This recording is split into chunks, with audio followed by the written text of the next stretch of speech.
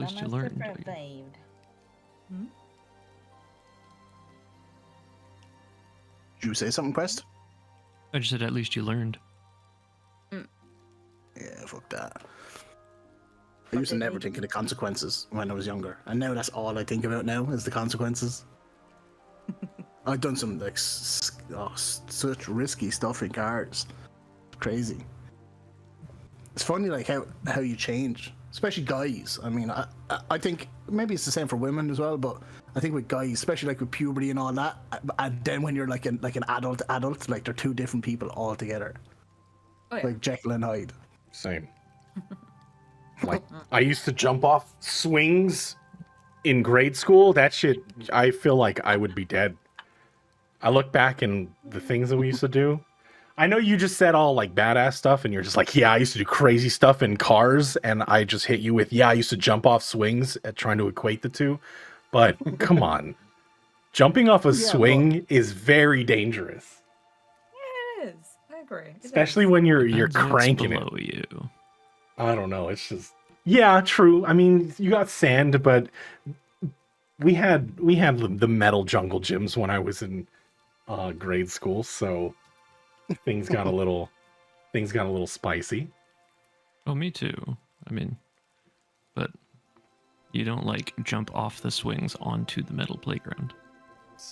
We've had somebody hit the jump. Like, we had this like little spider jungle gym right in front of it. And instead of going up, he went straight, and his legs got like caught in between it. We also had another person, instead of sliding down the slide, he decided to go off the side, and his arm got caught in the bar. Oh yeah. And he was dangling there, and we're all just like, "Oh dang!" Like we're in second grade. We don't know what's gonna happen. Then the TA started running over to grab him off. Turns out he broke his arm. He just like compound fracture. It popped out. That makes sense. It was the most traumatic thing I seen as a second grader. Oh man. So I assume he didn't die. No. From breaking his arm? Usually compound fractures aren't lethal. Yeah. It was crazy though. That was the first time I've ever seen it. But yeah, I mean, now that we're talking about bone sticking out of it, you guys want to get into some combat? Well, it depends. Which dice are you rolling today? I mean, which dice? Are they new dice? Are they new dice, or are they those fucking trick dice that you've been rolling all the last 2 weeks? I cannot confirm or deny that the dice are loaded. All I'm saying is that people got really close to dying. Hopefully, it's not as bad this time. Sounds like a pretty big hopefully. Like, honestly, they're disingenuous. Over the course of the last few community sessions, which, by the way, if you guys want to join community sessions, come join the Discord. Sundays and Tuesdays, we have games all the time. They're super fun. There have been TPKs, or very close to TPKs, the last few sessions. So if you want to get in on that, I mean, come join us. Come hang out. You want to make characters, enjoy D&D, and die. Yes. Yeah, I mean, kind of, yeah. I don't know, when everybody was down and there was nothing I could do, they had no one to res them or anything. It was simply just, they have to make these death saves. I don't know, I thought people were going to die that time. Tell me this, what would you have done if we didn't get those nat 20s for the death saves? And because the enemy of our enemy tree died, so we were just left with one of the initial enemies. So would he have like attacked us on the ground or no? No, because they weren't attacking when you were downed anyways. It was simply just to stop you. They weren't like, oh, I'm gonna attack this thing until it's down. Their main purpose was to destroy the trees, not yeah, hold on, wait 1 second. There's an airplane going by. It's very loud. We have like a jet thing going on. We have like fighter jets over here, and they're doing like an air show today, so it might get a little loud. Yeah, I mean, I don't know. It was pretty scary. I did have an idea. I can't tell you because then I want to reuse it for later future future Gotcha. sessions. But yeah, I had something floating in my mind if everybody died at that point or everybody was just downed. Okay. But that is a different session. So let's go ahead and get into today's session of Convergence, shall we? Oh, yeah. Are we all ready for it today? Let's see. Is there... We're going to stick with this music. I feel like this one fits. Okay, so. They sought guidance, with the only option being to seek help from the natives Thamir had mentioned. They left Medea to rest, setting out into the jungle. The constant rain during the short trek kept them damp and uncomfortable. 2 guards lazily stood out at the front gate, their gaze wandering as they succumbed to boredom. The gate itself hung open, as if anticipating no threat. Beyond the threshold, children ran along the main thoroughfare, passing rows of houses with thatched roofs. Vic was cautious as ever, expanding his awareness to unseen worlds, catching a glimpse of the monolithic aura looming behind everyone in the village he could see.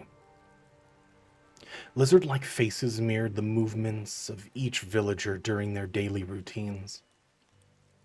Sounds of children playing and parents working filled the air, with none paying attention to the visitors outside the wall. Their lives continued as the group approached, filled with a concern and a bit of dread.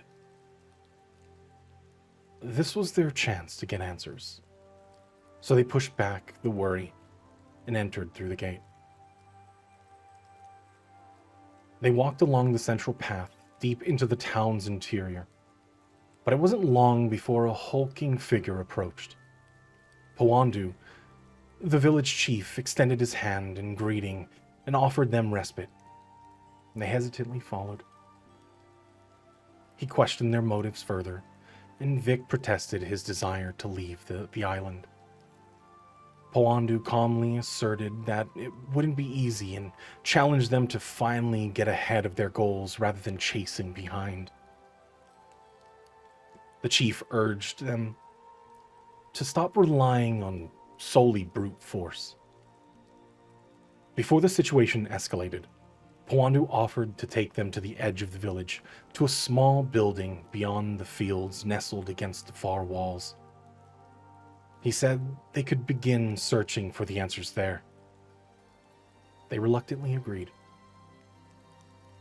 Inside, they encountered another resembling Kalen, albeit much more frail and broken.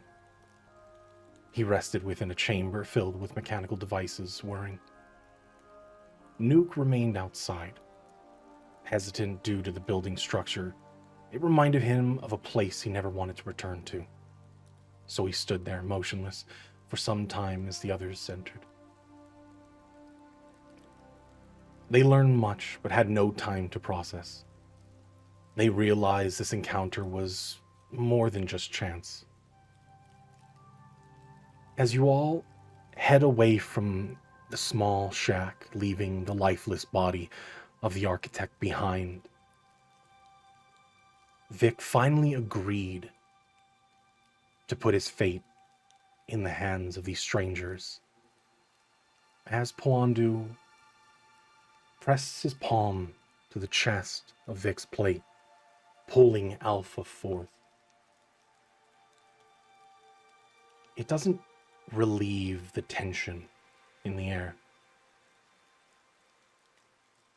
In fact, it increases it, knowing that Vic no longer has any type of autonomy as you watch as the people carry him across. Pawandu asks if Thamir could go and bring Medea back in that moment, offering help with a few of his aides as they all leave the group.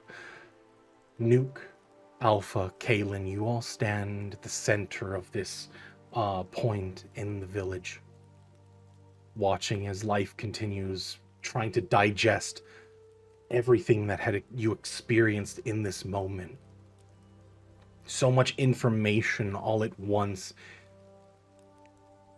Finding out that Kalen might be a god. Alpha being connected to Dragonkind, the astral guardians, those that were tasked to protect the universe. Nuke's not yet discovered, though they were fully aware that he was among, or lived among, the stars. We'll go ahead and begin today's session standing alongside Poandu, or sitting within his tent, as you all try to gather your thoughts. He doesn't break the silence, he merely observes, looking between everyone's faces to see expressions. At that point, we'll begin with Alpha. As you've been freed from this chamber, I mean, you've been active and aware of everything, your surroundings, you hear everything, you experience the experiences that Vic had. This is the first time that you've had your own freedoms. And being in such an alien place, but it's still feeling like home. What would be going through your mind? I mean, he's scared and confused. He's been kind of just following what Vic's been doing for so long, that having his own free will, not that he couldn't have asked for it before, but having it kind of thrust back on him it's just a wild turn of events that he wasn't expecting to experience, I guess. And I mean, looking around at all the celestial beings he can see here in this camp, and with Poandu, and how different they look, but how familiar they are to him. It's all just so new, but so familiar. And so he's, I don't know, he's just, like you said, trying to take it all in, but failing to do so as much as he tries to. And there's just that constant voice in the back of his head of like hoping that Vic is okay without him. But that's about it.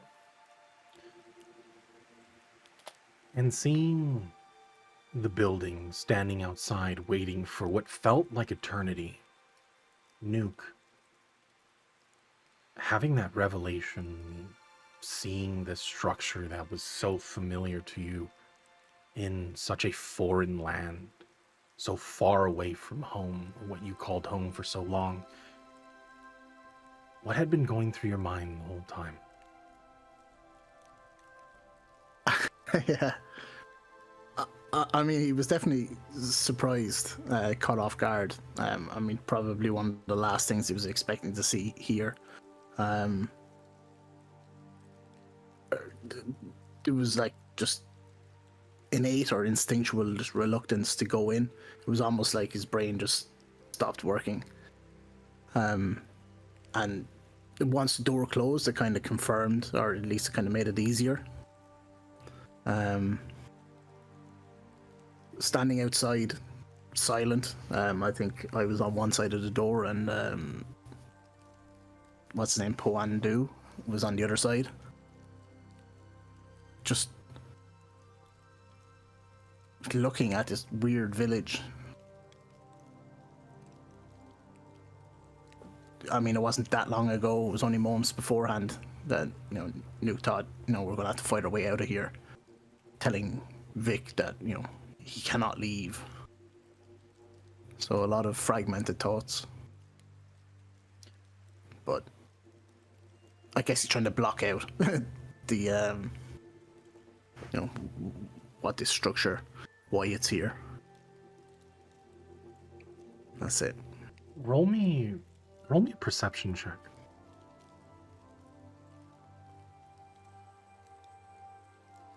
Oh shit, Nuke has a new character sheet? We all do.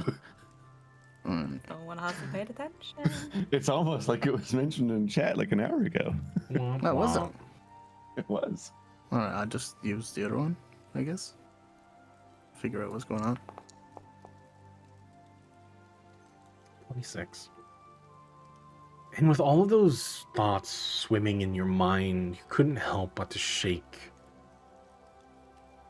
the tech that was in the building. I mean, you could see when the door opened up, you see the machines on the inside. It didn't look like Pernios. And as you're making your way back into the main parts of town, you're starting to realize that it's not just this one building. The houses themselves here are more facade than anything, and you're starting to pick up small glimpses of objects strewn across each of these buildings. You swear you've seen somebody else using a tablet that you've used as a child on Tenebrae Station.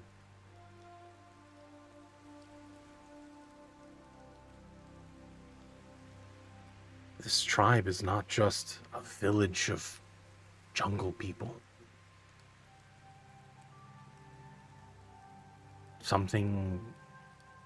There is a distinct connection between your home and here. Not in a menacing way, but just how that tech could be here is strange to you. But with those revelations, we'll go ahead and turn our attention to Kaylin. Hello. In everything that had happened during these times, I just realized I didn't have my PNG tuber up. Rip. During these moments, listening to the words of the architect, finding out that your life was created to serve only one purpose, to reignite the powers of a long-lost god to this world, the Sira. Knowing that you now are the last or one of the few building blocks left to reignite the powers. What is going through the mind of Kaylin?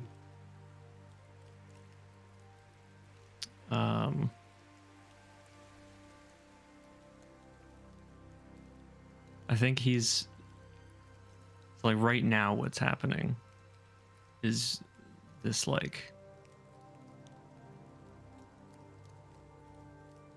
if you could listen to his thoughts, it would be like no one man should have all that power. No, I'm kidding. Definitely not. Just jokes. No, he would be wondering about, you know, it feels like there's this cycle that's been going on of the architect and Datus and now him and goodness knows how many others. And the feelings that he had through the hardships he endured, the anger he felt, that's not something he's proud of or happy about. But is it something ultimately that he's just a slave to almost? Like, despite the potential of being a god, or being like made from a god, he would have to like surrender who he is embrace it, or would he? Could he become something else entirely?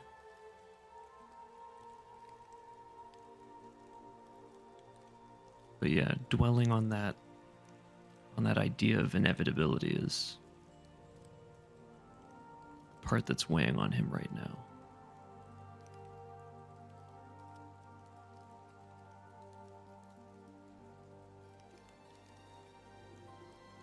Okay. And as the mirror walks out, flanked by two guards of the village, you see a female, pitch black fur that kind of catches the light into this like panther-like blue that shimmers off of the fur. And another elven gentleman, slender, but the skin almost like a purple. You walk along with your thoughts, spending most of your time on the edge of the city, this small village, now being shunted into fate, gods. All you wanted was to get off this godforsaken island, and now you find yourself intertwined with those, entangled with things that you were unaware of your whole life. What would be going on in Thamir's mind in this moment? Confusion, mainly. And trying to get a grips of things that I mainly haven't really thought of or needed to think of.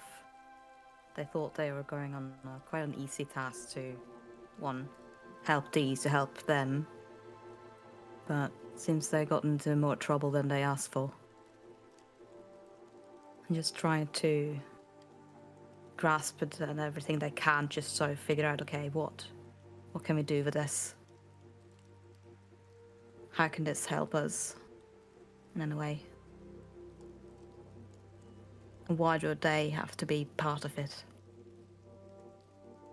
Definitely regarding to the God and fate part, they don't really have any beliefs in that before. Didn't see any reason why they should start believing it now.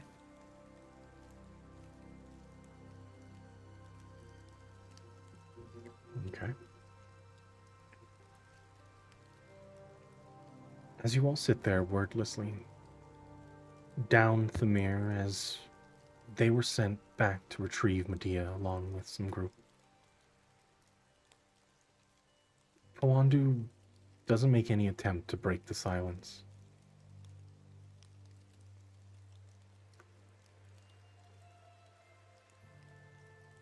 But you do, for the most part, you feel his gaze, especially you, Kaelin, learning everything that you had over the course of the last few hours.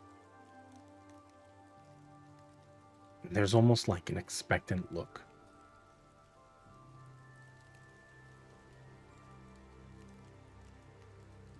Almost like he's ready to answer anything you may have ready to ask.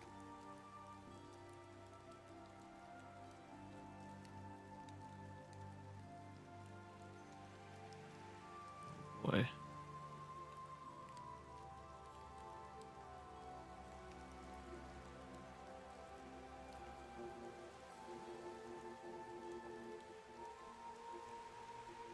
I guess so.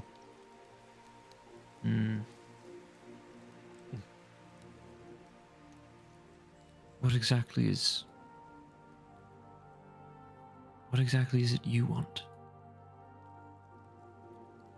from me?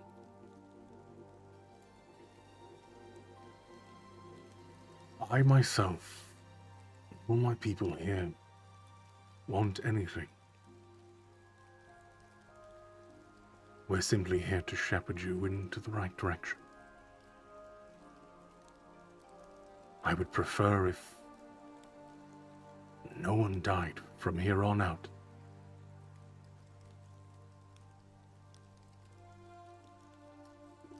And those intertwined with fate,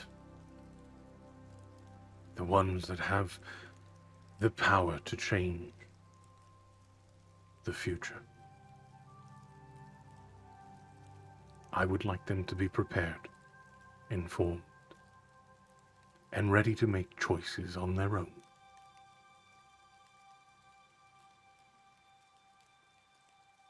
Most of the world has been not privy to what my people have been passing down within themselves for centuries. Ever since this began. And finally those connected to it the most are here. But not ready for the task.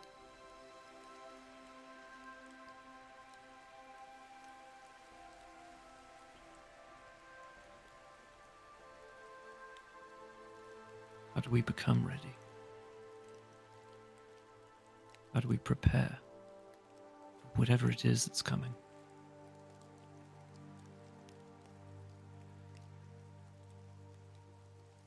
There will be tasks going forward. Things that you must experience yourself. Dangerous things. Obstacles that could just as easily take your life in this moment, ending your quest here.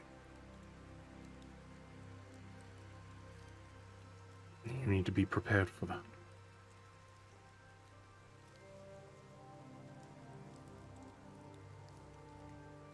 Alpha's head kind of like perks up a little bit. But Vic's already died once. That's why I'm here, isn't it? But why am I? How? If I'm this... Tries to think of the word for a second. Vic said it, the word before. Viralium stuff? Am I this Viralium stuff? Or am I one of you things?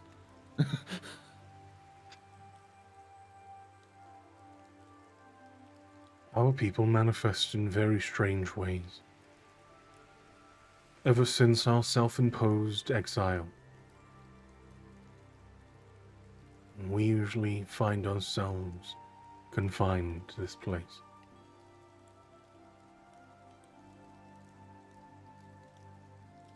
Though there was a time that the seer had explained that one of us would be born among the stars.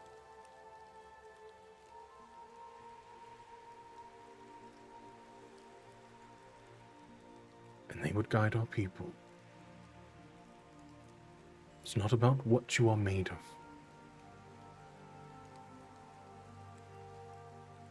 It's about what energies, the soul that flowed through you. The one you called forth. The one that connects you to us is what matters. I mean, Vic brought me here, but... Right, no, that's not what you're talking about. All right.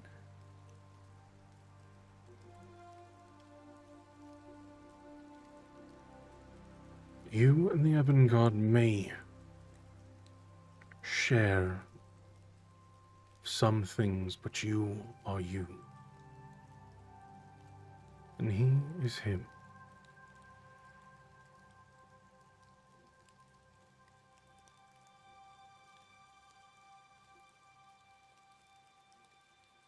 Are we in danger with him?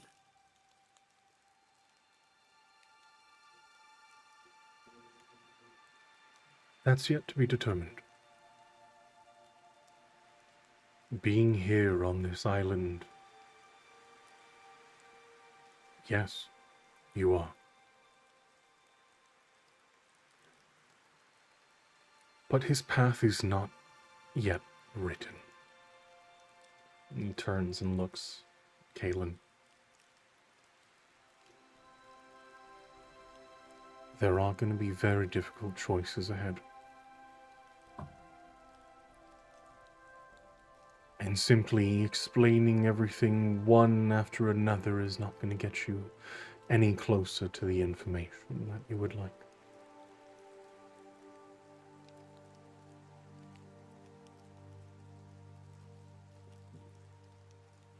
You see him reach back to a small cabinet, and he pulls out a small orb. Everyone here would recognize it as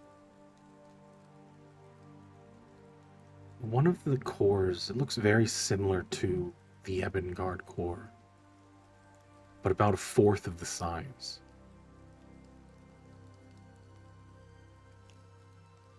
How do you have one of those?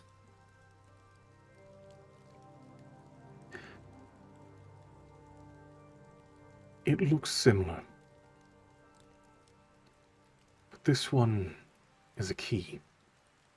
And you see, Alpha, you watch as that translucent, that incorporeal form of this, like, almost looming dragon over Poandu reach out and grab the orb, and you see it extend out. The others, you don't see it. You simply see this greenish orb slowly start to float in the direction of Kaelin.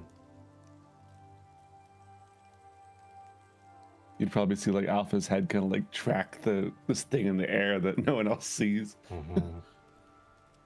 Wait, do I see it? No, you simply see just the orb floating by itself in your direction, towards you.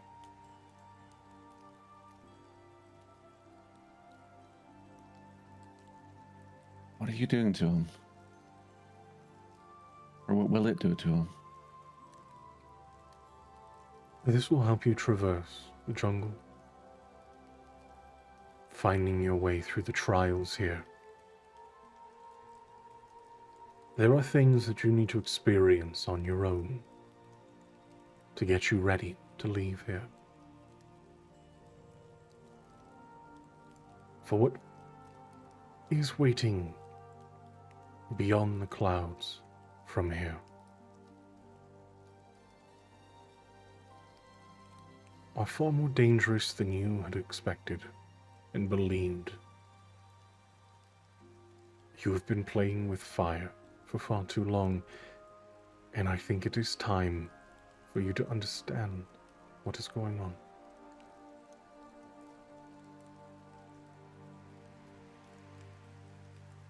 Kaelin, do you reach out and grab the orb?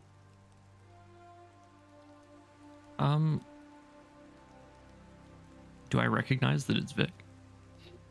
You recognize, I mean, it's a quarter of the size. It's definitely not Vic's core. I mean, those ones are quite large. This one's like more palm-sized than anything. The markings along it is very distinctly similar. Okay. I think Kaelin would like very gently reach out, but he wouldn't like grab it. He would like he would allow it to enter his hand, but he's not gonna like take it. Okay. If that makes sense. Yep. And Alpha, you watch as that upturned hand turns over and places it gently in the palm of Kaelin's hand.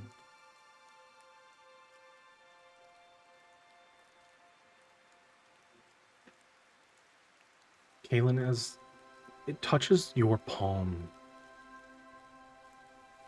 it's difficult to describe, but you see flashes of the jungle, various unknowing sections of just like deep overgrowth, vines that run across from trees. You can feel pathways along. It's not something that you can remember. It's more of just a feeling.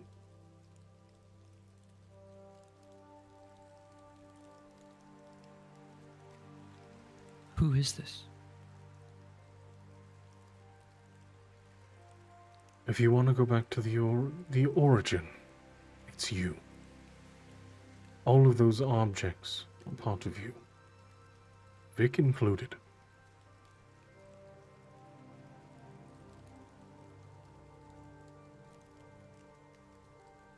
That's why he's felt so close to you all the time.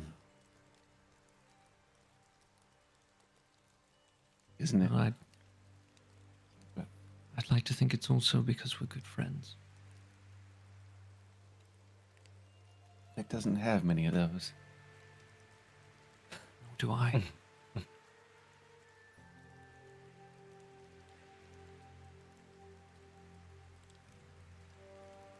Well, I think I've thoroughly shed the fear of death some time ago. I need to know more. I'll put my life on the line for it.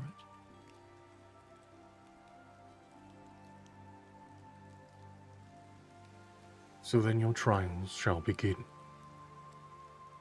When you're ready to leave, focus on the orb, and it will lead you to where you need to be. It will take all of your focus, every ounce of energy that you have. But I warn you, do not let it win.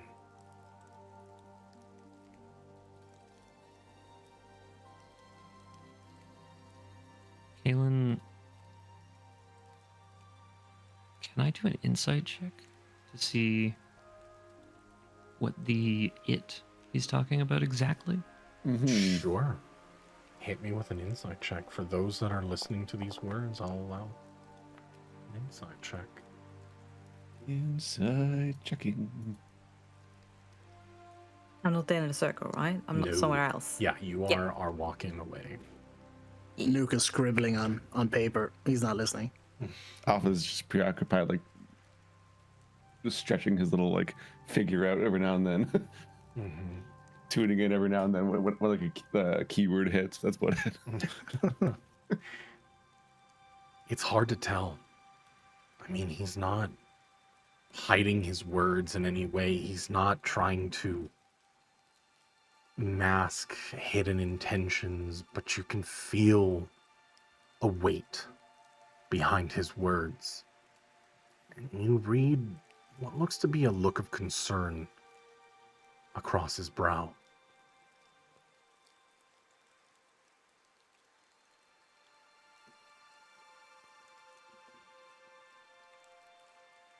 Instead of, it's sort of in the spirit of what he said. Kaylin's thinking about how he said, like, you know, you can't just have everything explained to you. You have to experience things. Sort of takes that lesson in and decides not to ask exactly what he means. Okay. Just sort of nods. Excellent.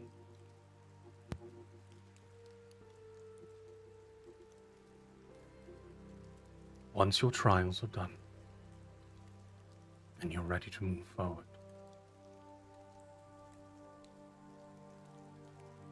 then and only then will we permit you to see the seer.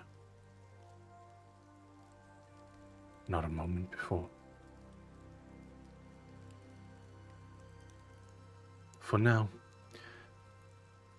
I think it's time that we all rest.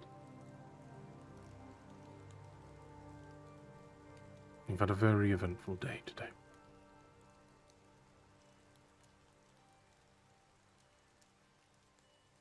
Vic will be okay, right? You people will take care of him.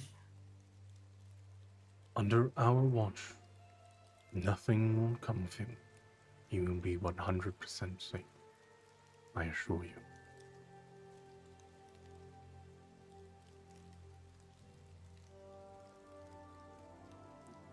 He just like looks up past the physical form of this guy up to the celestial being he sees again. He's like just nods.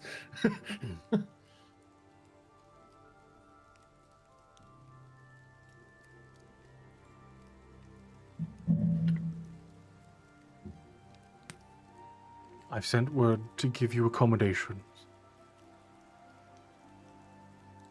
One of our guards are waiting outside my tent to take you over to a housing that you can rest. Food, provisions will be provided if needed.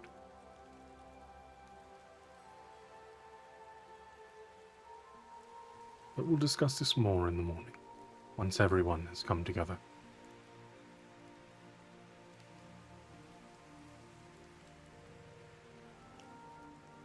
Thank you.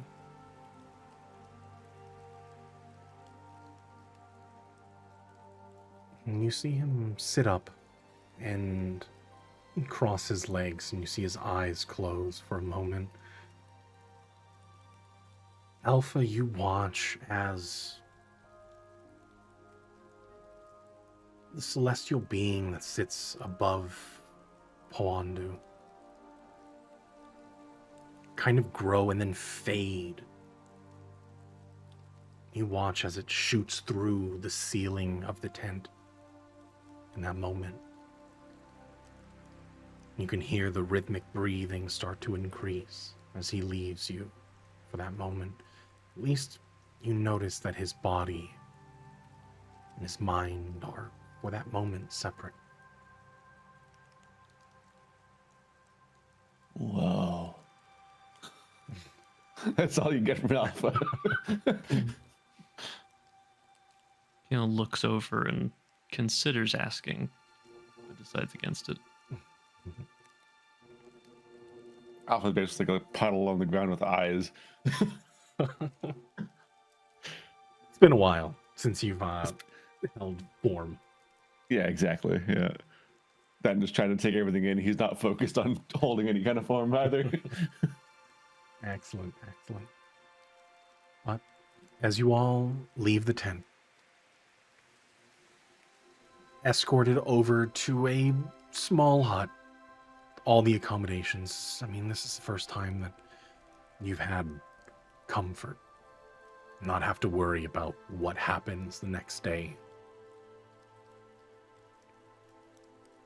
Not restricted to much of a timeline.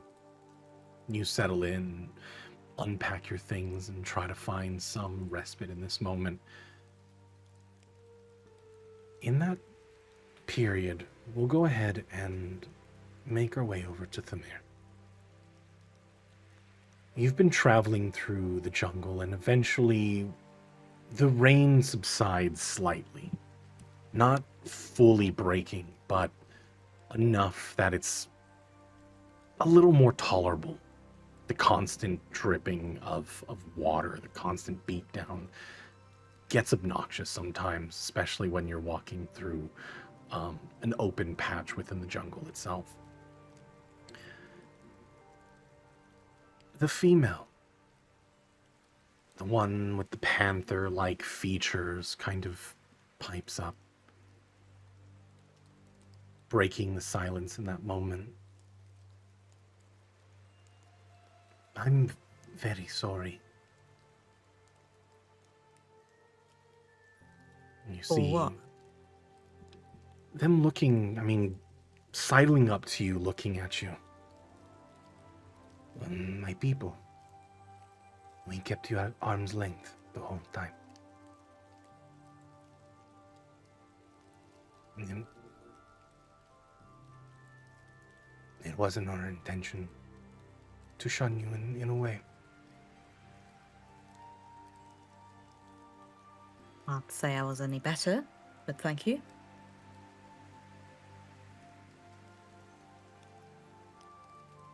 You're someone that does well on their own, no? I would say so. At least easy to learn when you're alone. Trying to be a fast learner. I don't mind. I don't mind being alone.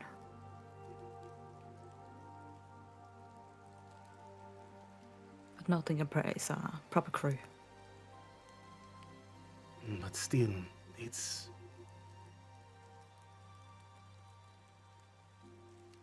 finding your connection. being told that you are fated to join, to be part of something bigger.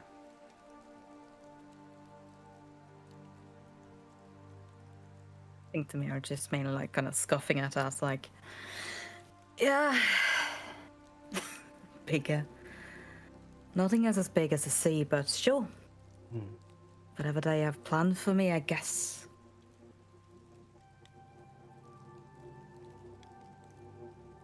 Guess I just have to roll with it.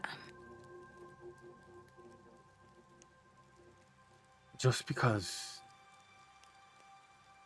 you are fated in some way, that the gods chose you, doesn't mean that your life is planned for you. I understand the pull of being independent, to live on your own terms, and to die by it on the same.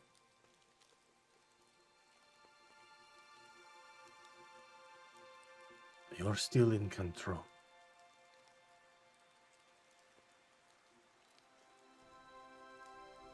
Good. Last thing I need is something, having control over me. That's the last thing I need.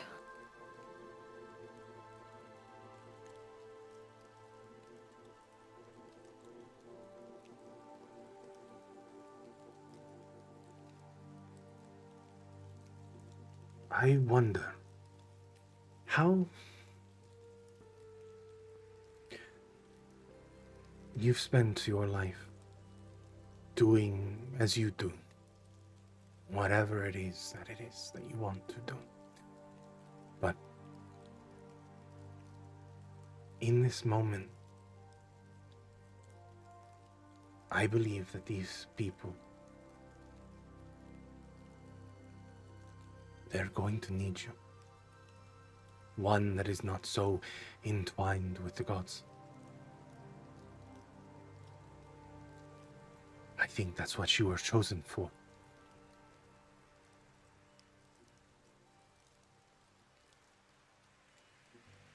Maybe. Well, I think that people are seen as, well, gods and whatever they else were would be able to handle themselves, but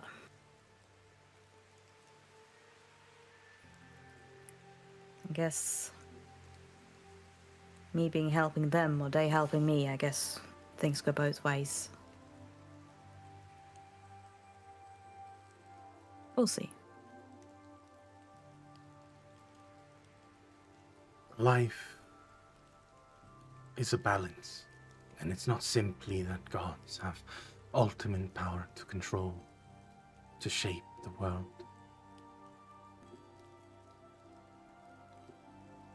That's not how everything works. Everything falls in balance. Whether you decide to go along or against it, everyone has their place.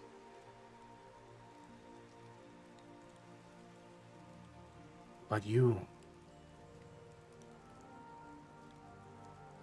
gone against the grain for so long, so detached from everything.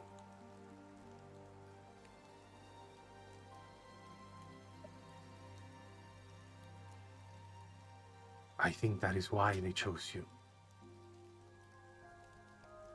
The gods?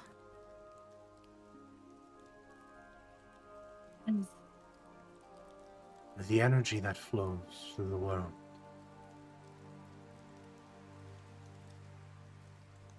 Everything is not a count of gods. There are many things that happen because the ebb and flow of the universe decides it, dictates it to be. Everything is a balancing act.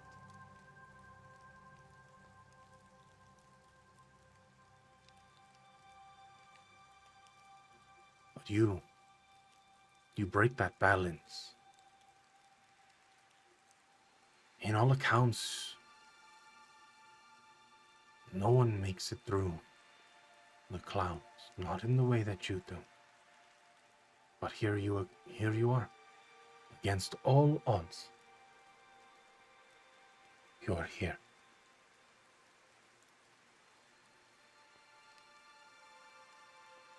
Yeah. I didn't wish to, but yeah, here I am. I don't know what's better, being here or at the bottom of the sea.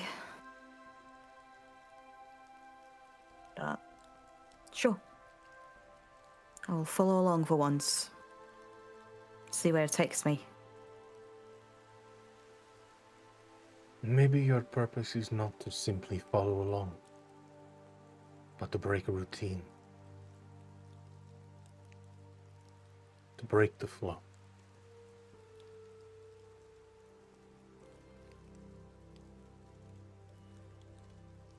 I believe you died already.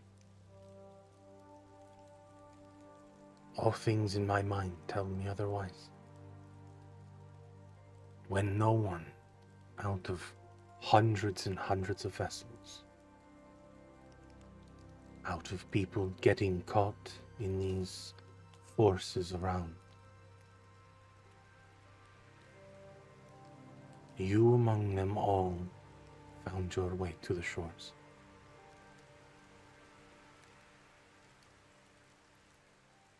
I think You you remind me to see, like...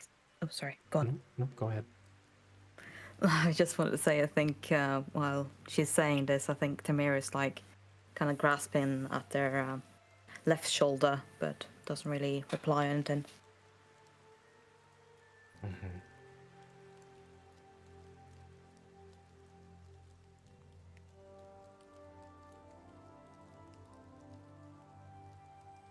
I think it is because you are so disconnected from everything. A one in a billion that goes their own way. That doesn't conform to what the energies of the world dictate. I think that is why you were chosen. Not because you would simply go along with what the gods have to say, but because you are capable of breaking that cycle.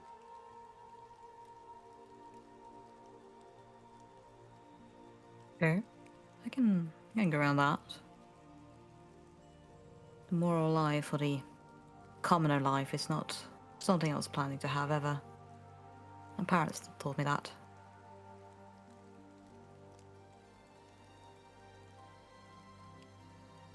We were not built for a normal life. The sea. The sea was our life.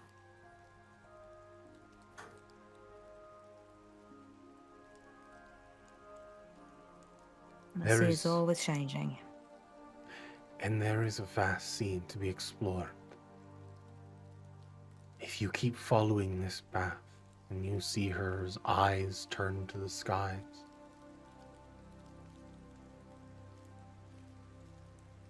the sea of stars always waits for those that seek it.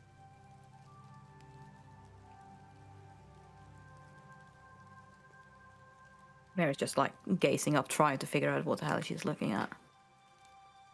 And at this point, I mean, you catch the glimpse of the sky, the stars twinkling through the heavy overcast clouds above, these grayish orange glow, and the faint hum of thunder, that purple arc that crawls across the sky.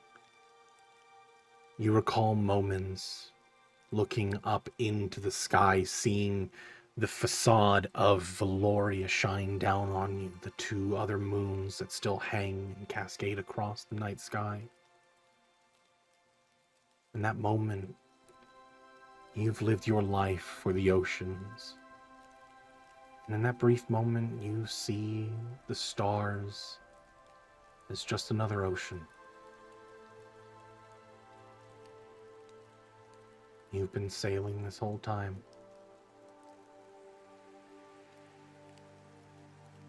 And there's something far bigger than you ever expected out there.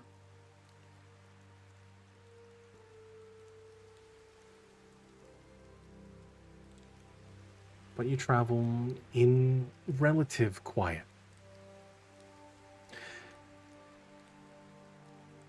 As the others bring out what looks to be a small tube that it extends out into a device that floats.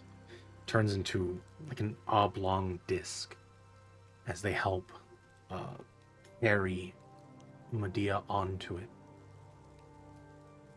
The evening has already set as you make your way back to the village of Teluthia.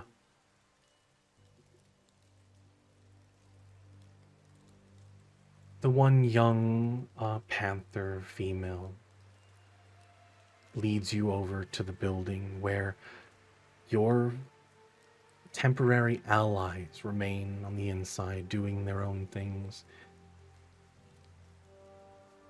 She bids you farewell. As now the village itself has quieted, most of the children have gone into their respective homes. You see a few of the adults just talking amongst themselves, having conversations as the lights kind of flicker on across these streetways.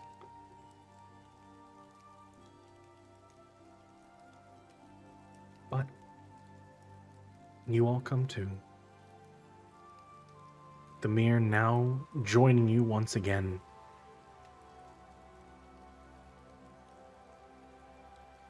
You all see as Thamir walks in. Finally, for the first time since you started your day, left to your own devices within what at first felt like a relatively hostile environment. Now welcomed.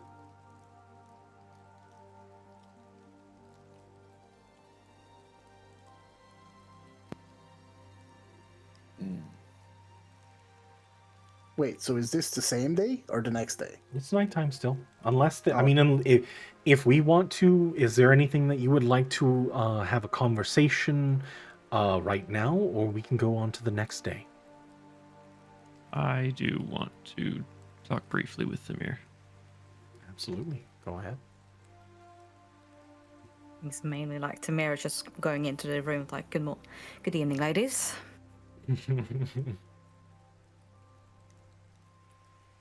How is Medea?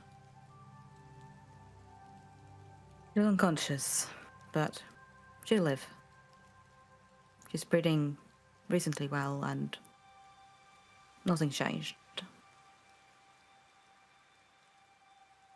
Well, that is some relief.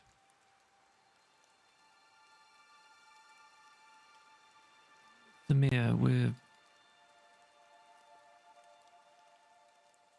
I assume you've heard that we've got these trials to complete. It's something about it, but not the details. Do you have anything else to go with? Well, I don't really know the details myself, but obviously they're going to be quite dangerous, and well, you don't owe us anything. We're not obligated to come.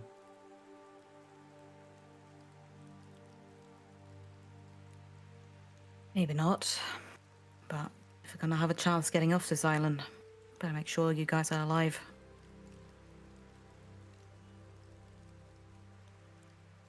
That is fair. I just wanted to make sure you knew that you're not obligated, obviously.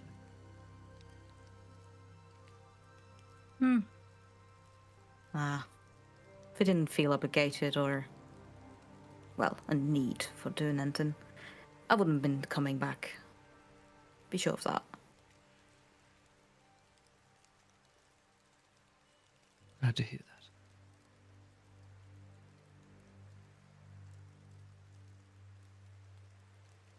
Well, I hope you have a good rest. You too. Kale would go off to head to sleep. Okay. Any other conversations or things that your characters would like to accomplish before the next day? Nah, Nuke has been kind of aloof. He's been scribbling in a piece of paper and doing a lot of leaning his head on things with his eyes closed, squinting. But yeah, no talking from Nuke. Okay.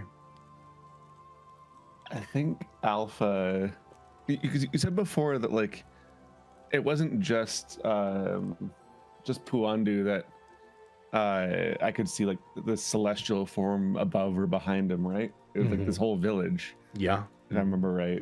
As you pass, even when you're heading over here to the little home that you've been allowed to stay in for your duration, you see, I mean, children with it. Some you've seen several children not with these celestial beings, this like incorporeal form that hovers over them in some ways. All of them differing in shape and form. They're not all the same.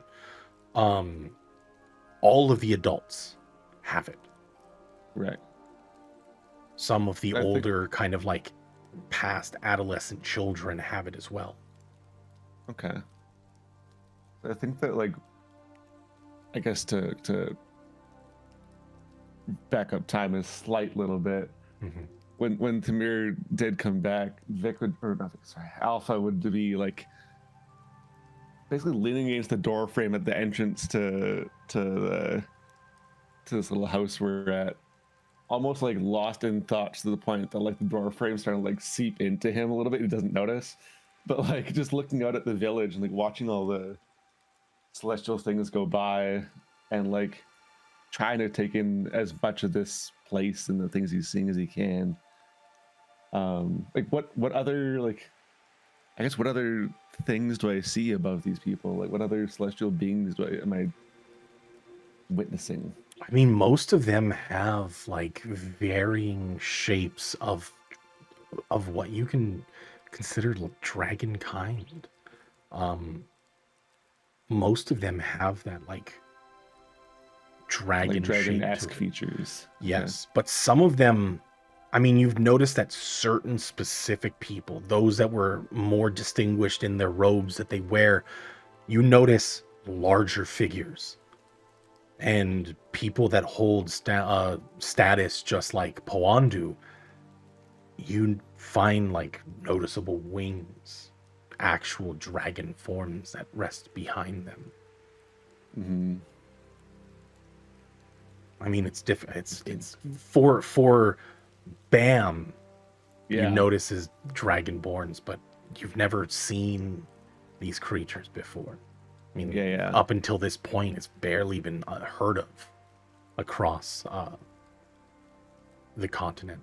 And Right. even with your short amount of lifespan here, the first time you've ever experienced seeing such a fast winged creature was that moment. I mean, that point when you had merged and Vic had come back to life. Okay. Yeah, like you'd be so lost in it that like you probably wouldn't even have noticed Tamir come back. if they didn't say anything to him on the way in, then he'd just be leaning against the door frame and like trying to take it all in, but eventually he would just go back inside and try and sleep off this confusion as best as he can. But yeah. Before, as you spent your time at the door frame, you do watch across one of the lampposts. You watch again the bird. You hear, and it perches right at top of the lamppost. You see it cock its head to the side as it looks at you. I feel like it almost instinctually in my head, like almost forms into a bird shape and does the same thing back to him. And I kind of want to try again, like, not out loud, just almost like a mental connection to it if I could. Trying to, like, just, why are you so interested in me? See if it does any kind of response back. Make me a wisdom saving throw. Sure. I keep closing my sheet for some reason. 'Cause Can't I'm believe a you've done dum-dum. this. Wisdom saving throw. Oh shit.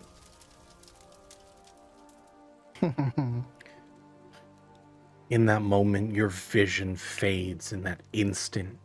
You are no longer in the village. The inky black of the sky. You recall looking out the window of the ship, the Panic Mobile 9000. God, that fucking spaceship name.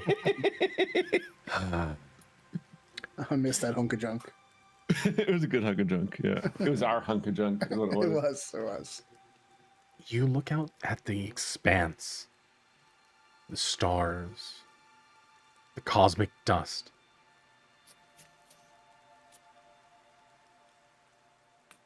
And that vision returns. The translucent wings that expand across. And you can see as faint lights start to show up, as new stars are just scattered across the sky. It's you.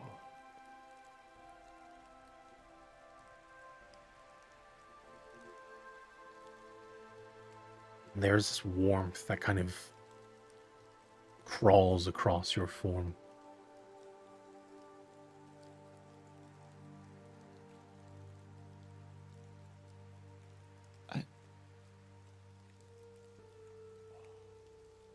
Why me?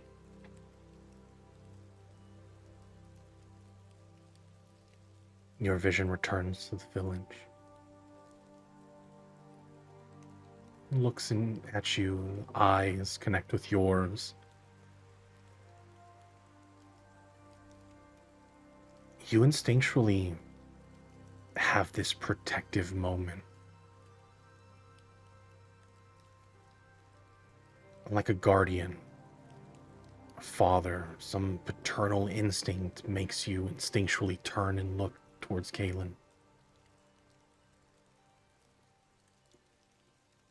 But you find that even through this instinct, this connection, sadness hits you.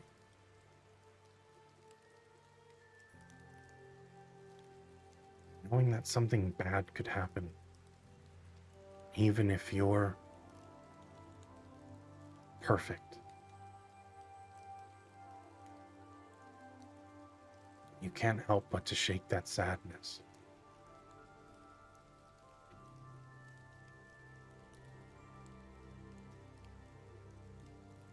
And you look back at the bird perched up across on that lamppost.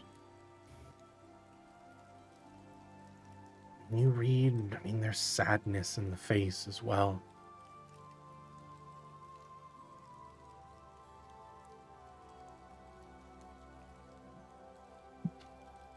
I'll look after him.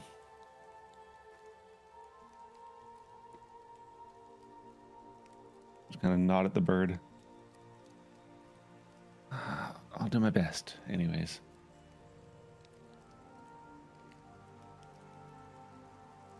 And in that moment, you see the wingspan flap once as it takes to the sky, flutters off.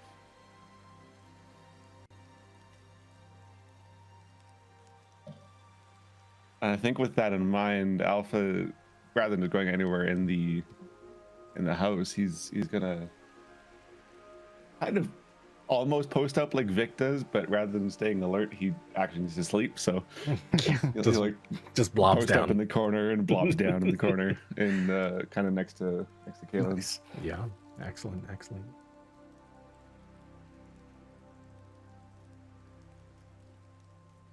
Through the middle of the night, as everyone is sleeping, Nuke, something wakes you up. You're not sure Right. why. Everyone else is asleep, but you find yourself awake.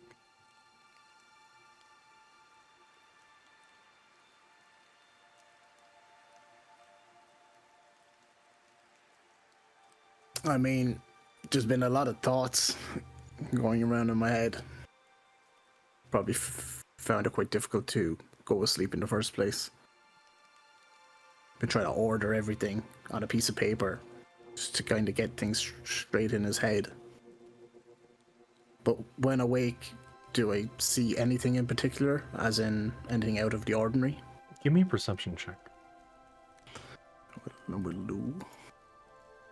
Or might it just be the fact that his brain is just in overdrive?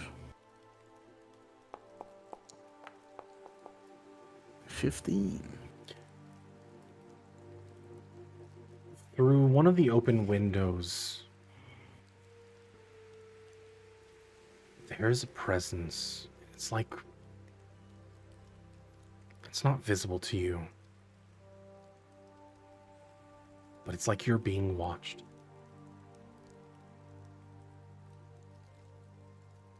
Am I getting the same vibes as that time? Remember, we were in a room before and something was looking in a window?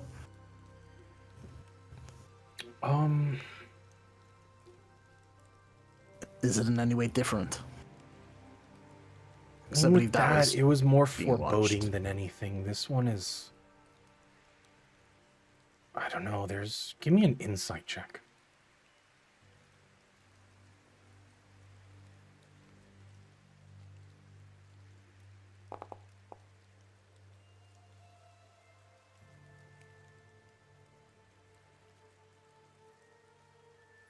There's no, like, malice in this. There's a definite presence. It's not malicious. From the window. Mm-hmm. I'm gonna walk over to it. Okay. I'm gonna look out. You can see a soft amber glow shining in through the window as the street lamps light up this walkway. And as you look out, nothing catches your eye, but you turn your head to the left and you see Poandu leaning up against the wall, arms crossed, looking down at the floor.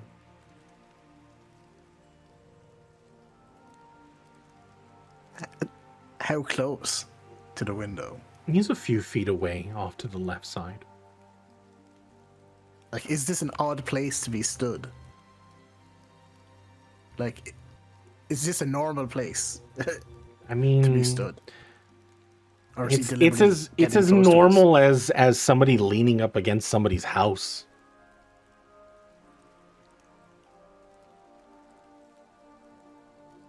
Window open? I'd imagine. The windows, Yes. I mean, they have shutters. There's no like glass or anything like that. It's more of like open air. But there are like kind of slats.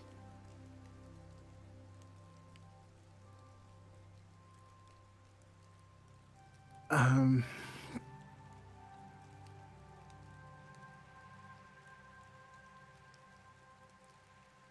mean, I don't think I'd be.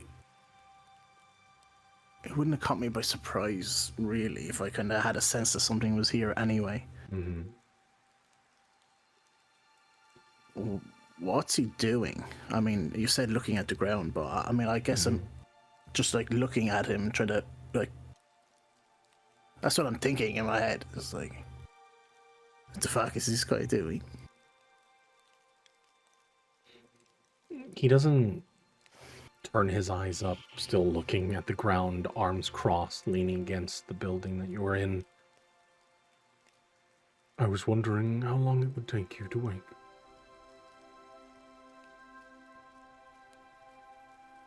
A little bit weird.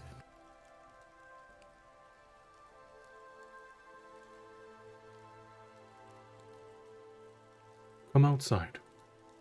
Walk with me.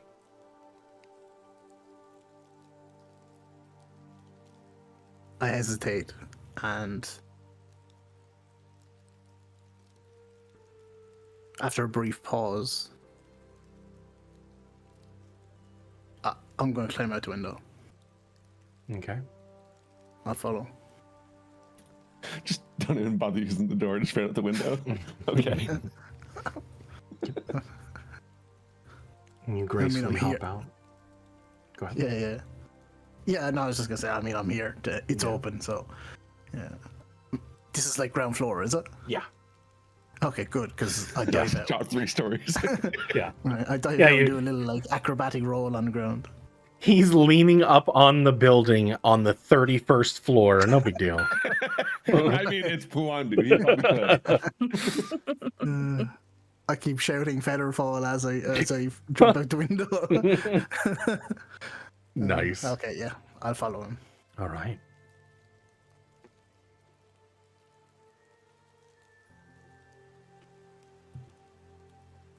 Nuke You- is Go ahead. yeah. Nuke is going to let him talk. Nuke is still unsure. Obviously, there's the whole it's a lot to take in. I'm not sure what's going on, but he's just not sure what to think of this guy. Mm-hmm. So he's just going to let him talk. When you follow along, do you follow side by side or behind him?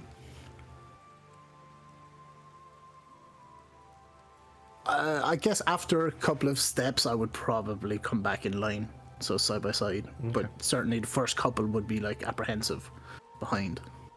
So yeah, let's say side by side. But keeping my distance, like, you know, there's definitely that extra little space between us. Mm-hmm.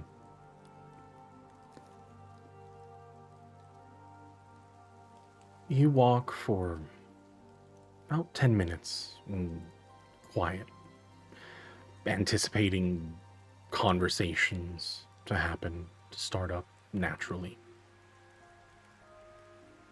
I would assume that at this point, Nuke would be awkward, shifting, wondering what is happening during these moments. Yeah, this is fucking weird. But he is clutching a piece of paper. That paper he's been scribbling on all evening. Mm-hmm. Does he break silence in the next few minutes or no? As you make your way outside, not outside of the walls, but outside of the main part of town, heading into the fields where all of their crops are grown, he does break silence.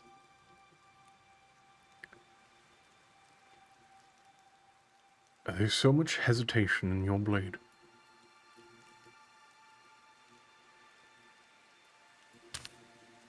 Say that again? So much hesitation, what? There's so much hesitation in your blade. I could hear your hand shake.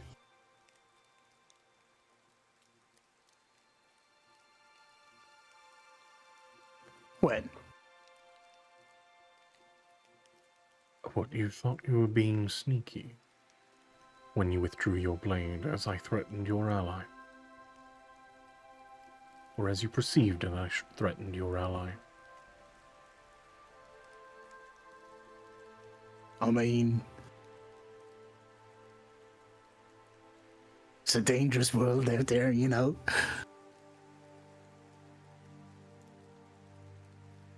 You were saying some, that he couldn't leave, and I wasn't sure.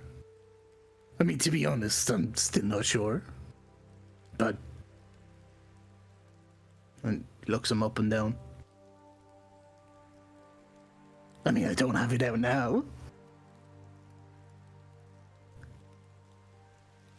This hesitation in you, like someone that had to learn out of necessity.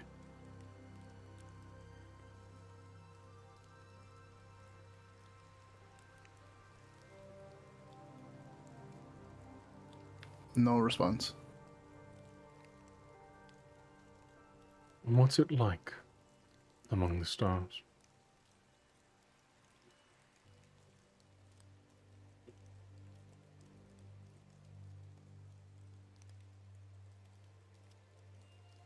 Well, I mean, to be honest,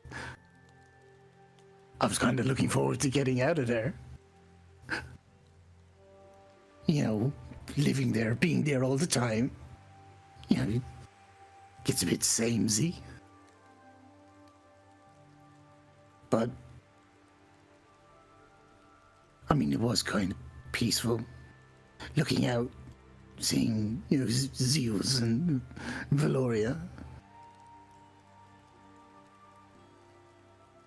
Something quite tranquil.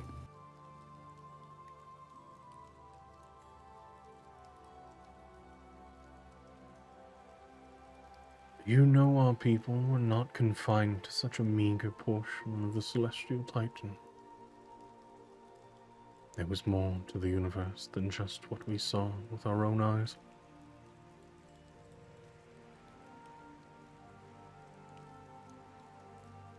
Thousands, millions of worlds that could have been explored at any given point. Yet we've been confined to a small fraction of it all.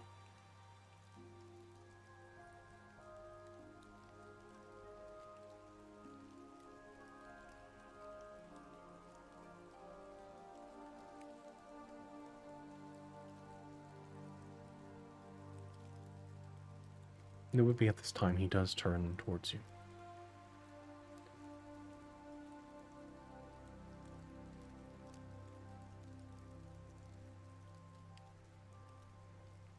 Your life must have felt small.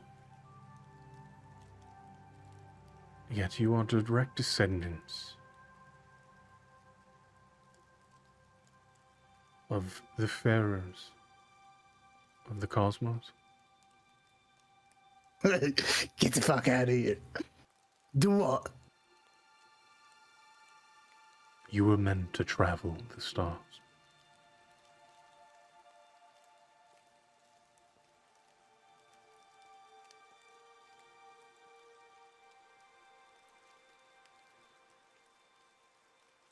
Yet you were confined to one small piece.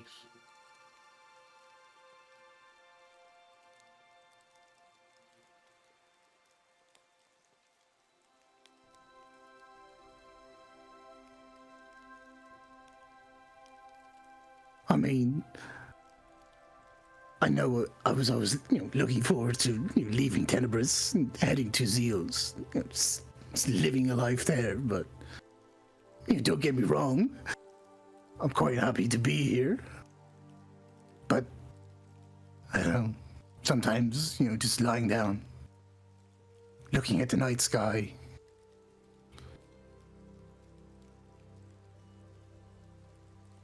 I don't know. It's like something I'm missing. I thought I'd be satisfied on Zeals, but I don't know. Everything seems so small, does it not?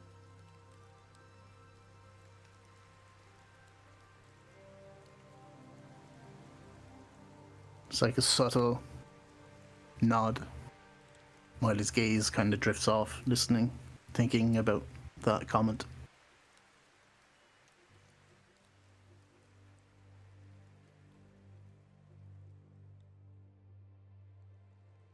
Like a caged bird. You want to soar through the stars. But I can sense that you're still trapped. Unfinished business.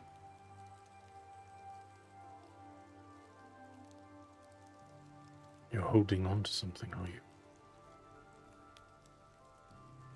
My thought immediately goes to Clegane.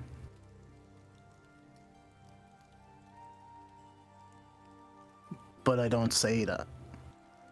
But my gaze does meet his.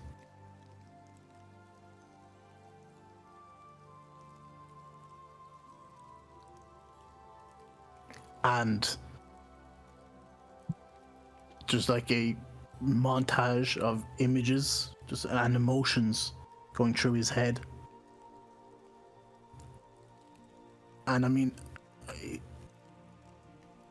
his eyes well up a bit, but I don't respond to it.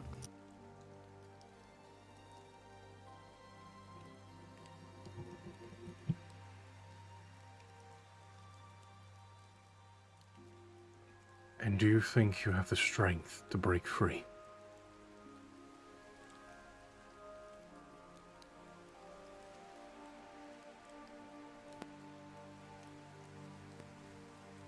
I think about it for a second.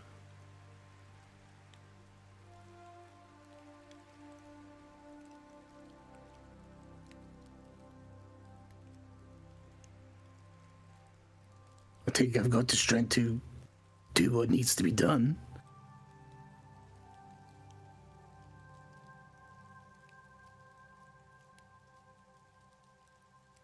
And he's nodding to himself, almost in trying to convince himself, reassure himself.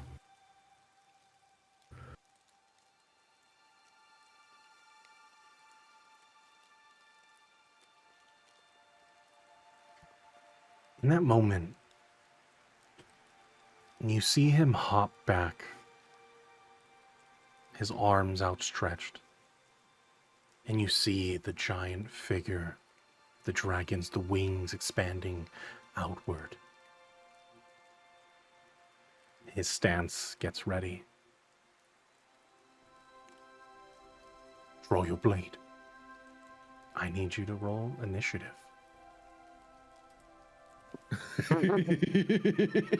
Oh boy! Go ahead and put you in initiative order. Let's bring these things out real quick. Ooh, I like that thing at the top. It's cool. Yeah, changed it up a little bit. I see Added your some stats and little whatnot. extra stuff. I gotta make that bigger though. So Okay, so I now see his dragon form. Yes, you see this giant. Now, I mean, you could still see through it. It's translucent, but it's this. The wings start to outstretch, and you see these arms reach out. These giant, scaled silhouettes, almost like a ghostly figure standing behind.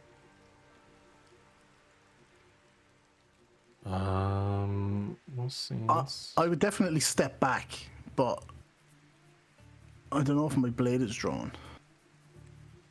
I think there's almost like a momentary paralysis. Okay. So with that,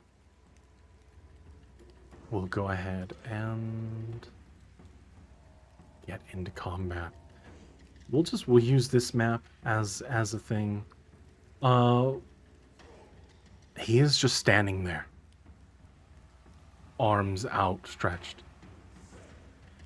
It's about 20 feet away from you.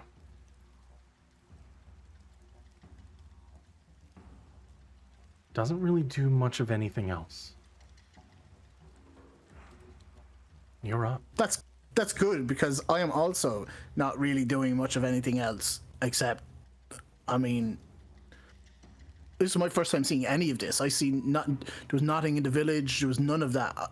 Did I even? I didn't even see the bird, right? Dasher bird. I mean, you've seen it as you were walking up. It did present itself along the path. Okay. But everything else I haven't seen. No. Well, a little bit. You've seen a faint bit as Poandu pulled Alpha from the chest of Vic. Mm-hmm. There was like a faint image of it. You also would have seen the vision that Alpha showed you a while back that looked similar to this guy. And you probably would have noticed Alpha like looking past everyone he was talking to. But probably about Does he look aggressive? He looks like he's standing there patiently waiting. I hesitantly take out my blade, but I've no intentions of attacking right now. I'm like trying to figure out what's going on. Okay.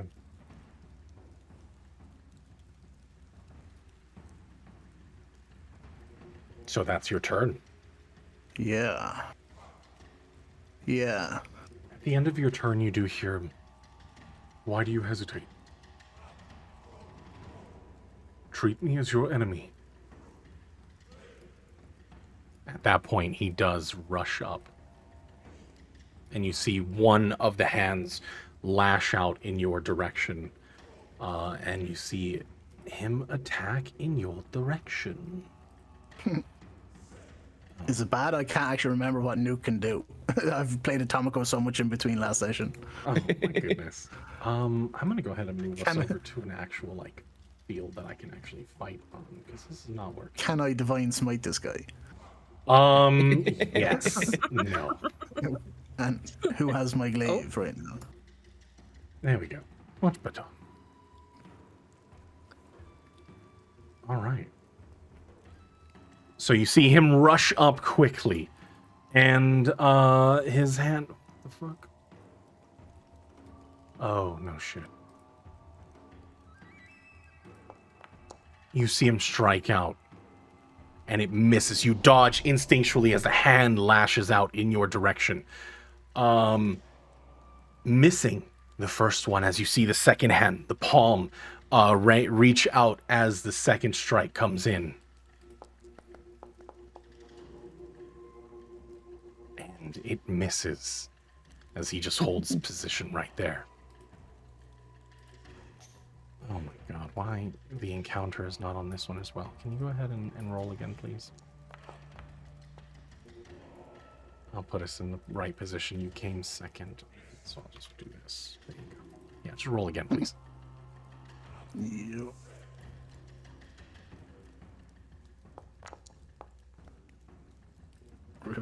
There we go.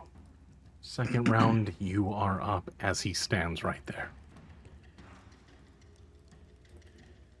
I'm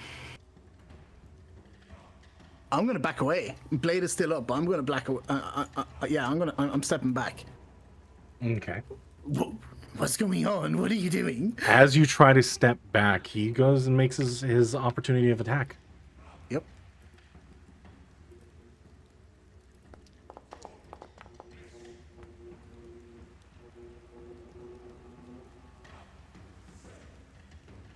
Did it Go through. Yeah. As he stops you in position, you cannot move. As you instinctually try to back up, you are stuck next to him. You feel your knees go weak. Defend yourself. As he hits me, some anger or aggression starts to kind of seep into the shock and confusion. But moving back, that was my turn. Okay.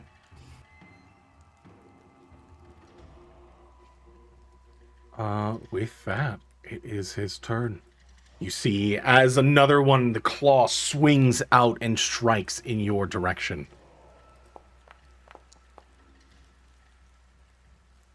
That is a miss. The second one swings in with a bonus action. It misses once again. You just instinctually try to dodge out of the way. These giant incorporeal this form behind him swinging out. You can feel there's like a force behind it. There's no sound. It doesn't make a sound when it moves, but it's almost fluid along with his body movements. That's his turn. He goes wordless at this point, watching you. There's no anger on his face. There's no malice or ill intent in his eyes. He is just watching you, observing.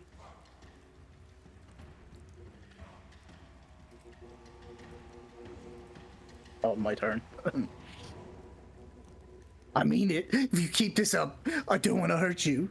I step back again. And once again, he's going to go ahead and make an attack onto you again.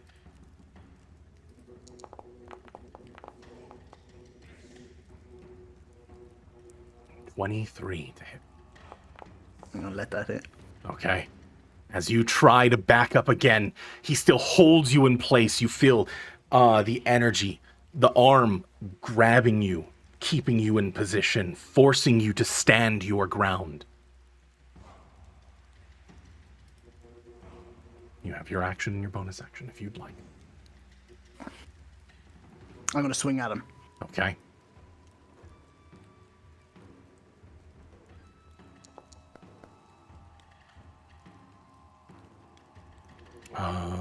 Damage doesn't go in. Oh no. Nope, that's it. Oh. Okay. Oh, okay. Yeah. He gives you a knowing nod. I watch him. I end my turn there. A warning shot. Okay. Why is there so much hesitation in your blade?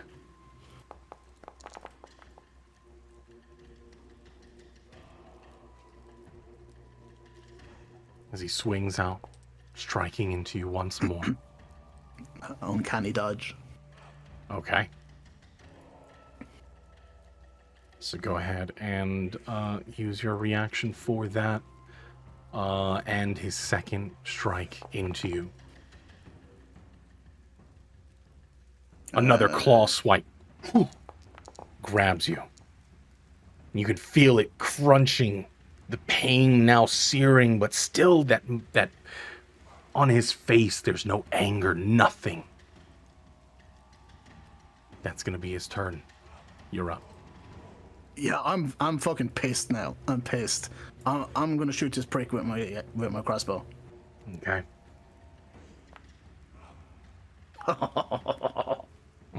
Rip. And I fire again in quick succession. Okay. Oh. You withdraw still. I let On my turn that. there. Your turn ends right there. You feel the hand now swing out, striking or trying to strike out in your direction. Again, you feel the blow right across your ribs.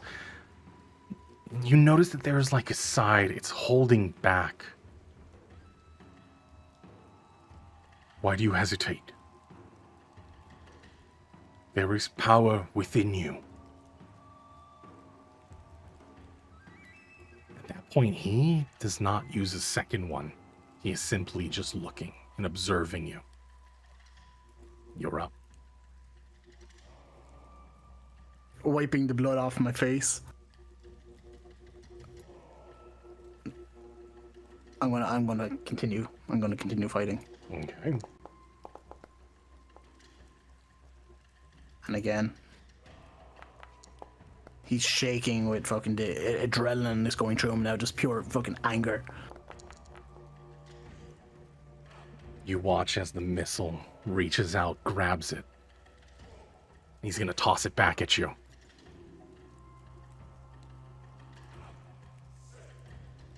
Shit. Monk noises. I used my reaction this turn, right? I think. Yes. Oh shit, I just uncanny dodged that. My bad. No, actually, no, you didn't, since it's your turn. It's the start of your turn, so you can uncanny Oh. dodge that. But he sends it back in your direction. But he still holds.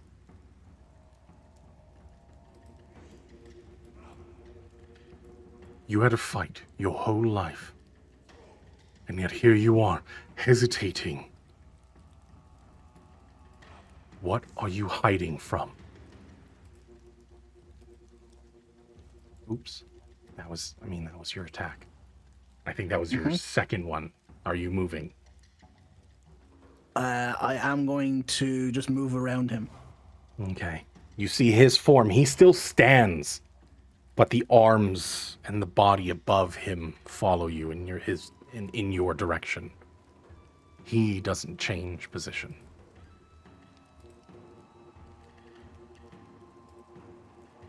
On that, he swings out once more.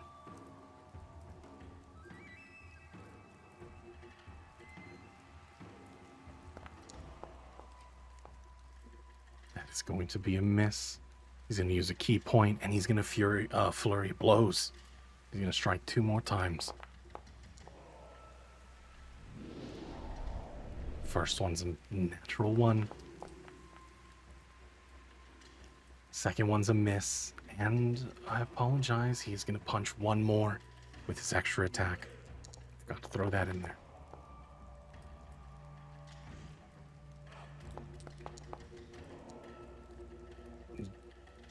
Okay. Uncanny Dodge would not have played in that because you did do it last time. Oh, okay, so Yeah, because the deflect blows. Yeah. Yeah. Sorry. But he does stand there, holding. Why do you hesitate?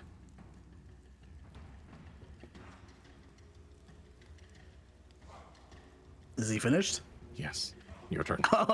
I'm seething right now. I'm seething. I strike at him with my my dagger, and I just fire my crossbow directly after it. Man, these rolls. You're at this point. You are giving in to the range. I've lost it. Yeah. There is something you are holding back. Your blade is not good enough.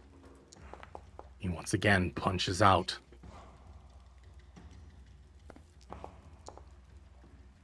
Striking with a second strike.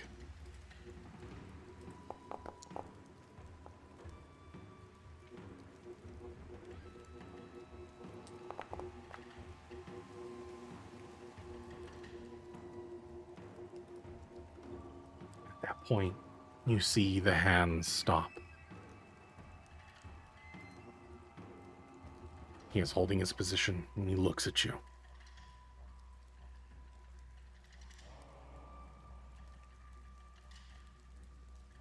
Have you given up?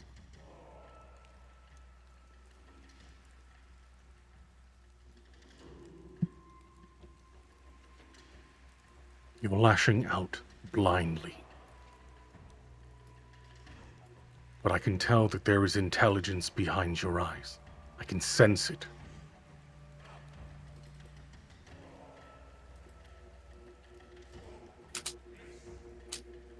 Is it my turn? It's your turn. I'm gonna navigate. I'm gonna move around him. Mm-hmm. I'm gonna drop my crossbow. My blade is attached, so that just kind of goes back in again. Mm-hmm. And I'm gonna cast Jim's magic missile on him. Okay. And just pure anger, just my face is getting bright red. I just drop everything and just roar at him.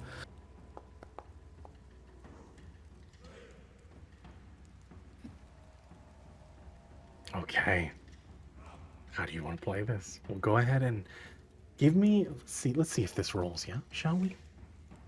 Go ahead and roll on that table.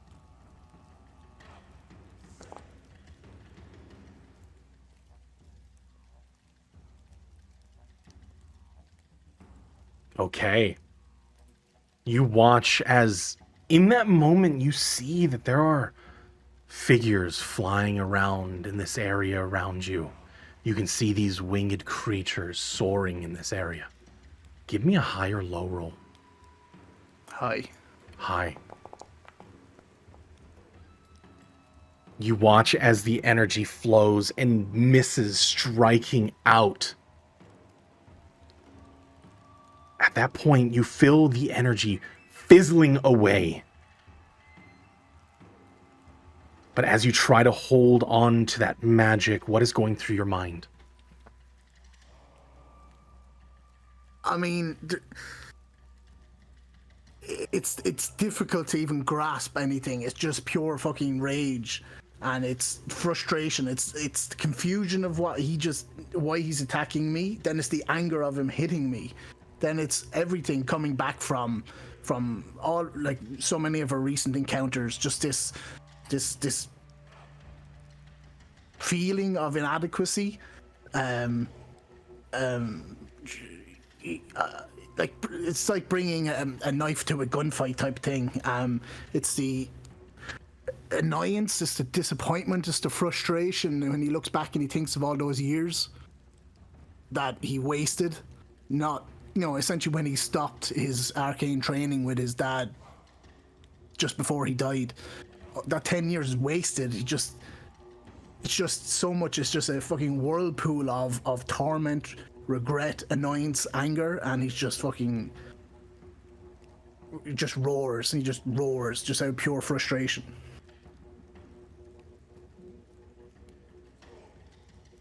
Okay, that's your turn.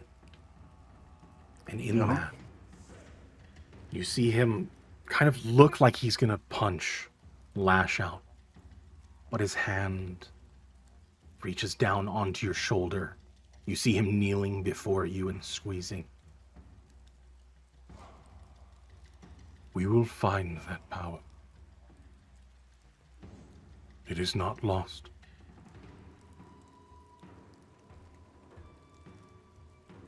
You will gain what you are looking for. And you will have the power to move forward.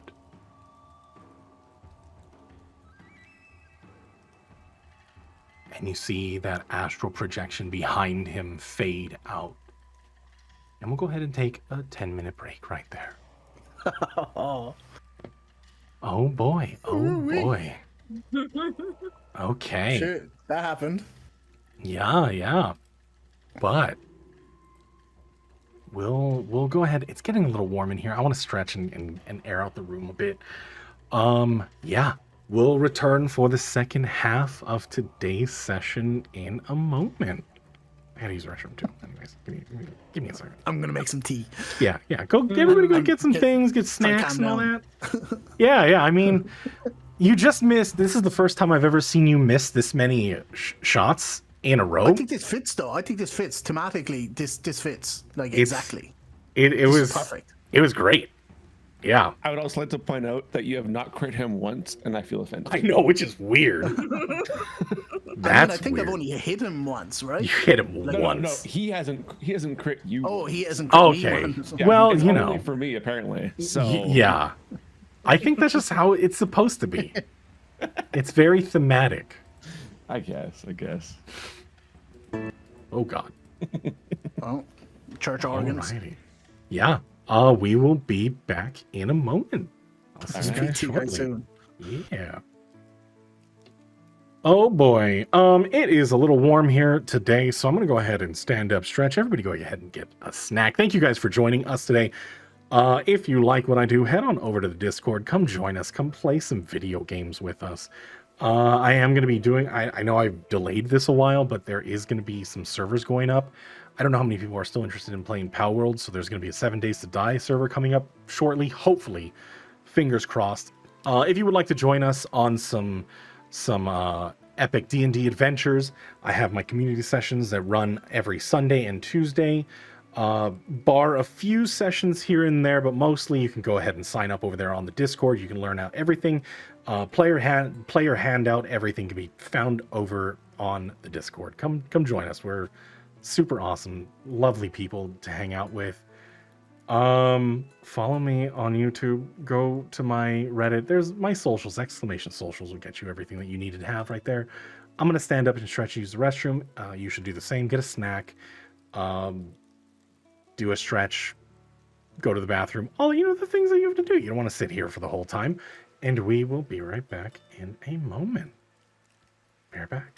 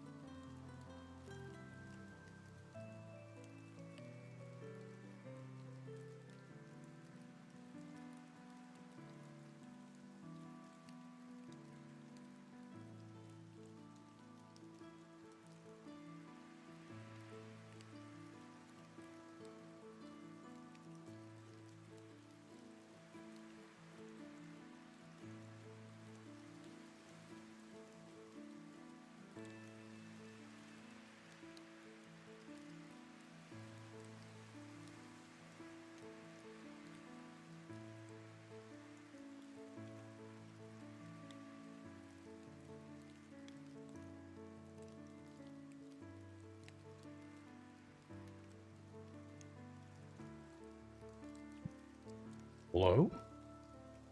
Hi. Hey, we're back, I think. I don't know how many people are back right now, though. I'm back. Welcome back. I had a pee so bad. I almost peed You myself. had what? I almost peed myself. They said a pizza. No. I wish I had pizza. But no pizza for me. Nothing.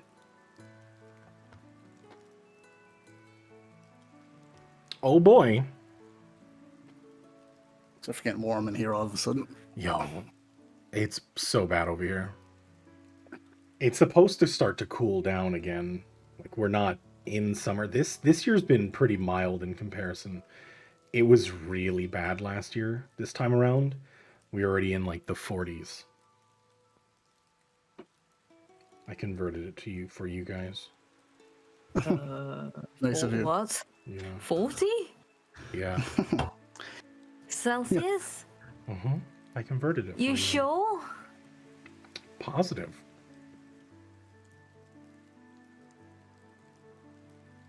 Uh-huh. How hot does it get in Norway? I feel like Muffers is like, wait, it goes, Yeah, it you- goes positive 40? That's a thing? Yeah. 30 is like really hot summer over here. Oh man, I I'm wish.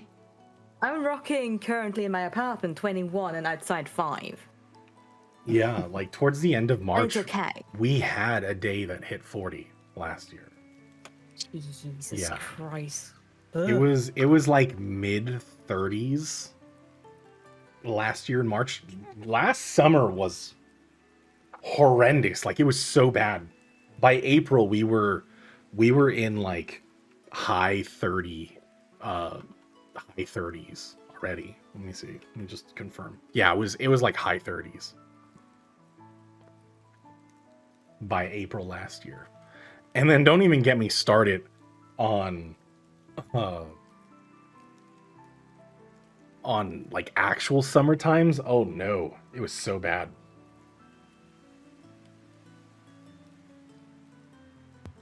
Nah, fuck that. I mean, for a week, maybe. 2 weeks tops. Any more than that's taking the piss. It was May to like November. It's when we have like really hot days. It didn't start going down until like, I don't know, December. Do you get wild swings, though, in terms of like scorching hot day and then just like storm weather like later that day type thing? We can. It does happen here. Yeah, I have a friend down in Georgia, and yeah, it happens to them a lot. Like, it's Yeah. a really nice day, and then it's just fucked for the evening. We had a few weeks ago. We had hail, which is Oh, I had that yesterday. so weird. I'm like, that's like common there, right? Like, you just have ice and snow. Yeah, fair. Yeah. Sort of not common. Not in May, but we get it anyway. It was, I don't know. We haven't had a hailstorm here. It was crazy. Like, I've never seen that much hail before. Yeah, the whole ground was super icy. It was crazy. Oh my goodness. Thank you so very much for the follow. It was only a matter of time.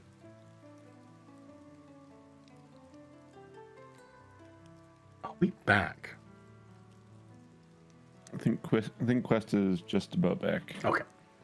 I bet Quest is pooping. Probably. Maybe. Today, know. it feels a little weird because we started at a different time for me. And I'm like, oh man, it's only been an hour, but then I remember that it was noon that we started for me. Mm-hmm. Pesky Yeah, time. new time. Yeah. It's weird when everybody else changes, but you don't. Yeah, apart from just the fact that, you know, it's a weird thing to do anyway, but just doing it at different times is just the next level fucking douchebaggery. Yeah. I'm not gonna Yeah. comment on it. I just don't want it to change ever. There's no point. Well, I was about to say move to Kazakhstan, but they changed. I think it's Israel do not change their time. I mean, And some other countries in Europe. I don't change, which also still makes it complicated because then I have to worry about other people changing. I mean, you say this, right, that you don't change, but I mean, in practice, your life is definitely still affected by it. Mm-hmm. So I mean, you still have to adapt, right? I have to adapt because there's people I have to coordinate with. Like, in my day-to-day, Forcing their will upon if you. it's here, then it's fine, but when everybody's trying to coordinate for D&D, then it makes things a little more complicated when you're trying to get everybody's time zones in account. So when the UK and Norway change next week, does that mean now you're back to like the same time you've always been, or no? No, that just means that the sessions start at the same time for you, and not an hour earlier. No, but for you then, what's that? So it's changed by an hour for you then, No. or no? Yeah, okay, that's what I was asking. Okay, cool. So like, I usually base it on PST here. So we've always started at 12 p.m. PST. Sometimes I start the game, like if it's fall, then I start at 1 p.m. But then now, since it's spring, it starts at 12 because I'm in PST now. I'm in 2 different time zones depending upon the time of the season. I only really feel it when I'm coordinating with everybody else that have different time zones. Yeah, it's stupid. America, explain. It's not even America. It's just time. It's just the fact that everybody else has daylight savings time except for me. Like Arizona doesn't have. We don't change time. But the whole world does. Well, I mean, you do change time. You just change time zones instead of doing the same time. That's We all. only change time zones because everywhere changes. It's just daylight savings time with extra steps. Yeah. Everybody just needs to conform to not changing the time zone, and it would be perfect. Yeah, I mean, they can't. I mean, we don't change time zones, get us only all. you do.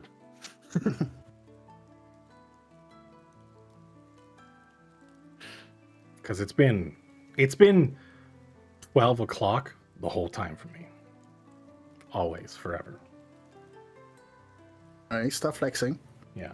Just Some of remove us have daylight to- savings time. Just get it out of here. Some of us have to partake in fucking silly traditions. No. Tear it down. I'm tired of it. Because it's every year, every time that I have to explain how our time zone works, it's like, so you change. I'm like, no, I don't. Everybody else does. But So like, it's you actually change twice the per year. Yeah, but it's Yeah, like the same same. thing. Yeah, every time. Every time. And I think we've had this conversation before, but Yes. because it's only twice a year, I forget by the by the time it comes around again, and we just Yep. Groundhog Day this shit all over again. Yep. Every time. It happens every time. Um, You're changing, not me. Gotta remember that. I'm the same. I mean, I'm Oh, not you're gonna right. lie. America needs to change to the Full metric stop. system. Yep. The whole we're world talking needs about to change change. to imperial. No. No, we changed you- from that because it was dumb. you know what? I don't even care which system we use, as long as we all just start using I the do. same fucking system. I do. Imperial I- fucking Sexist ass sucks. over here. Well, you talk Yeah. about that like it's only sacrifice America, it. but you're Canadian land and you use both. So Why do we use both, Sleepy? you're part of the problem. Why do we use both, Sleepy? Doesn't Why matter. are we forced to use both, Sleepy? Doesn't matter. Who's our neighbor who forces us to use both, You Sleepy? still use it. You don't encourage right, bad there habits. You know what? You're right. You're right. America's not alone in using the imperial system. There are 3 countries out of the 208 countries, sovereign states in the world. Do you know? Yes. Do you know which are the other 2? Which ones?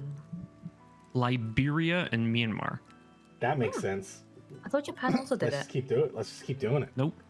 You just, I Oh, mean, Japan changed. Okay. if a child is throwing a tantrum, you don't reward them for said tantrum, right? You just gotta stop. Correct. You don't let the United States continue using the metric system because they're throwing a tantrum about like Exactly. So But you Canada just need is to. essentially enabling it. You're enabling the bad the habit. bad behavior. Yes. yeah. You guys need Passing to the put buck your as an Canadian foot American. down. Yeah. You need to put your well-mannered foot down. y'all are very good at that. I will admit, It's- y'all are it's very good at passing the fantastic. buck to anyone else. It's Yeah. so good. No, So it's good. not. All right. Debatable. So, now that we got that all out of the way, are we ready to return? Is Nuke ready to die? Nuke has already died inside. so many He is times. ready to die. But we'll go ahead and return there as Poandu reaches down and clasps your shoulder, gives you a knowing nod.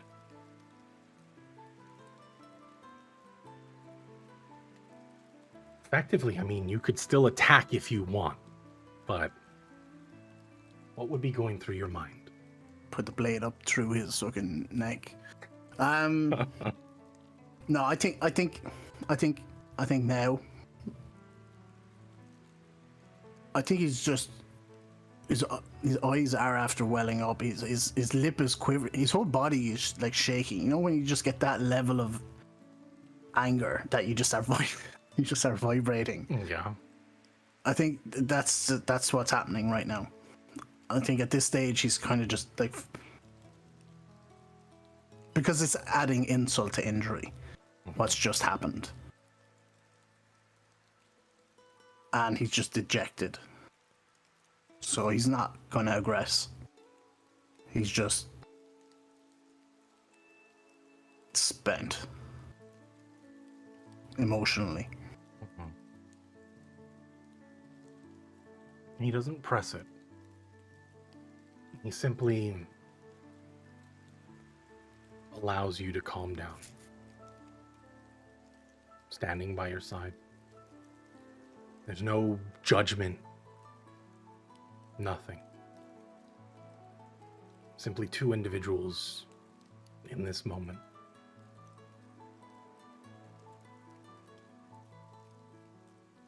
For I do however- calm down. Yeah, no, I do calm down. I guess it just takes me 5 minutes or so, maybe a little longer. I step back up to my feet. Step to my feet. Get to my feet. I pick up my crossbow. I clip it back in.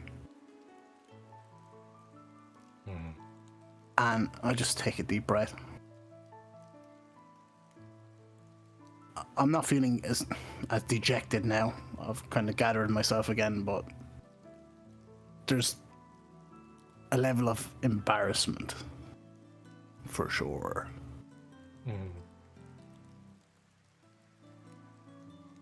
Okay. But he does feel closer, I guess, to Puandu. Poandu. Dude, I'm fighting to not say Borai Show, so take what you're given. Poo on you. Puando? You can call me Puandu? Poe. Poe's fine. Thanks. I was kind of struggling with that. Amongst other things. I'm sure you noticed. As he dusts himself off. But yeah, the words of encouragement definitely have now sunk in. So yeah, there's like a level of respect there that wasn't there before. I guess that suspicion has now been largely, not completely, but largely filled with, you know, a mutual respect, or a respect, certainly from Nuke to him anyway. Okay.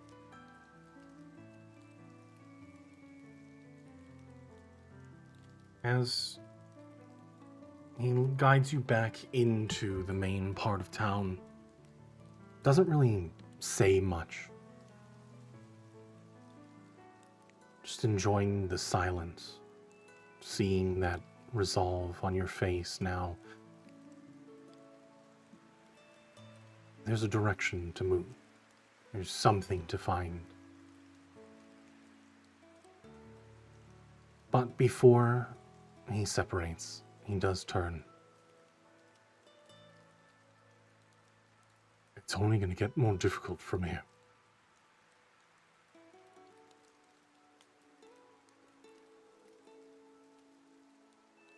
But I have faith.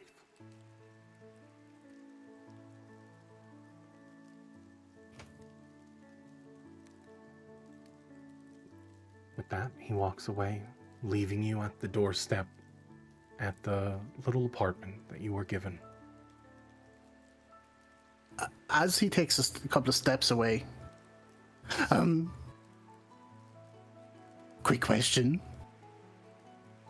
I mean, I've got a lot of questions, but one will do for now.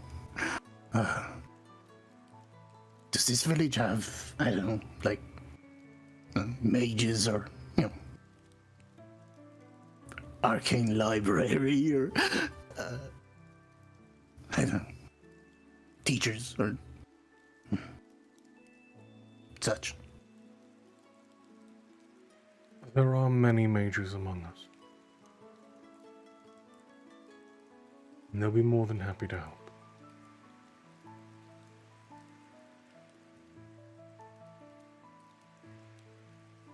Have a good night. I nod. Good night.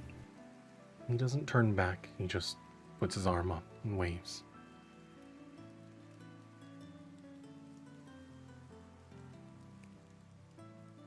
As he walks down the street, you are left on your own once again. You can hear soft sounds coming from the open window that you had left from. I'm gonna take a moment and I'm just gonna look at the skies. Look at the stars, moons. And the thoughts of what he had said about traveling the stars. About, you know, things feeling small.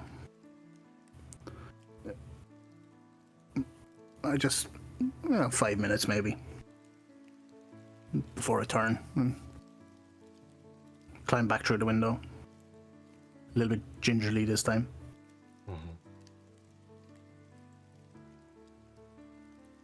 Okay.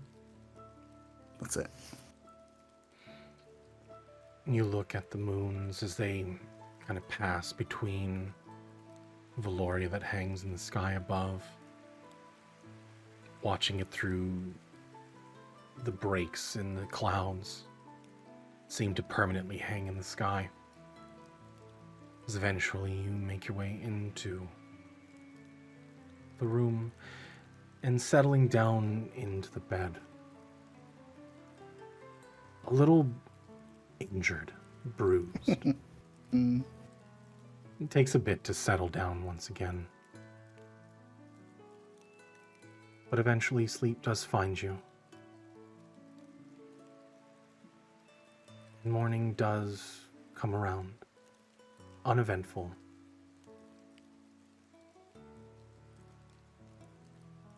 You do hear a knock at the door.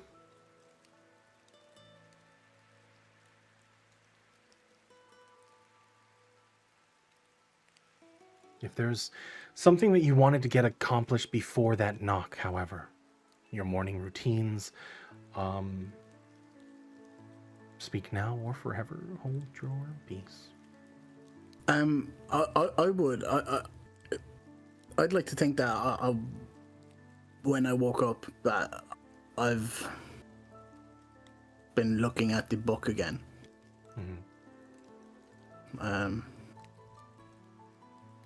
But try to be as quiet as I can if I've woken before anyone else. Okay. Definitely. First time you've woken up before everyone. A little more determined today. Is there anything else that anybody would like to accomplish? Not necessarily accomplish, just kind of Alpha wakes up like in the, not necessarily a hope, but like with the thought that like the previous day was just a wild dream, but then wakes up and realizes it wasn't. It's just taking it all in again before getting up himself. Okay.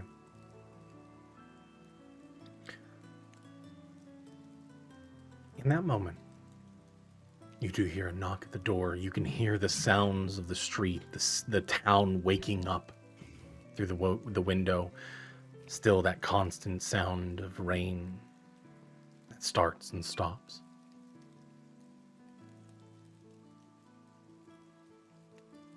A knock.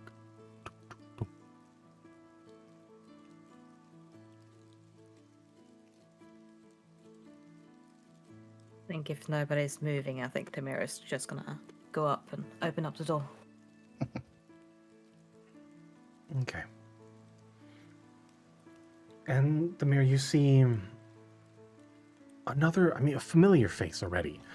The fur, the very inky black fur that reflects that soft glow, the blue, as the light catches it. Panther. The Leonin female approaches the door.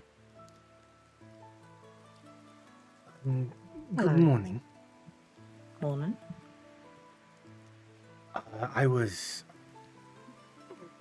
supposed to offer my services, help you settle in for the morning.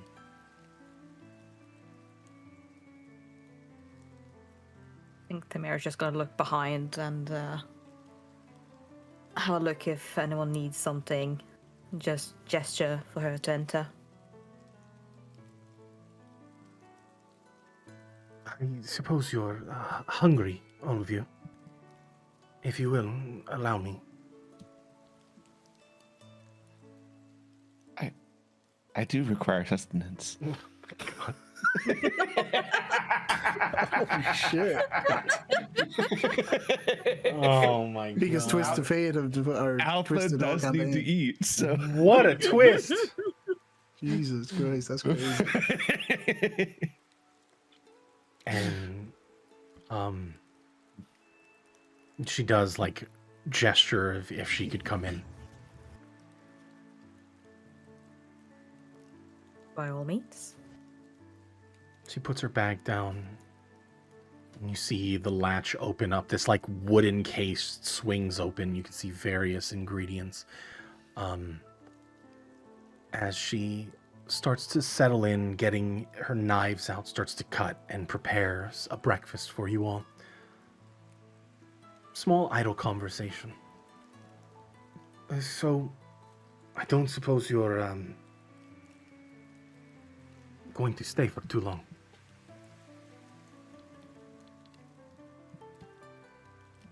It's kind of like out towards anybody. I kind of look at Kaylin, and I think we had some trials to do of some sort. Yes, we'll probably leave as soon as we're ready.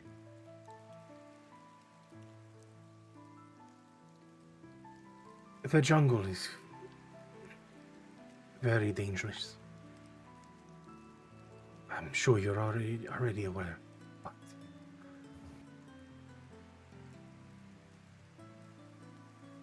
even more so.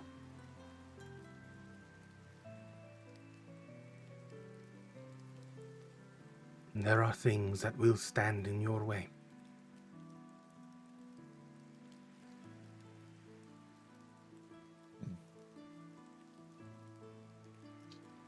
She does break eye contact, or at least turns away from the cutting board, and she looks back at Kaylin. This one right here. He will bring hardship that you need to be prepared for, especially here.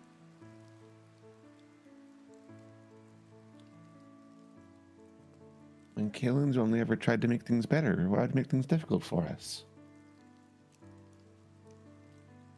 Not him specifically. Who he stands for. His creator.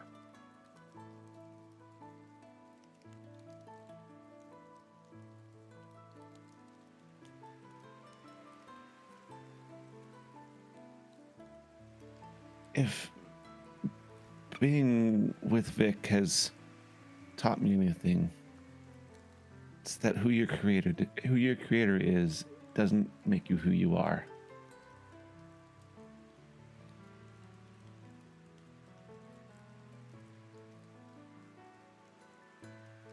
It's a good way to live by. You're going to need to hold on to that positivity.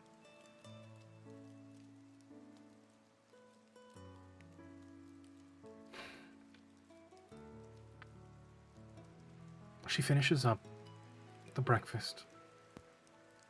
She walks over to Kaylin, and you see her sit down, like on her knees in front of you. Take the orb out and hold it in your palm like this. And she holds her hands up. Kaylin will slowly do as she suggests.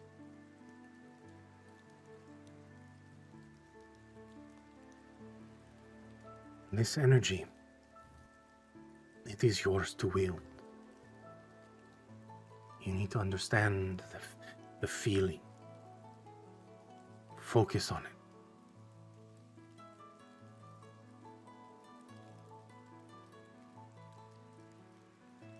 Kaelin will close his eyes and try and focus on this orb. You can hear her voice not around you, but in your mind now as you close your eyes and you start to focus. Give me a wisdom saving throw. Don't fully attach to it right now. But you must seek it like this. You watch as that connection starts to pull you. And in that moment, not a path starts to become true. It's, you get that feeling of being pulled in a direction.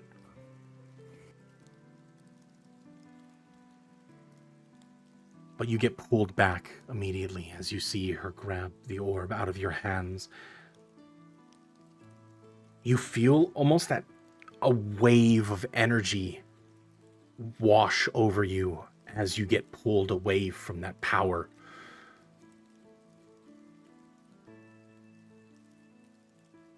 You must hold on to that. It will guide you. But it can take over if you allow it.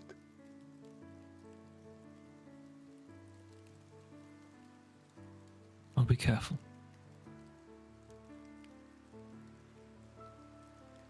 When you're done here, seek me out.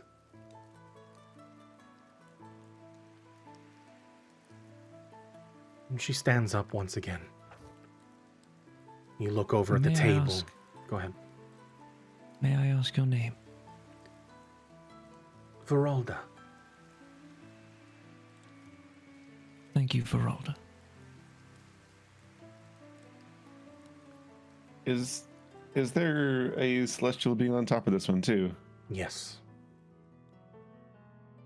Is there It's one of the bigger ones. You can see the wings kind of wrapped around her form.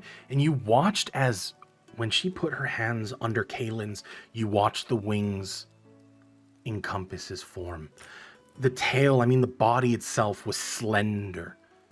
Where you would have seen the scales, it was more of like a furred body that did return, or at least on the lower half of the torso from the back, you can see it go from fur to a scale. Is there any part of it that's like within reach of like the celestial form itself? Yeah, you're in a fairly small building. Everything is. It feels a little claustrophobic for you specifically, since you can see this being. Mm-hmm. I want to like reach out and like try to touch whatever part of it is like that I can. Mhm. See if I can. Is actually physical form at all there, or any resistance? When your hand passes through, For that brief moment, there is like something tangible, but then your hand passes that resistance for that brief moment. It was faint. And she does not snap in your direction, but you see her eyes look in your direction. But doesn't like, there's no negative look. There wasn't like a snap, like don't do that kind of thing. Mm-hmm. More of like enabling, letting a child explore their curiosity more so than anything. Sorry, just was curious. She gives you a nod and she closes her eyes once more.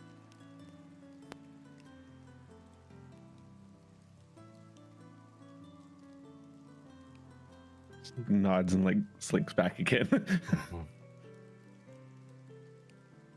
What was her name? Sorry. Veralda.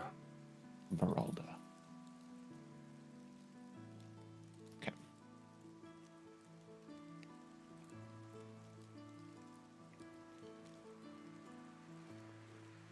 Once you find yourself at the end of the journey, return here with what you've learned.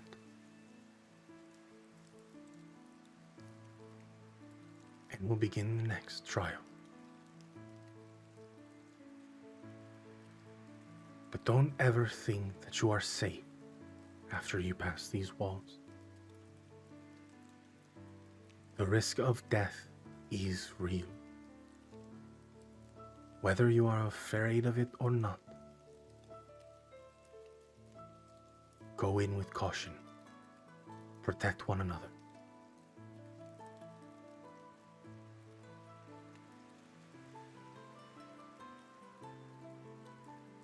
We'll leave you with breakfast and well wishes. She bows her head. She steps out of the room. And there is a smattering of plates laid out, vegetables, fruits. There's some like cooked dishes of grain and mixture of meats, unknown. But the smell hits you, and it's nice. It's a different feeling after chasing these constant threats over and over again, never really getting to a destination. But even so, what stands before you is no lesser in threat. But at least in these moments, it's on your terms.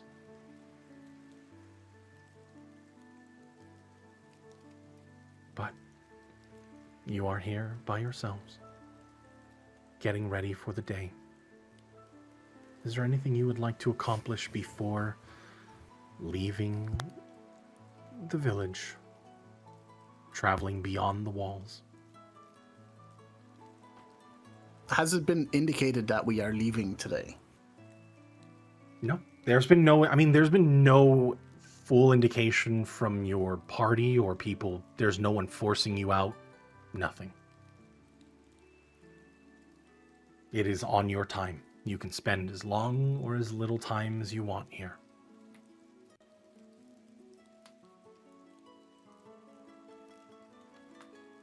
I think the mayor would like to have a look around and see if they're able to gather potions or anything.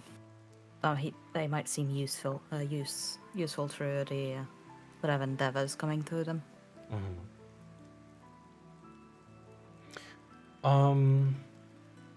Give me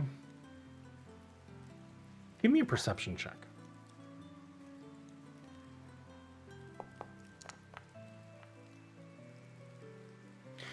A 17.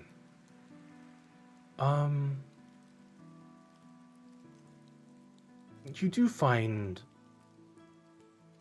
I mean, you've walked these streets before, and you do recall a small shop that makes potions.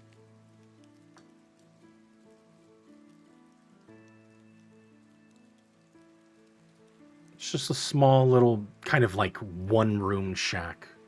There is like beads hanging down in the front door. There's a small porch with an overhang. There's a long bench that extends from the door to the edge of it. You see a couple kids just sitting there and playing a strange like slapping game with their hands, giggling amongst themselves.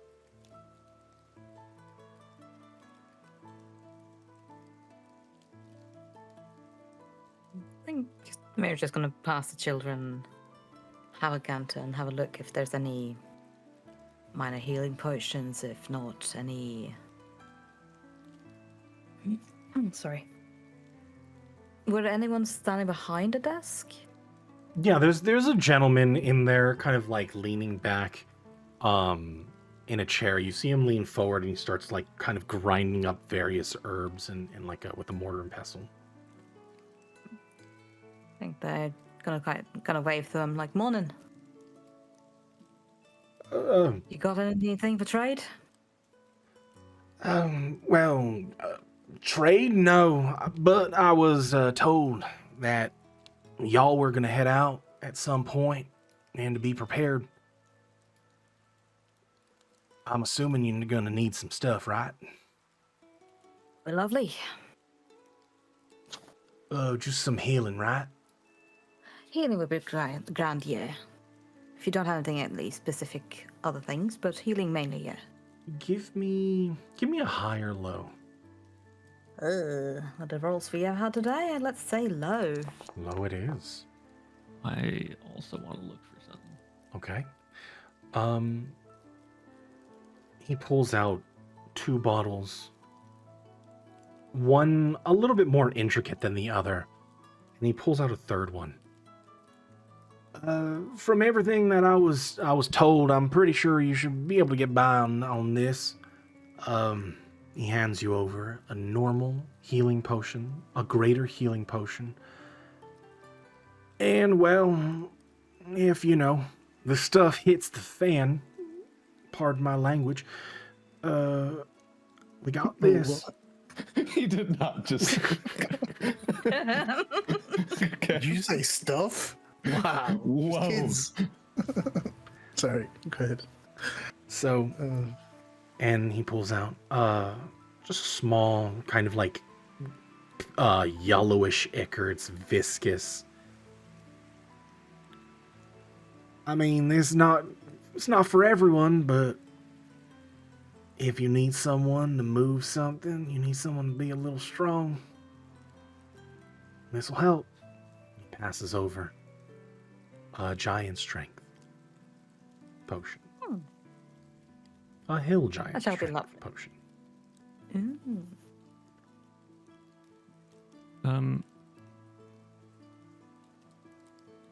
Could I ask him if he has something? Sure. Would you happen to have something to help with one's wisdom? In what way? You bolstering it, or? Well, just improve mental fortitude, perhaps.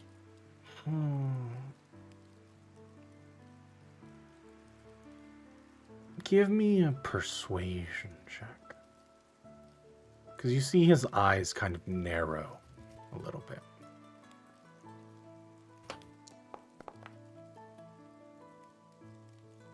Or did he say hill giant strength? Yeah. Okay. I mean,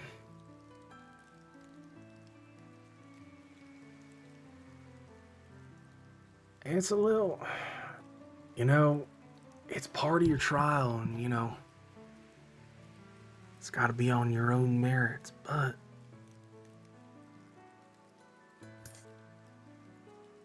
yeah, I think I got something. And he does pull out another a potion, smaller one, vial. It won't last too long. So I would say wait until you absolutely need it. But when you feel it slipping, at least briefly, This will help you get over at least to the finish line. Thank you.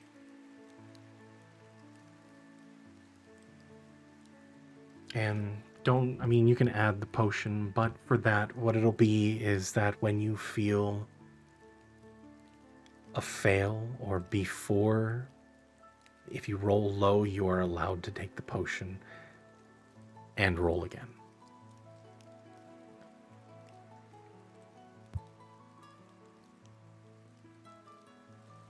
It's not much. I don't want to influence what you got going on here. I mean, I was allowed to help as much as I could, but it's going to be on your own strengths, really.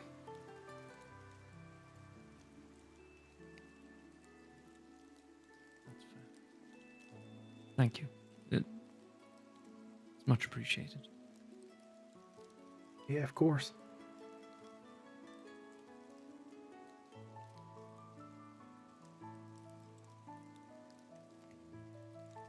But you gather some potions. The morning is still, it's still pretty early in the morning. You see as the town itself is starting to wake up. Children are out playing, doing their own thing. The adults are figuring out the day. What is the plan? Can I find a quiet part of the village? Absent of people. And just kind of obscured. I mean, yeah. You recall, especially heading out towards the backside, the far end of where that building was in the fields. People are scarce over there. I mean, there's a few workers, but it's so far away from each other, you can find a quiet place. So, with the whole breakfast, I'm just going to grab a piece of fruit, and yeah, Nuke just walks out. Okay. I'm going to stretch my legs, so I'll be back. And I walk off to just a quiet area, and I'm going to I've brought both of those books that I got from the Arcane Library. And yeah, I'm just going to practice. Okay. You can spend your morning just nosing a book. You do find an area. There's a couple fruit trees that they had canopies tied up in to give some respite from the intermittent rain that you would get in this area. The ground's dry. No one's around. You can hear the sounds of the wilderness as you turn to your books and study. Is there anything else anybody would like to accomplish during the day? Not at the moment, not that I know of. Okay. Actually, Go on. quick one. Yeah.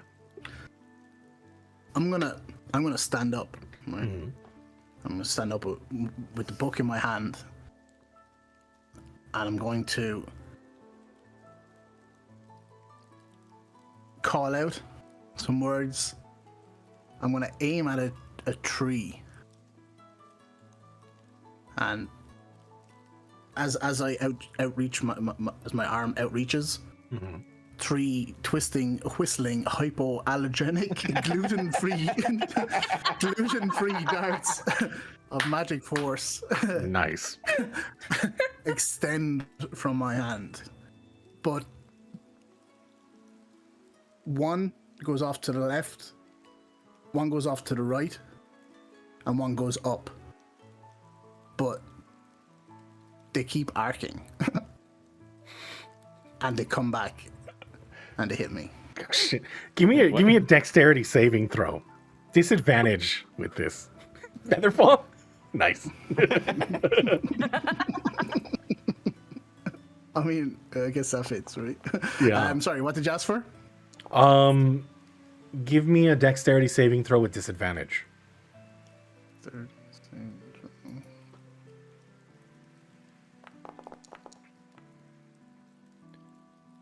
You instinctually dodge back, but as they arc where you used to be, you still feel the energy that you're holding in your hand. There's more. And that backfires as you feel just an explosion of force that kicks you back like 15 feet as you get kicked back into the mud. I quickly stand up and I look around. Did anybody see me? Give me a perception check.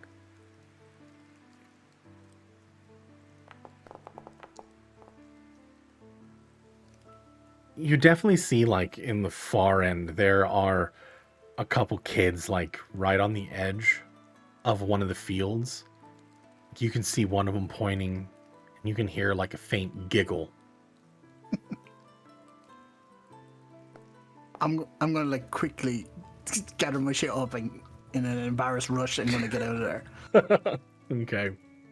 But I would like to say that, you know, I was looking at the books for, I don't know, an hour or so, or whatever I can. There's some, you know, reasonable amount of time. Yeah.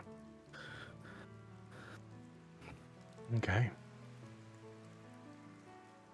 With that, Alpha, is there anything that you would like to do?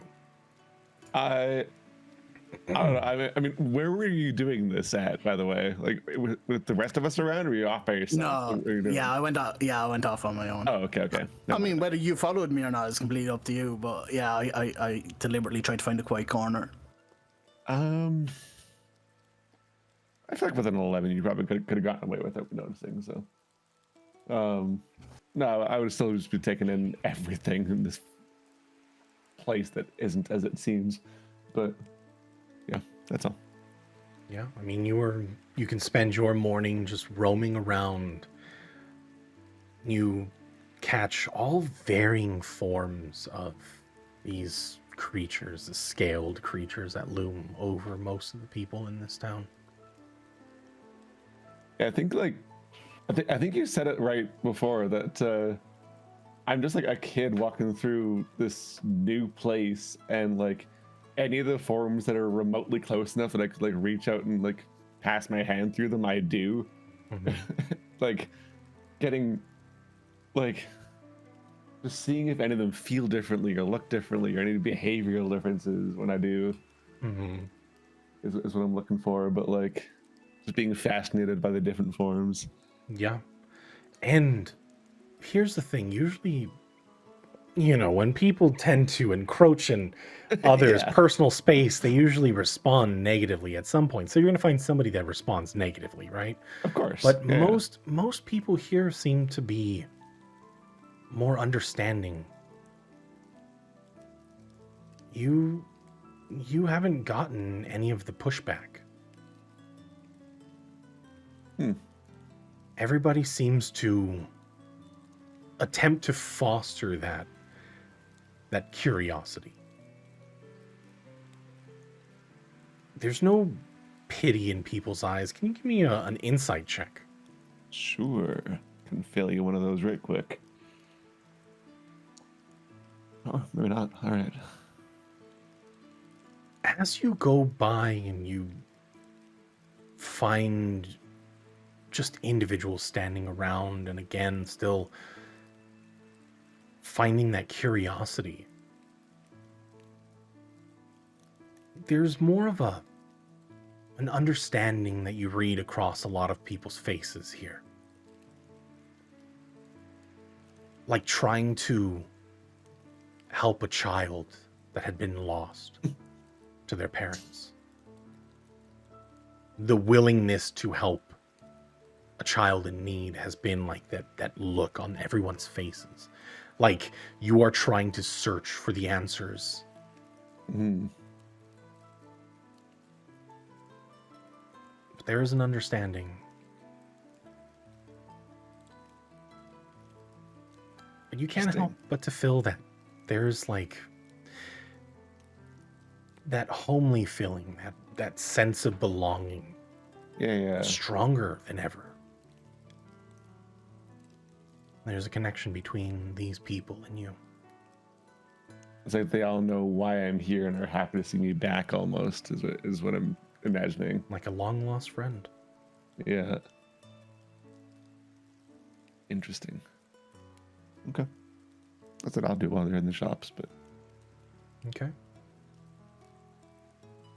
And with that, I mean, are we setting out on this day? How many days go by before you mentally prep yourselves before heading out on this journey to wherever this orb will lead you? May I hit a one last shot? Sure. Any weapon shops close by? Give me a history check.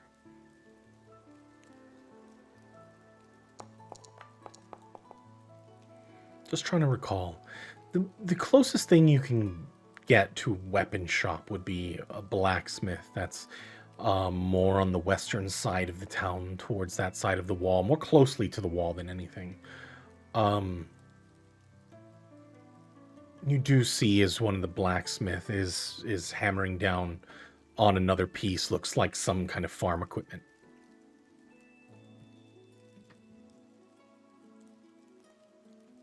Morning. Morning.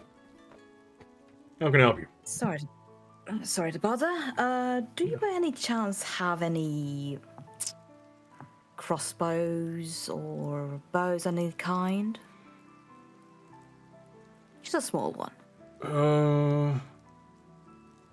Not on hand, but if you want to give me a bit, I can make something happen. Crossbow, you said? Yeah, hopefully a hand crossbow.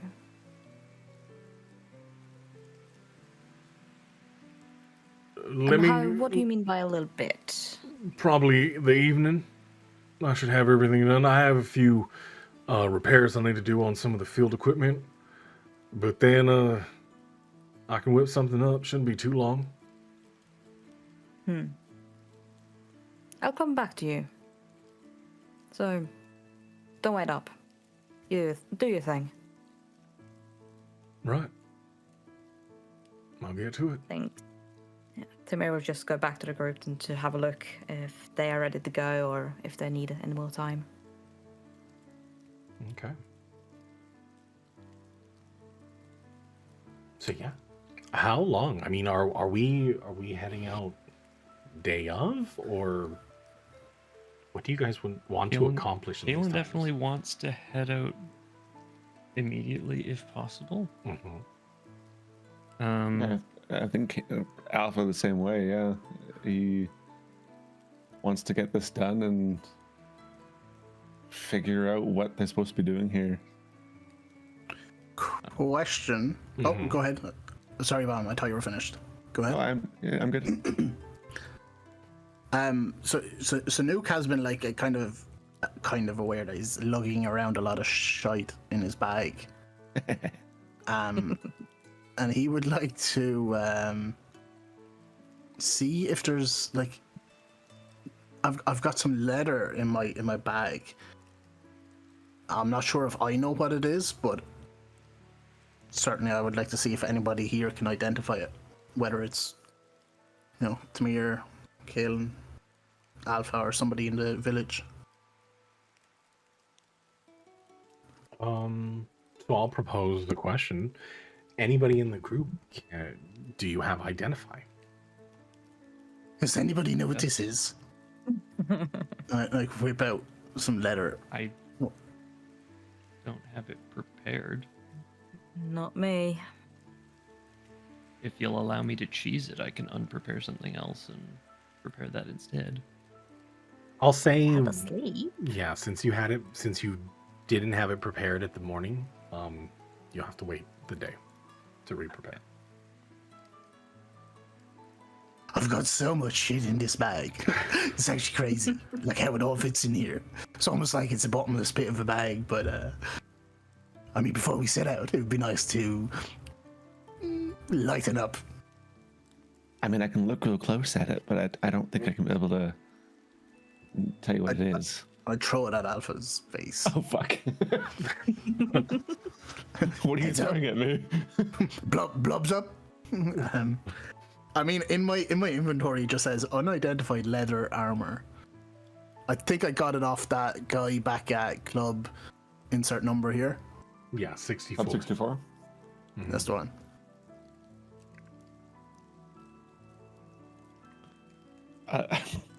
I mean, it's definitely leathery. Smell it. Smell it. Go on. Do I smell? Hold on.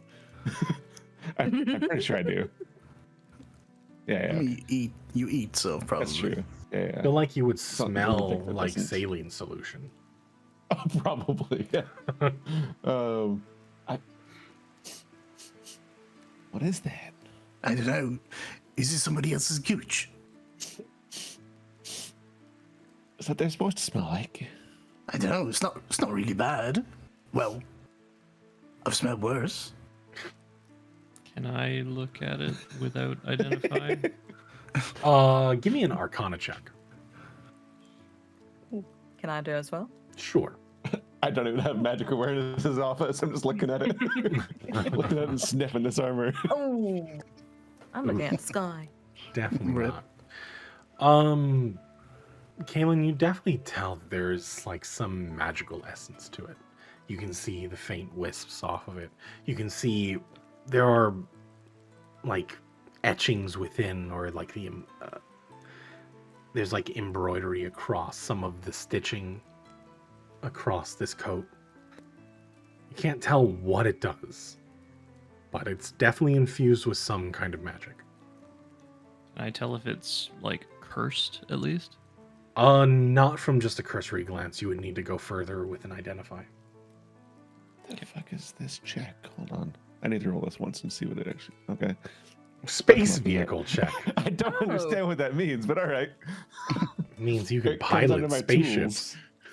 It's under my tools for some reason. Yeah, you must be proficient. Are you wild spacer or something? I have wild spacer, yeah. Well, Of I all think it might either vehicles, come you with know. yeah, it might either come with wild spacer or plasmoid.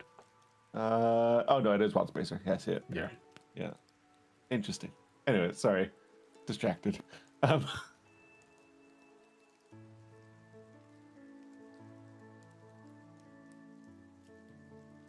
So the gist we're getting is nobody has a clue what it is. Nope. No. It is magic in nature, but without using a specific spell, I couldn't tell you more just yet. Is this a spell you know, or I mean, somebody here probably knows, right? Probably, right? Surely. I mean, Possibly. they probably know a lot of things. Be right back. Feel free to go through the bag. Anything you want, just not the important stuff. I run out the door. Wait, what? Also, Lemire, were you looking for a crossbow or something? Just something handy to have a small crossbow, just in case. I have a light crossbow that I'm not using if you'd like. Sorry. Can't use those. Fair enough.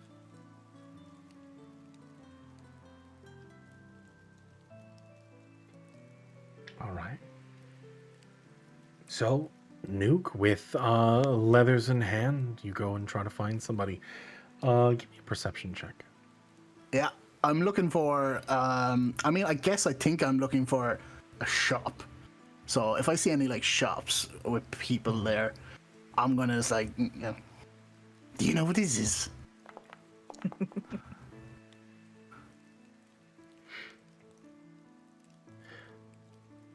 You do find there is a building that's a little bit bigger than the rest of them, you notice that there are significantly more people that are congregating around this area, adorned in more decorated robes than most people. There's no like sign, doesn't say magic shop or anything like that, but there is like a vibe that you can get. You can see the lights on the inside they're all sourceless and just kind of like wisp around. Excuse me. Hi. Hello. Yes, there's something I can help you with. I hope so. I've got this. I believe it's, I don't know, it's got some magic on it, but I'm not entirely sure what it is. Exactly. Would you know, or do you know somebody that knows? Let's have a look, shall we? And you see glasses around his neck, kind of like with the loop, so it doesn't fall down. He pokes them back up. His form, I mean, he's a little more meek in stature, shorter person. You see the glasses themselves start to glow, faint like wisps of energy swirl around. Very interesting. And takes a moment. He does go ahead and explain everything, so we'll go ahead and identify it for you. There you go. Oh, shit. So it should be available for you to see. Yes. It's quite a nice piece, actually. Is it valuable? I mean, Like, in the right how much hands, money? sure. How much money is it worth? Not quite sure.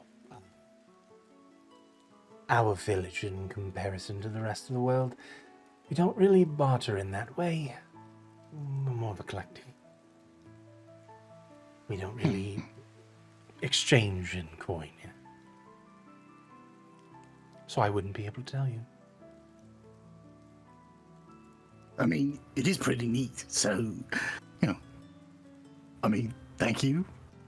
Wait, if you don't, how do I pay you for your services? You don't deal with coin? No, you're fine. Oh, Just- thank you. Just accomplish your goals. Be successful, and don't die. That's how you can repay us.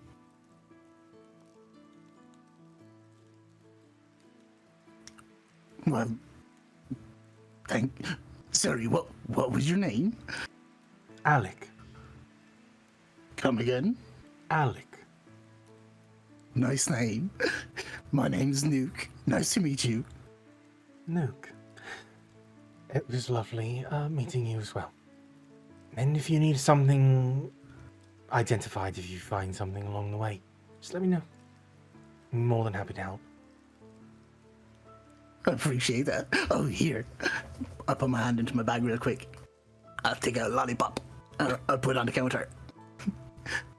Enjoy. I scuttle on out. You hear a bit of a laugh and a giggle. You see everybody kind of turn their head looking in your direction as you rush away. But the object is identified. You have the descriptions of it, and you make your way back to the rest of the group. Did anyone go through my bag while I was gone? I did say go through it and see if there's anything useful there. Yeah, I guess Kalen probably would have. You get hit by a booby trap. No, you don't. 1d10. No. So, in it, you see, like, too many daggers. Too many daggers. Shit. Yeah, it's like, I don't know where I keep picking these fucking daggers up, but there's a number of them in there. those jelly beans that we were fucking around with in Tenebris are there. That orb is there. Remember the one where when you think of something, the memories. Mm-hmm. But also there is the laxative. And you remember that Crudulo thing, the projector? That's Oh yeah. That's in it as well. Why do you have lubricant in your bag? Like Tamir's just staring at it, not judgment, but just looking at it.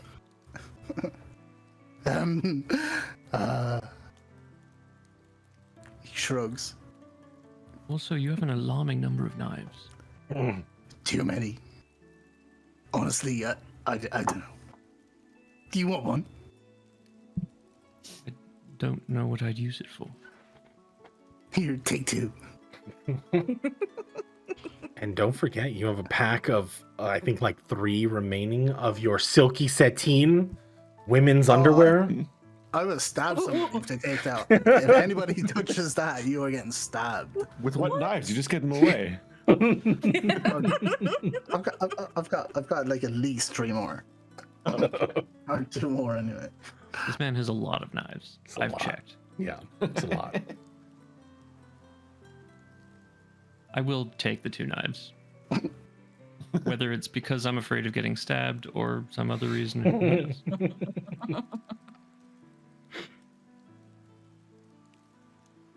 Here, Tamir, catch. I throw my turkey. No, I throw my the bag of beans at her. Oh no.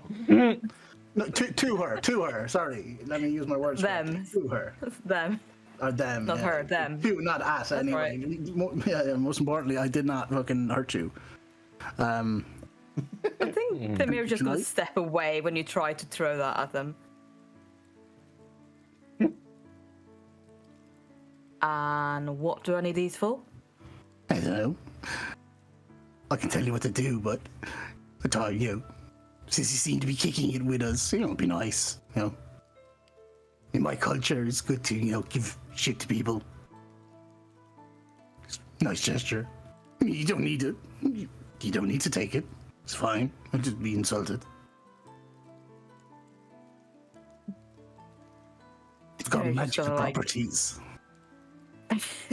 It does magic shit. Tamir just nodding, just like cursing inside themselves. Like, what did I agree to? Just pick up the beans, I guess. Okay. Can I yank it from the inventory? If I can. I can't. You should be able to. No. No? Okay. Not the old one, because the new one doesn't have the items. Gotcha. Let's go. See if it's in. There you go. Thank you. And I'll go ahead and remove it from Nukes. Alpha, can I interest you in anything? I don't think so. Do you want a Sure what dagger? I don't know what I would do with it either. I don't really use proper weapons. Take a dagger. I'm much better without it. Take a lollipop. Okay. I give him 2. Why do you have lollipops? I stole a jar of them from somebody. Okay. Oh, they were from the library. No, actually, it was from Data's It fucking was from ship, Data's. right? Yeah, you. Oh, you from were- Data's The woman, ship. the You took the jar. receptionist. Oh, Well, okay. she was the Yeah. nurse, Oh, Yeah, nurse, yeah. sorry. Yeah. Yeah. and you took it from the doctor's office, like the little infirmary area. I was having a rough day. I'm pretty sure I just like take a lollipop and just like devour the whole thing without like sucking at it or anything, just like sticking all. Oh, here. I bet you like this. Hmm? I give Alpha my the snow globe, the memory snow globe. Oh no.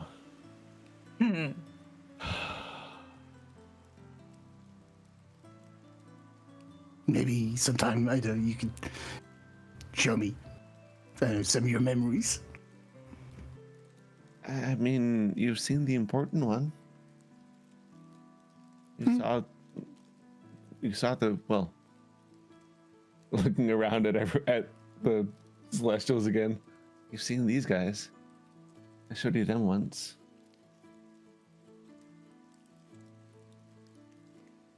I mean, you don't need to take it. It's fine. Your just don't- choice. I'm not sure what else there is to show you. I don't have many memories. Most of mine are with Vic. I snatch it back and I replace it with another lollipop.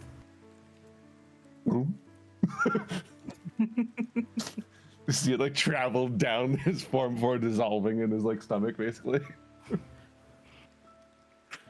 That's it. I'm gonna just sit back, chillax.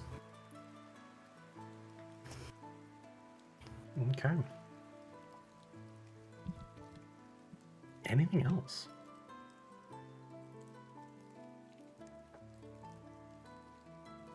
I think the mayor's good.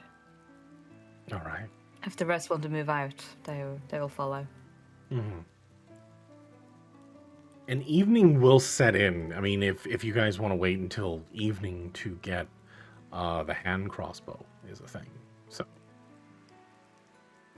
or if you want to head out before then. Weren't both Alpha and Celine? Caitlin. Kaylin. Goodness sakes, English. I prefer Celine. Celine. Celine. We don't use C in Norway. But anyway, if they look like eager to walk away, like out and about already, they will go immediately. Why have I used a bardic inspiration on who? What the fuck? There we go. Okay. Yeah, I think Alpha's pretty much ready to go. All right. You gather your things, knowing that you have a trek ahead of you, making sure that you take care of everything that you needed to right before. As you walk the front gates, taking a step out, there is acknowledgement from the guards that stand watch, different ones this time, especially during this time of day. You step into the encroaching jungle. Not really with any direction in mind. You take a step away. With this, what is the goal? I was about to ask if anyone knew where we were going, but Maybe just follow you following. guys. Yeah. Would I'm just Kalen following. remember any direction based on his focusing on the orb earlier? No. There is no, like, you don't remember direction. It's simply... It's like... It's not guiding your direction, it's guiding your steps. Okay, then I will take out the orb and begin to focus on it. Okay. With that, go ahead and make a wisdom saving throw as you now focus on it.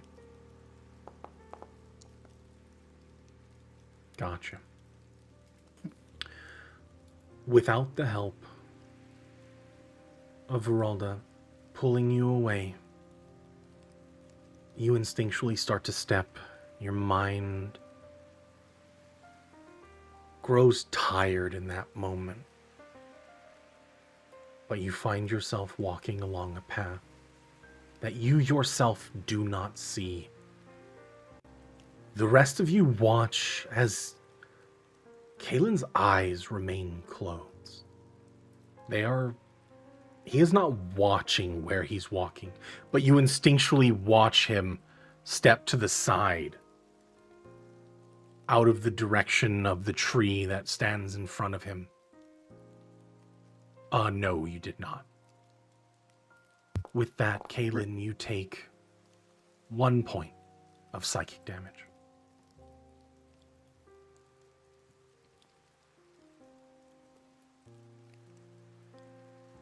But you are led through the jungle. You don't hear anything. The vision or the things that you see, it's black, but you can see tendrils, like threads that you pull on. And that's what you do. You spend your time tugging the threads, guiding your hand. What everyone else sees, you see him traverse. He is unaware of his surroundings. What are the rest of you doing in this moment?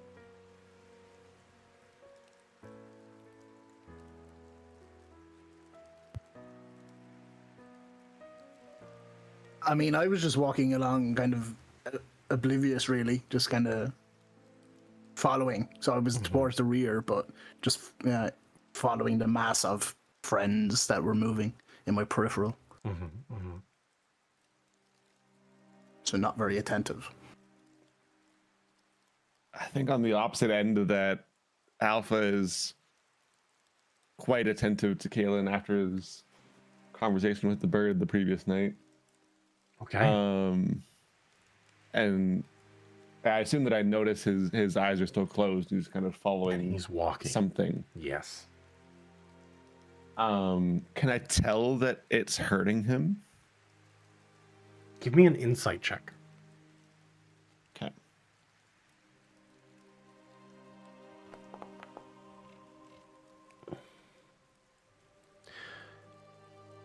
Hard to tell. I mean, his brow's furrowed. And he's damp. I mean, most of you are. There's just a film of sweat as it's just sticky. You're constantly sticky here. I'm always. Yeah, damp, you're so always that. Yeah. Yeah. Can't find a good song for this. I guess seeing his brow furrow then. That's fine. Like almost instinctually, again remembering back to the bird and whatnot, how protective he felt through the bird. A little like gloopy hand reaches out and grabs Kalen's. It's kind of like, I guess, help him along the way if he can. Maintain that connection to him so he's doesn't feel alone with his eyes closed, I guess. Yeah. Kalen, you don't catch this at all. You don't feel anything. Yeah, the what binds you to the outside world is gone. And you are focusing with every bit of your being. You don't know where you are, but you know that there is a path forward. You pull on one thread and another, and you chase it, holding on for dear life. Go ahead and make another wisdom saving throw.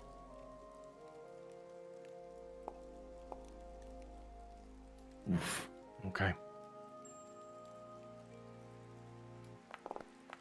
It pulls you forward, and you take another 2 points of psychic damage as the path winding through the jungle becomes thick. You've noticed that, especially even the short amount of time that you've spent in this jungle, there's so much overgrowth that most paths are difficult terrain. However, with every step that Kalen makes, you find the path of least resistance.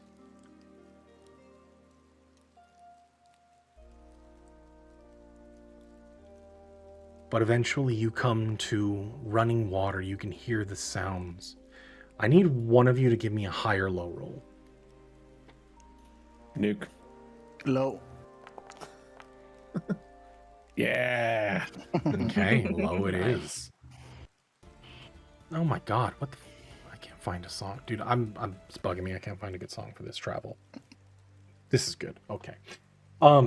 You make it to a river and you notice that this runoff itself is low. And by fortune's favor, you find an easy path across. Kalen, eyes still closed, takes a step in one stone and another. It's like this path was laid out before him as he makes it through the evening. Now, I mean, it's early afternoon as he makes his way through. Unfortunately, Kaylin, you can't think of anything else. The feeling of this orb, there is this power that is now building up within you. You can feel it growing. I need you to make another wisdom saving throw. Oh my goodness. Jesus. Okay. You take 4 points of psychic damage. I need you to high or low for me. Me? Mm-hmm.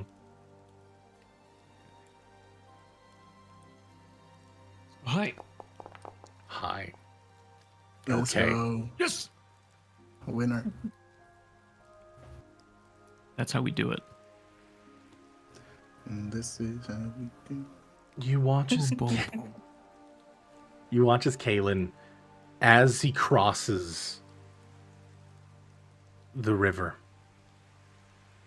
makes it to the coastline of this area. You hadn't come this way yet. And you're noticing that there's a lot to this jungle. We'll continue to travel. Is there anything that anyone is doing right now? Are you watching Can along or are you following? Go ahead. In my mind, at least, Kalen's trying to recall what Veralda said to him, where, follow it, but don't let it take you. And he's imagining himself walking a very careful line between the two. Mm-hmm. Whether that's working or not, obviously, he doesn't know. But that's what he's trying to focus on. There is a point that you feel the energy. There is a rage building inside you. A well of energy ready to burst at the seams. You feel that if you keep pushing it, it could tear you apart.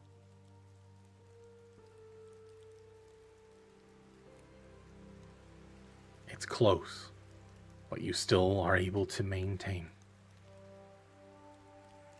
What I kind of want to do, and maybe this just doesn't matter or won't work, but I want to try taking that anger and just sort of letting it wash over me like a river, but continuing through, letting it pass, feeling it, but sort of like I'm letting the emotion happen so that I can get through it.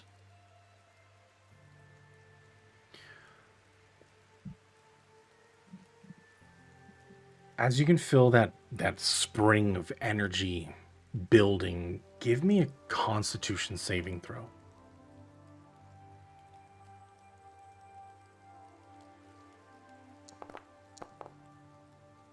Okay.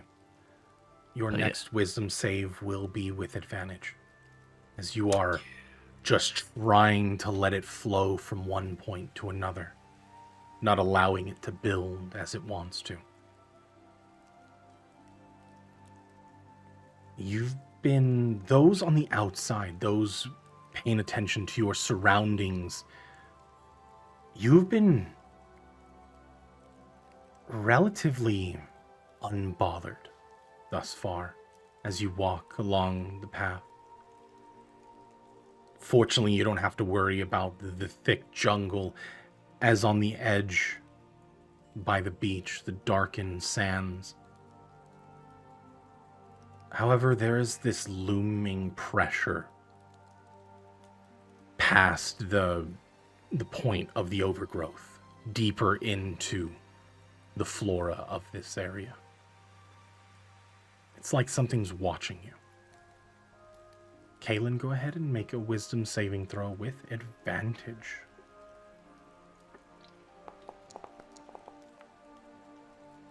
Oh my god. No. Wow. I I'm not very wise. I'm just not very wise. this is incredible. High or low? That's the word for it. Yeah. Let's go low, yo. Low, okay.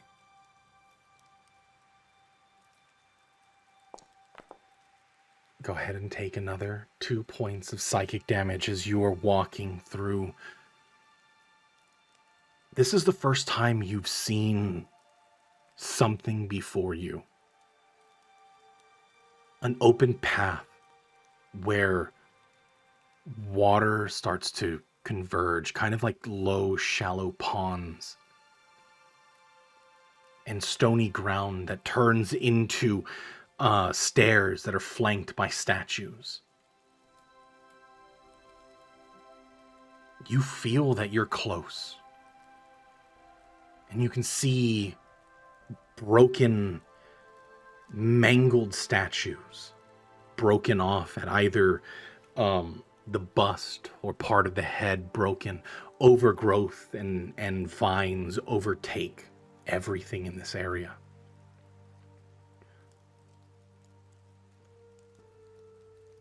And a stone building that stands atop a mountain comes into mind.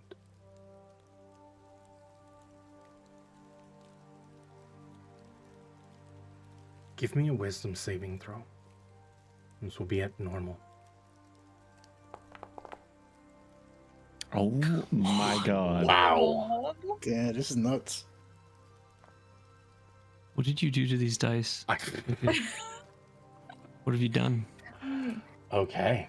It's kind You of may as well like recalibrate their questions. Recalibrate it and Go ahead and take another 5 points. Yeah, you need a recalibration. My goodness. okay. Hey, that's there we about go. average. Yep. Yep. Yeah. Okay. Take another 5 points, you said. 5 points of psychic. Each time I see his brow furrow, I kind of like grip his hand a little bit more. You're noticing a pained look on his face. Everybody else, give me a perception check.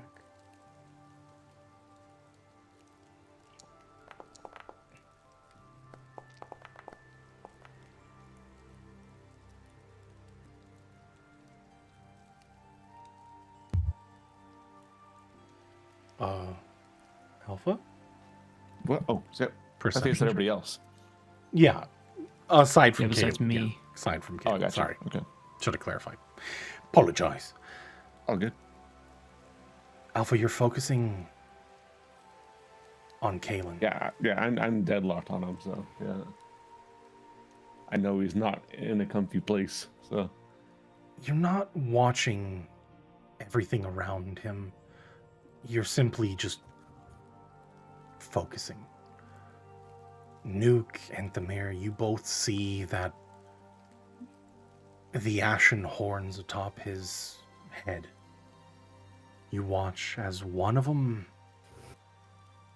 is a little longer than it normally was. It's as though that crown is growing. And these gnarled horns are twisting. You're not sure if it's been like that this whole time.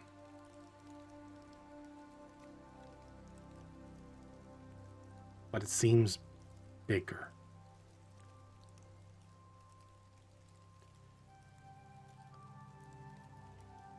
Kaylin, I need you to make me a high or low roll for that.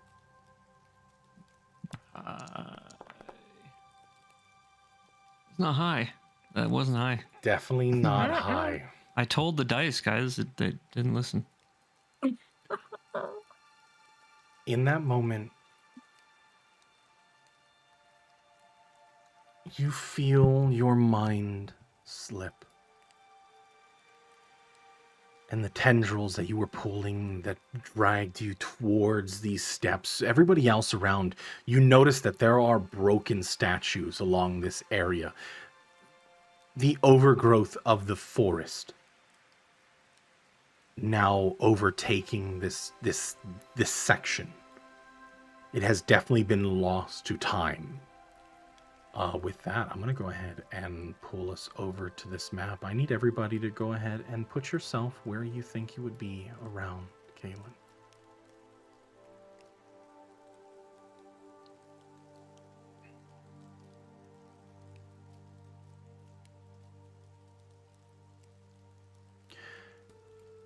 As you watch the landscape change, as Kaylin chases this path, hands still holding this orb in the center. Alpha, you stand by his side, and you watch as the orb shatters. And in that moment, a burst of purplish energy swings out in all direction, in all radius. You see that any of the mist and fog in the area gets pushed back, and you can hear and feel this streaking across your mind. You instinctually wince at the pain as you watch these tendrils outstretch and wrap around Kaylin's body. We'll go ahead and end the session right there. Yikes. As unfortunately, I mean, unless you want to fight this out, it is a combat, and we are pushing about almost 4 hours now. It's about 3.5. It's up to you. I leave it up to the group. Personally, yeah, I personally have no issue. I'm indifferent. I abstain. Stain. Yeah. What do you guys think? All you I'm see okay. is the orb does burst out, and you see a creature of tendrils before you. I leave it up to the group. I kind of want I've been to, muted. but I don't want to force anybody else. I'm down to fight. It's up to you guys. Yeah, and I'm done. I'm down to fight. I'm down to cliffhanger this. But What, Yeah. what did Muffer Well, say? down. I'm down. Like, I think. Oh, you're yeah, down. yeah, I am as well. I was hoping you guys would say yes, but I didn't want to influence it. Yeah, let's go. speak your mind. Come on. Well, that sounds like a resounding kill everybody this wants fucking to thing. fucking Yeah. fight. So with that, let's go ahead and roll for combat. Fireball. Wish. Let's see. Woof. Where the fuck is initiative now? On I your like that translation. your Never seen it. icons, Where it's always been? you can just roll on the top, like your little icon at the top of the screen. Oh, okay. Cool. Yeah, there's a little icon at the center of your little portrait. What is this? Oh, can you delete my Yeah. the second copy of me? Oh, Why? you rolled for both. Nice. It's two Kalins up here. Why did I put 2 Kalins up there? What did I do? I don't know, but the one that I rolled is the one on the left with less than full health. The one on the right is the one with full health. Okay, I'll go Oh, ahead. that's the and- old sheet. That's why. Yeah. I'll delete the old sheet. But that's that's the new one. What? That's the one you rolled. I'm using. Yeah, I'm using the Okay. new one. Okay. There we go. Excellent. One moment, please. Combat carousel. Let me make this thing bigger so I can actually see it.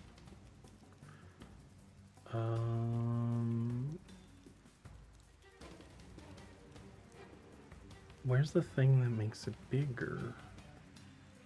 That's what she said. I was waiting for someone to make that joke. Right click in the parents, isn't it? Wait, what? what just happened? Portrait bar. Sorry. Technical talk. Configure carousel. I think that may be carousel size. There we go. I'm literally brain dead. I'm done. Oh, that Yeah. size. There Ah, we go. okay. All right. So at that point, Alpha, you watch as the crystal, the orb in the center of his palms shatter, and you can see it glowing on the inside as these tendrils start to whip out. Nuke, you are, I mean, all of you here are still getting that same vibe, that ichor that expelled from Nuke's body. It's very similar in structure and color. Alpha, you're up. I guess seeing this thing shatter and emerge terribly close to Kalen, Alpha almost panics. He's like, Kalen! As he rages, and where his head, like, eyes are essentially just morph into this like toothy maw, as opposed to anything else that you've normally seen from him or Vic. And I guess trying as best he can. I know that I can't really move in front of it right now, but to like position himself thematically anyways between it and Kalen, the mouth kind of bites out against this thing. And I'm not going to do reckless because I don't know what this thing does just yet, but yeah. And I go, nom. Okay. For 12 piercing damage. Yeah. Hell yeah. And it is magical because I am Alpha. So that's the first attack. The second one comes through. Ah, damn, not quite. Just missing, but like that. Wait, why am I afraid to drop? What? I don't know. We've been having a lot of issues with that. I got to figure out why MIDI QL has been dropping it out. You can always click on that rage in there where it says effects and then do it. It shouldn't do it anymore. There's been a strange reaction with rage or just like effects and them dropping afterwards. It's kind of weird. I still haven't figured out why. Is there anything else you would like to do? The maw itself, you feel it attach and grip onto one of the tendrils. The ichor itself stings, and there's like this numbing effect that you can feel on your mouth, and you can feel that tingle. I feel like just thematically then that would be why like I reach out to bite with the second one, like wait, that tasted weird. I turned back to get back. Yeah, okay. That is your turn. Up next, it's gonna go ahead and strike. You see as it passes through, and you watch as it stands atop everyone. And each of the tendrils lash out in all directions. It's going to go ahead and make an attack on everyone. Oh boy. Shit. First one on to Nuke. That's going to be a 23 to hit. Nice.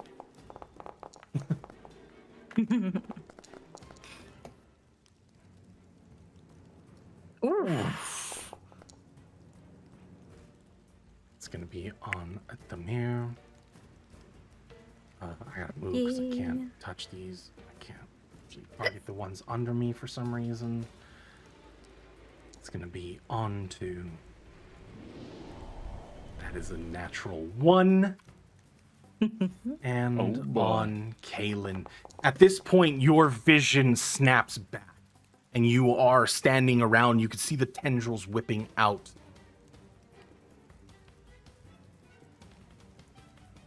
Kalen? There we go.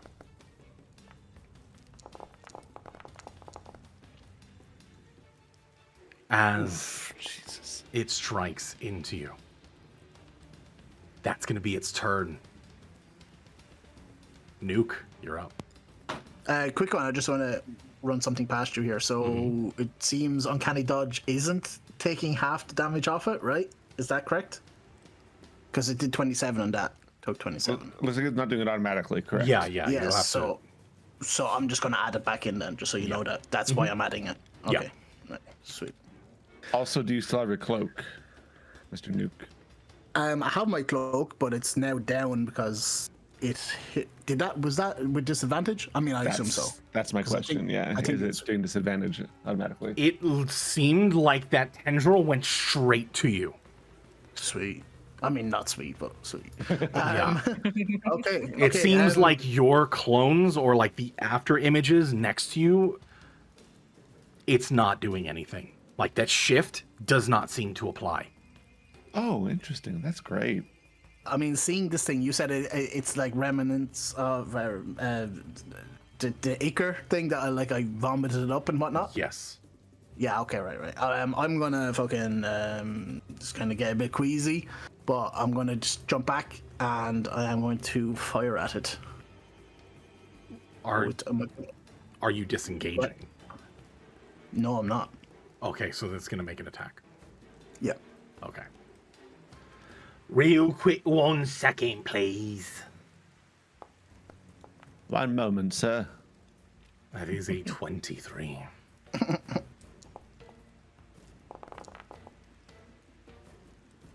Okay, Jesus. as it strikes into you. This is fine. This is fine. Yeah. So I'm gonna fire. Oh my fucking god! This is crazy. Oh no. This is not your Oh, day. no. Okay.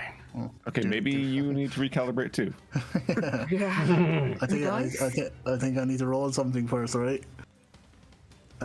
Table for No, we're removing that. Oh, okay, sweet. Thanks, because I was just about to die. Just straight up dies.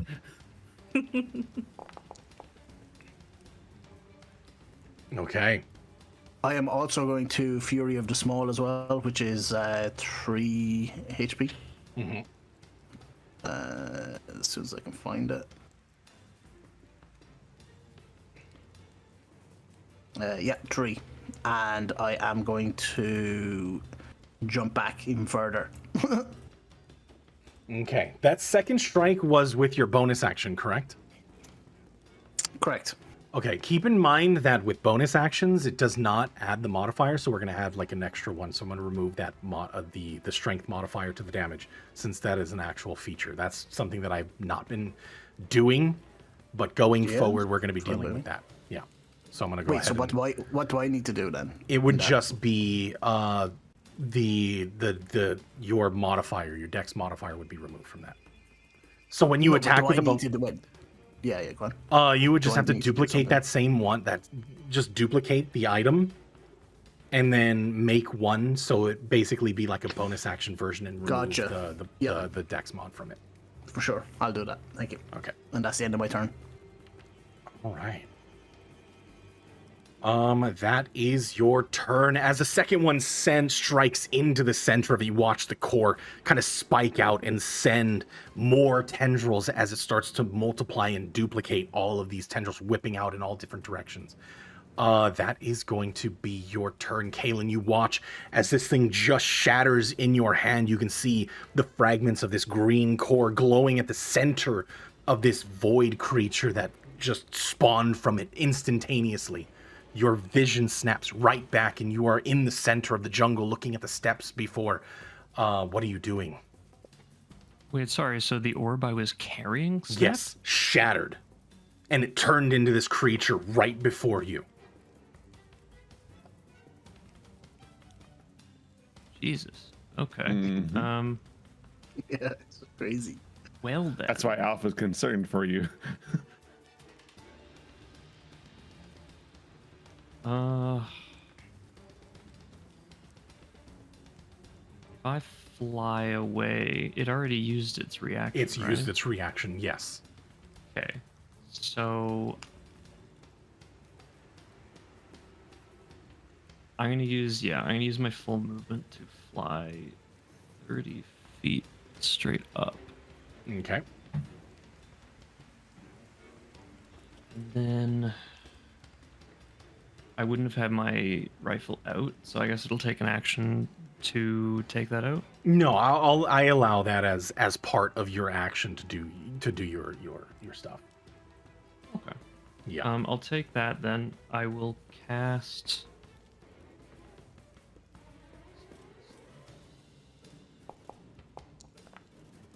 Does not need to roll damage.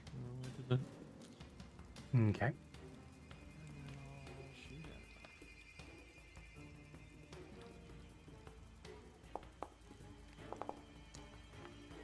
That is unfortunately a miss as you see the bolt strike out far, slamming into the water beneath, splashing it around. You can hear it sizzle and send steam up into the air, rising.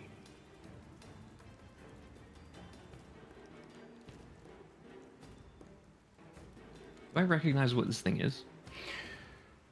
The only thing you recognize is that the color, the composition of the tendrils, they remind you very distinctly of the stuff that came out of Nuke's body. Giggity.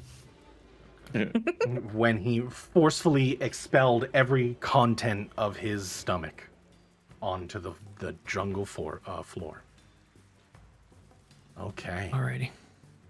Is your turn. You watch as Kalen Indeed it flies is. up. The mirror, you are up. The tendrils lash out. You manage to stave off the damage, dodging narrowly as the tendrils strike in your direction. Right, type of action. We're just going to use the rapier and let's see if it actually hits. That is a hit. Nice. So on a hit, I'm also going to use my defensive flourish using one bardic inspiration to, is it adding both extra damage and AC for myself? Extra damage equal to the number you roll on the die. Also add the number to AC. Yeah. Okay. Where's my bardic inspiration? Where? There you go. So there's an extra 5 damage and 5 AC. Okay, so it does an extra 5 damage to it, and you add that 5 to your AC. Gotcha. Bringing it up to 20. There we go. And then I'm gonna fix that later. I have extra attacks, so I'm gonna do that technically again. Yep. Oh, come on. That hits. Yep. Why is... Oh, attack. Okay, never mind. Let's see, there was action. Let's have a look at... Is that a bonus action? It is.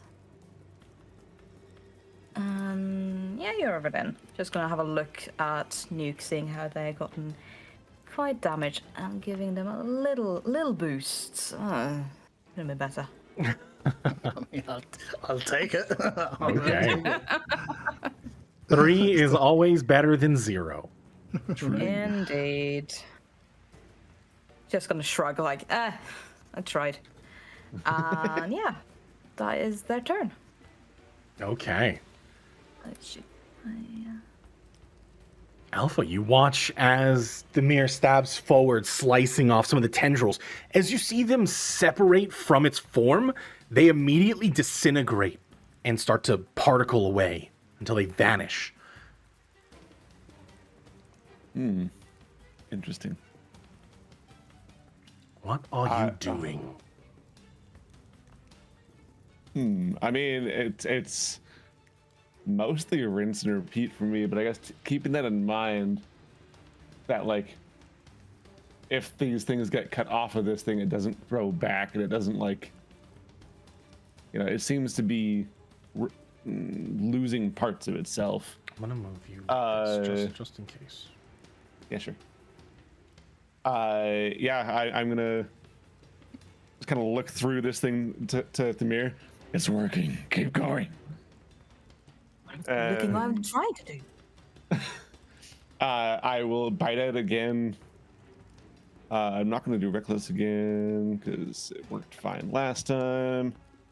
Yeah, god damn it. Tastes horrible though. You grab like just the tip of one of the tendrils, and that stinging numbness. Oh God. Damn it. Oh no. Oh, I'm gonna have to do reckless. I'm gonna have to. Then you're gonna crit me, and then I'm gonna die. But it's fine. Boy. Oh my god. It's fine. This is Oh fine. boy. It's fine. Oh boy. Okay. You bite out, and still that hesitation you find, that numbness that keeps striking as you bite into it, is causing you to hesitate in that moment. Mm-hmm. But That's my turn. Unfortunately. Although I will say, unfortunately, because you still are considered flanking and it is a +2, they still miss. at 15. Yeah, 15 Yeah, they plus still the- miss. Yeah. Okay. Oh yeah, fuck. Yeah. Damn it. Okay. I don't think I have a bonus action on Alpha, so that's it. That is your turn. Okay. Let's see if this is. Oh God, this doesn't. This is bad because it doesn't. There we go. I'll get it like this. As you see the energy radiate from its center, the core, you watch as the tendrils lash out instantaneously across all of you as it sends a burst of energy outward. Con save. Do I have? Is that one of the ones I have advantage on? Because barbarian things, or is it just strength? It should have been. It's just strength. It should have been red around it. That is Oh god damn it! Constitution save. So yeah, you would have failed on that as well. As yeah. all of you fail that, you feel the tendrils find their way into your body. It doesn't even, there's like no resistance. It simply just leaves holes in your body and it stings. Everything starts to go cold as the energy just kind of makes your bones seize up and your form atrophies slightly. That's going to be its turn. Nuke, you are up. You just felt it wreak havoc on your body. The tendrils lashing out at you. What are you doing? I'm gonna try fucking back away from it in recoil. Can I still see it here? I think I can. Yeah, I think I can. Yeah, you can. Okay. Yeah. Yeah. So I kind of step back, you know, to recoil from the pain of it, and I am going to carry on as I was. Oof. Oh, okay. It hit. Okay, yeah. That definitely hits. And I will Fury of the Small again, so that's another 3 hit points. Mm-hmm. I'll click it in a second when I get it. And I am going to fire again with my crossbow. Bonus action this time. You can also sneak attack. Oh shit, yeah. That's good. That's only a reminder, eh? Second one does hit. Wait, does that have the plus? Does that have the strength on it as well? On your bonus Modifier. attack, Yeah. the modifier goes away. The second bonus, it still had the modifier in there. Okay, alright. Well, I thought I fixed that. Okay, sneak attack. Okay. I'll try to fix that before my next turn. All right. What? Can I climb this fucking ground here? This looks like a cliff, but it looks very climby. Yeah, you can. It's about 10 feet up. So with that 5 movement, so I've got 25 left. Can I make it to the top? Yeah. Climbing it would be half speed. So effectively getting like moving 10 feet would be 20. Gotcha. So yeah, you would be able to get there. And I am going to end my turn there. Okay. That is your turn, Kaylin. You just watch it lash out, the form, the tendrils stabbing into your allies.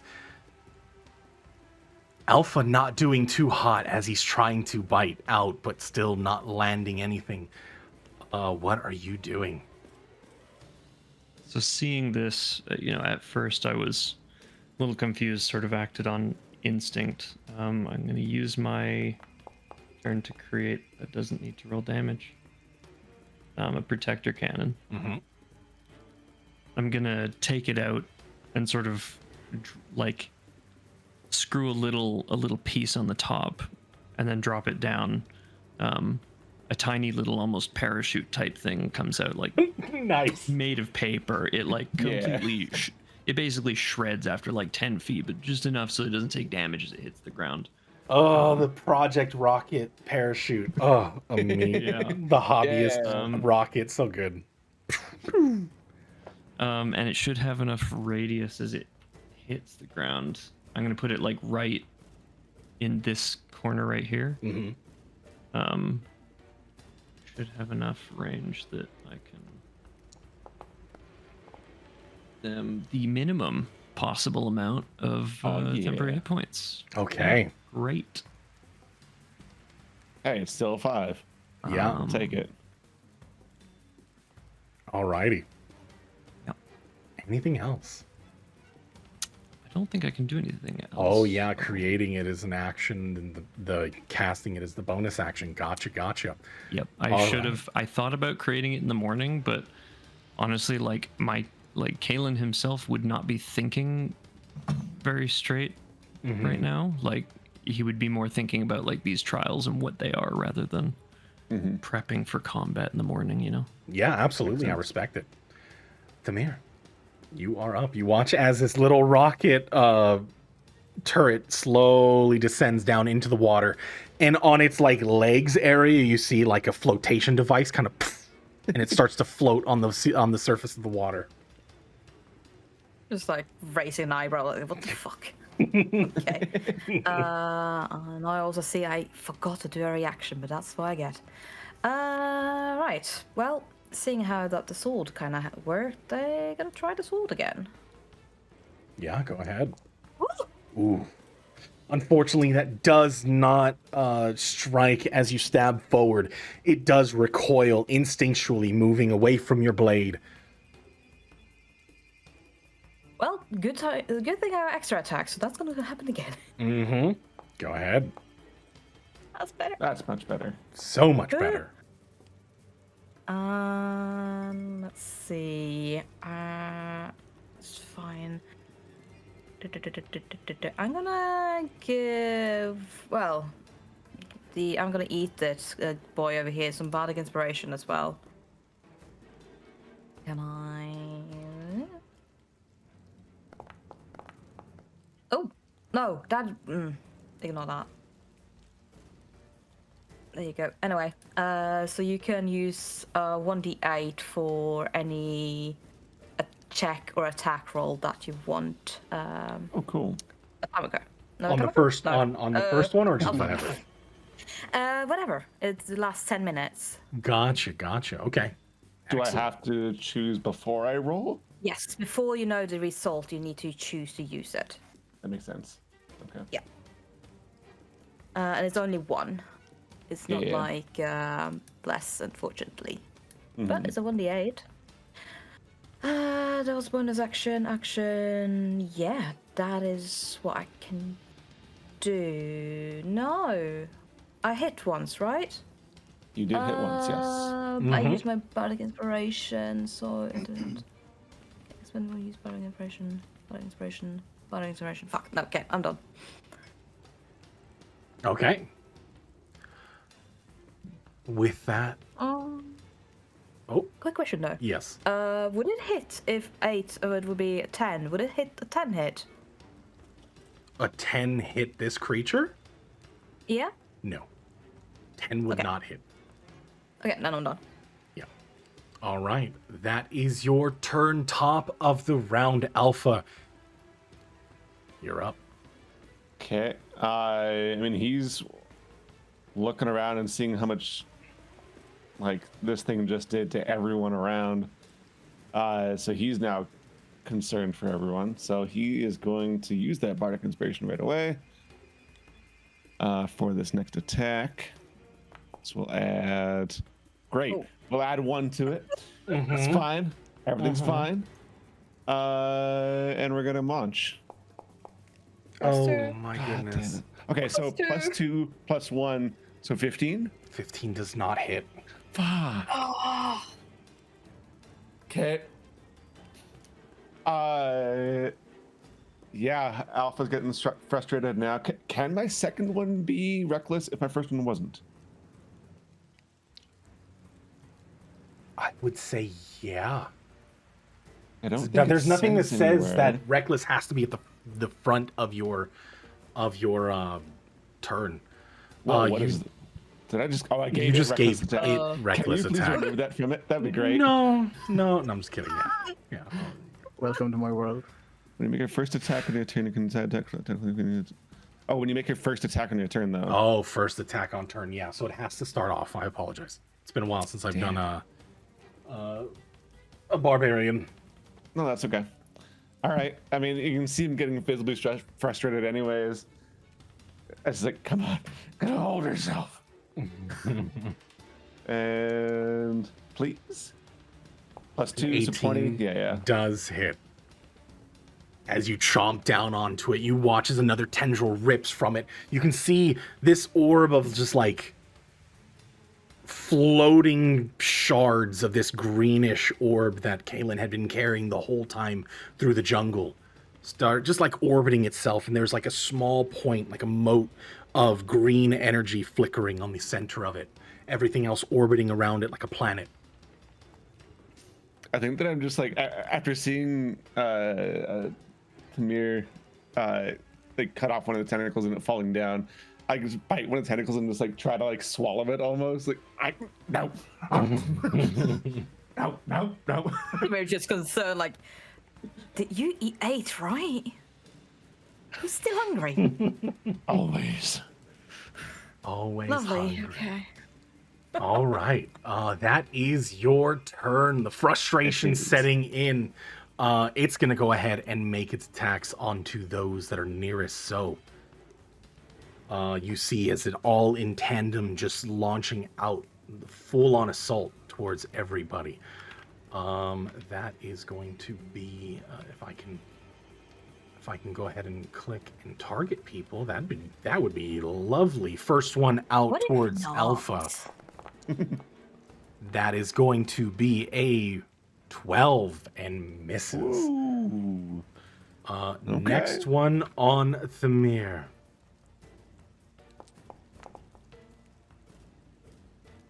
That is an 18 and misses. Nice. Do you still have 20? How long does that last? Is it per turn? Good question. Because I believe it falls off after the first turn. It doesn't last forever. What's it from? From Flourish. Defensive flourish. Flourish. Did I not click on it? Or did I? I did. Until the start of your next Until turn. the start So of it next would, turn. yeah, it would have fallen off. Fuck, I'm So back that on would 15, have yeah. hit. Yeah. So go Oh, ahead. If fix it. this doesn't do it on... that's going to be 25 points of damage.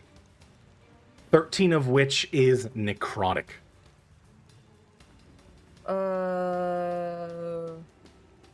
Is any of that... There's an 12 but is points any is slashing. bludgeoning?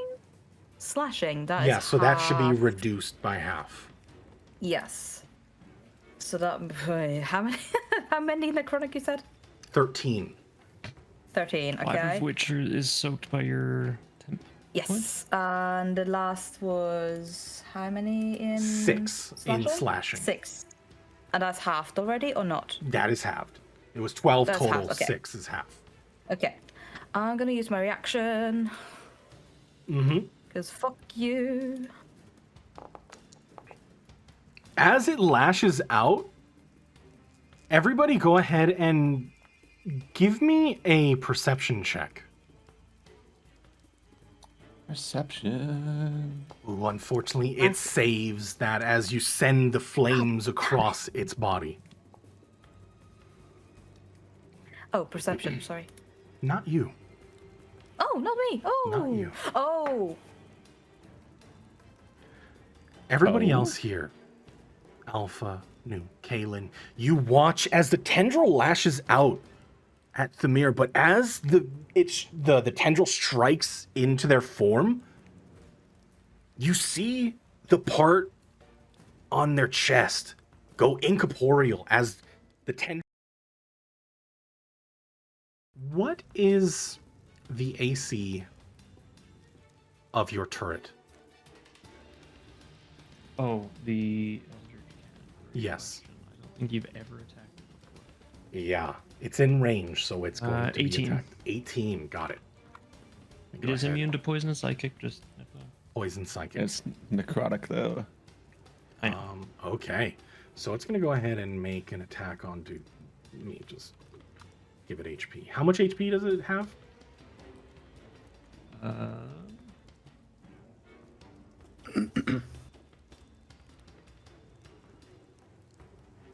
Not much.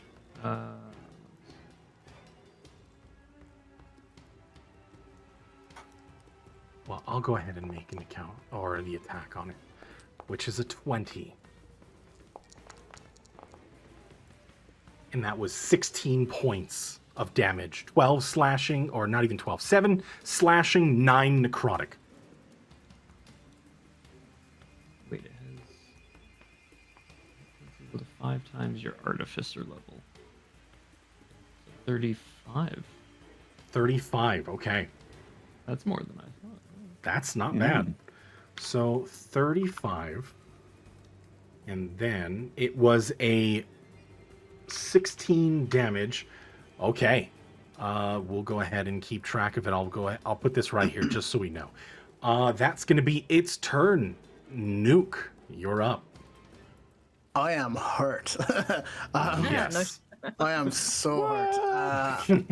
I'm gonna stumble forward a little bit, and I am going to aim down at it with my crossbow. Sorry, I was just Fuck checking the you. recharge. I apologize. It did not get its recharge. Yeah, no, all good. I always forget about recharge. Oh god, that one unfortunately misses out.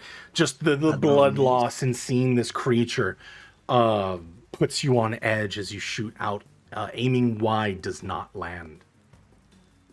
Second one does hit. That's without the modifier, right? Yes, That's it just works. 6. Yep. Sweet. I am going to Fury of the Small with that, Okay, which is 3, and I am going to sneak attack. go Oh for it. yeah. Get him. I'm getting a weird box. I'm not sure what the box is about, but Oof. woof. I'm gonna just stumble backwards and think about my day. Okay, That's the you end of my got turn. it. It's looking hurt. It's not down entirely, but it's looking hurt now. Kaylin, you're up. You watch as it sends the tendrils out. This is the first time you've watched your creation take any type of damage. What are you doing?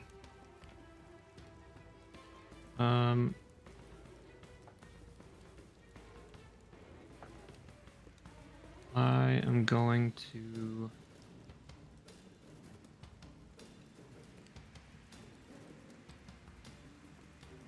cast Scorching Ray on this thing. Okay, go for it. Oh, first Oh, one is a man. miss, unfortunately. AC is 16. Oh my god. Okie dokie. Second one is a miss. I don't know why it doesn't give me another one. The third one, yeah. Did it remove the attack option? Yeah, once I rolled it, Mm-hmm. once I clicked roll, it removed it. Yeah, I'll try to fix that. Hey, there we go. Third one does hit. Go ahead and roll damage.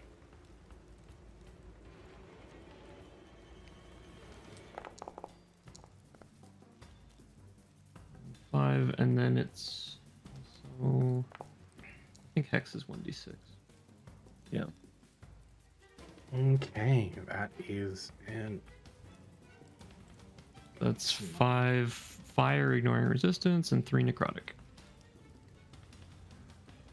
Okay, excellent, excellent. And then for my bonus action,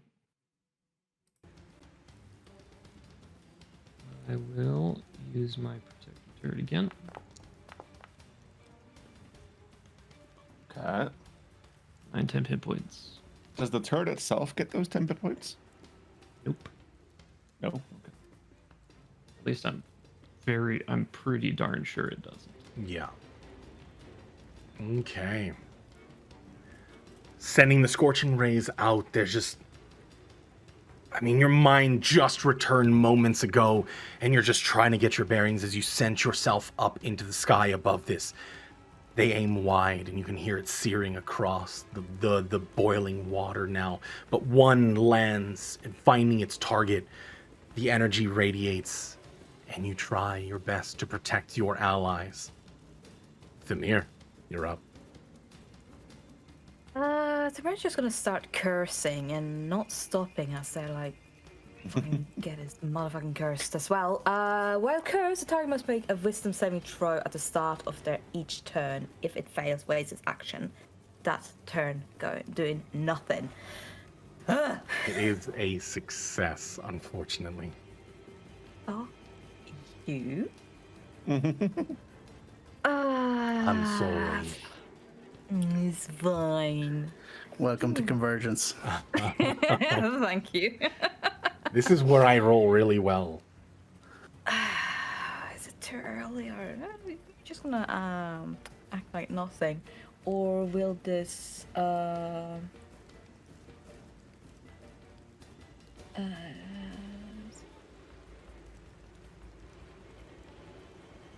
innocent. Okay, that's fine. I'm gonna use my bonus action to go a little bit translucent and let's see, or can I? No, I can't. Nah, okay, never mind. Let's see, where is the potion? Where's the potion? Where's the potions? Ooh. Bonus action, you roll for the healing, right? Mm-hmm. Yes. Make sure to target yourself, Yep. because it will heal it. Yep. Yep. Unless you want to heal, the creature in front of you. No. Oh, okay. Oof, so it's 3 That's- ones. Yeah, I know, Yeah. but it's better than 0. Very It's true. true. See, that was an action and bonus action, so I'm done. Okay. So that is your turn. Feeling the pain just wreaking havoc across your body. You try as you might to curse this creature, to give some pause on its advance. Seeing that it does not work, you decide to quaff a potion, trying to find some respite in this moment, holding on to dear life. That will be your turn unless you want to move. If I move, it will attack me. Sure will. I can't take the chance, but... You know what? Fuck it. You're gonna step back. Oh god. Yeah, try. Okay. It's better than not to. Oh, sorry. Okay. Let me... Yep. Let's see what happens. That is going to be a... No. Fuck you again. And I can't silver your barb because I'm raging, right? We've Yeah. confirmed this numerous times already? yeah. Okay, cool. Great. Awesome. It's fine. It's fine. Oh, my goodness. That was another It's natural fine. 20 to save. Fuck you. As you try to step back, you Wait, feel... it was a natural 20 to hit. Oh. Yes, that was a natural 20 to hit. As you feel the tendrils several right at the center of your torso. You see the form go incorporeal, but the necrosis starts to crawl across the skin. You fall limp as the mirror sinks down into the shallow pond beneath. Alpha, you're up. Oh, man. Well, I mean, if there's ever a time, Alpha just no, and he's going to recklessly attack. Okay, go for it. How did I apply it to the thing before? Can I do it to You were just myself? applying it to yourself. Just like go ahead and click reckless. It should apply. Oh, There you go. nice. Yeah. So go Hell ahead yeah. and attack. With advantage. That is a hit. Nice. As you chomp down into this, watching an ally fall, sinking down into the water. You can hear it bubbling, the mirror taking on water. He just like he's basically ripping and tearing at this thing, spitting out pieces as he goes. Ripping and tearing. Oh my god. I don't know if you got... Oh, Yes! man, that's a blast from the Yes. past. Just ripping and tearing. Ripping and tearing, ripping and tearing. Tearing. Okay, I wonder where he is now. Sorry, continue. You're good. Crypto! Crypto! It was a crit. It was not Yeah, overshadowed it by was a the crit. ripping and tearing. Definitely not. As you chomp, biting into it, you watch as the tendrils start to separate from its form. Beautiful. It is holding yeah. on. It's still, damn it. it's still standing. Oh man, I'm just trying to like figure out how I can get its attention so it just focuses on me, but like, I mean, I just bit its asshole, so I mean, hopefully it'll do it. That's my Yikes. turn. Okay. So on its turn, you watch as the tendrils start to cyclone around its form. And in that moment, you feel everyone here, you immediately get launched into the sky. Is this an effect I can see? I can't. You can't see this. Goody. There is unfortunately nothing to grab in this moment. I don't know will- if it did it automatically or not, but it did automatically. Okay. I don't even know why it's having me roll. Oh wait, I don't need to roll. I can't see anybody else's roll. Yeah, there's nothing to roll. You simply start to rise up. I mean, it's a dex saving throw, but If there was something to grab onto, Thamir, your Oh, body I get see. launched up in Yeah. the air. Alpha, you also rise 100 feet. I will say with Nuke, given where you were standing, but you still failed to grab onto that bush, you get launched up 100 feet into the air. Can I use my reaction? Can Please have to spell magic. I use this? When another creature you see within 30 feet makes an ability check or saving throw, you can use your reaction to add. Sure. I'll allow it. Nuke, you wanna? Yeah. Uh-huh. Wait, so an 18 failed? That's crazy. So I get +4? you got 13. You rolled a Looks of it. 13. Oh, it says 18 on mine here. Yeah, it's Dex- showing 13 dexterity on saving the throw. side. So you can add a. Is it just I mean, I 4? will. I don't. Oh yes, yeah it is. Yep, it's just 4 because it's Okay. my int modifier. Yep. With a 17, you do manage to grab onto the bush. As you feel yourself start to levitate up, you are not jutted into the air. You're technically 10 feet up because you're on that ground. However, you watch as the mirror's ragdoll body goes directly up to the very top of this cylinder. You watch as it shifts. Alpha, you also get launched 100 feet up. Kalen, you're now being jutted up at the very topmost 100 feet up in the air, and you are all oscillating at the top of this cylinder. That's going to be its turn. Nuke, you're up. Oh man, why do I always get the tough decisions?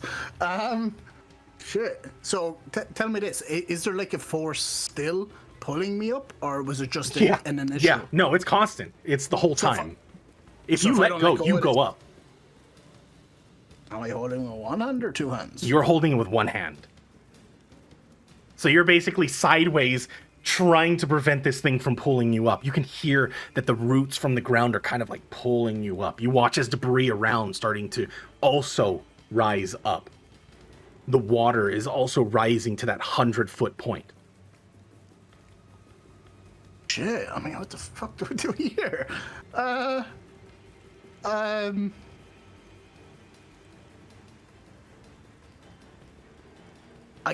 guess I just continue to hit it. Okay. Fuck. Oh my god. Yes, that's what I do, I guess. That hits. And none of them succeeded there. They're all in the air, right? So I don't get Yes. sneak attack. No. All right. So I guess I fire my second shot.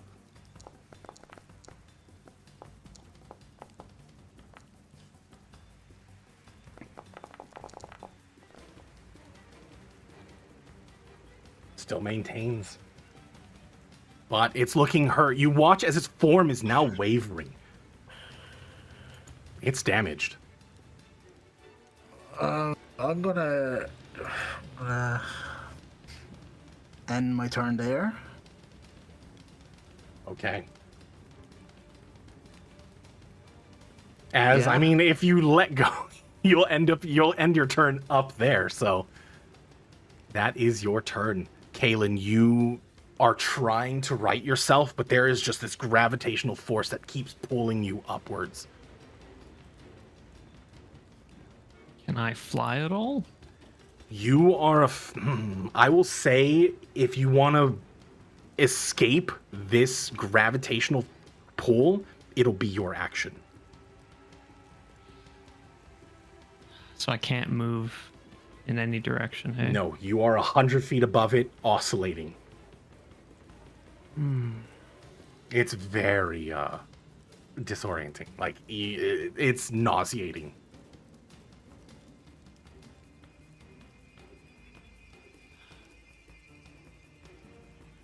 What can I do here?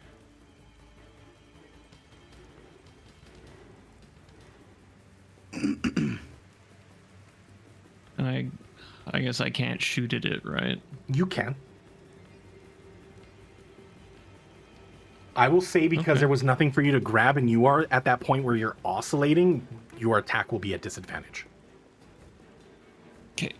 I think that's sort of all I can do. That probably doesn't do anything. Unfortunately, does not.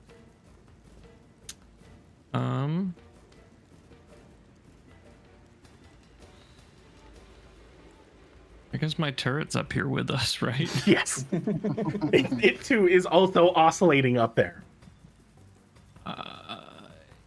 Since it's within 5 feet, I guess I'll sort of put out my arm to have it attached to me after it activates. And I don't know if when you're down you can get temp hit points. You cannot.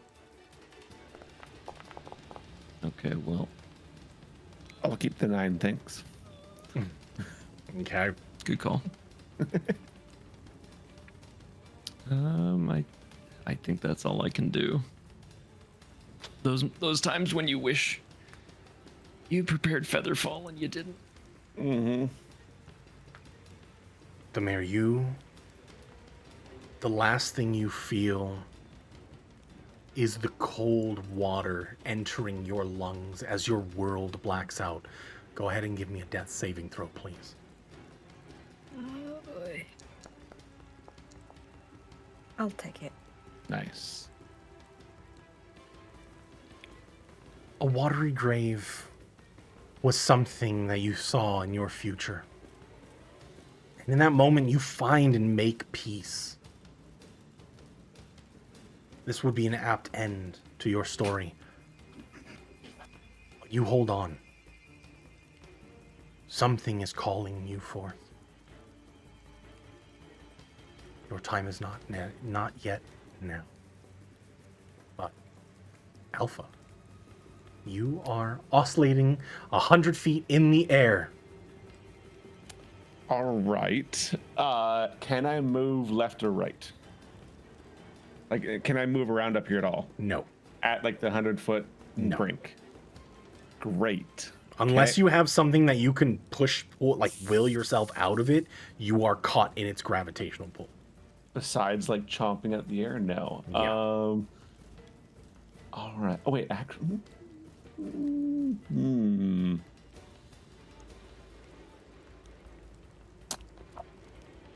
This is gonna be a terrible idea.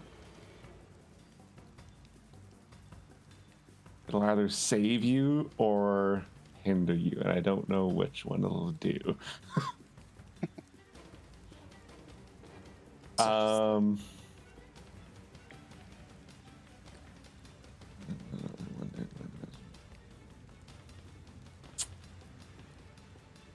Okay. I have a plan. Kind of, maybe. Is there a way for me to do lightning lure without it doing damage? No. Great. That's what I was afraid of.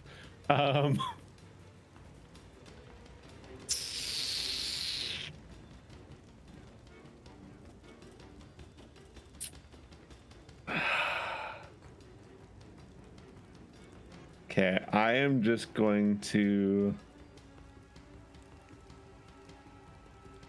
not really in any reach of anything, so I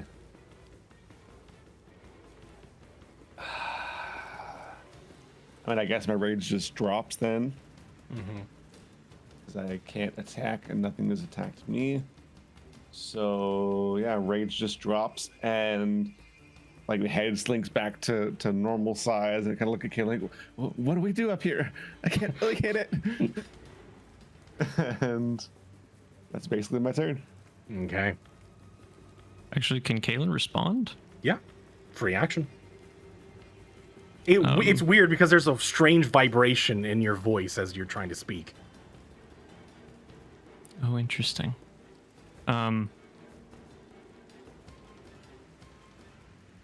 Okay, well, yeah. I can try and fly to her if we begin falling. Are you going to be all right? I like looked down at the ground. Maybe. I don't know. Depends how much warning I get, I guess.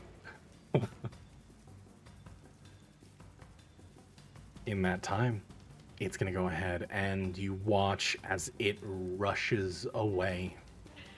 You see as it starts to clamber up the staircase, you watch as the tendrils look as though they're pulling them across up the pathway. You watch as the stairs start to wind around this mountain as you see it just crawling across. That's going to be, it is 100 feet away from you from that point. That's going to be its turn. Nuke, you watch as this creature starts to flee and rushing away in the direction you were heading right before it shattered in Kaylin's hand. You're still holding on, being pulled up by this force. What are you doing? I'm going to close my eyes and the words of Tupac? No, of Powando? Uh-huh. Poe?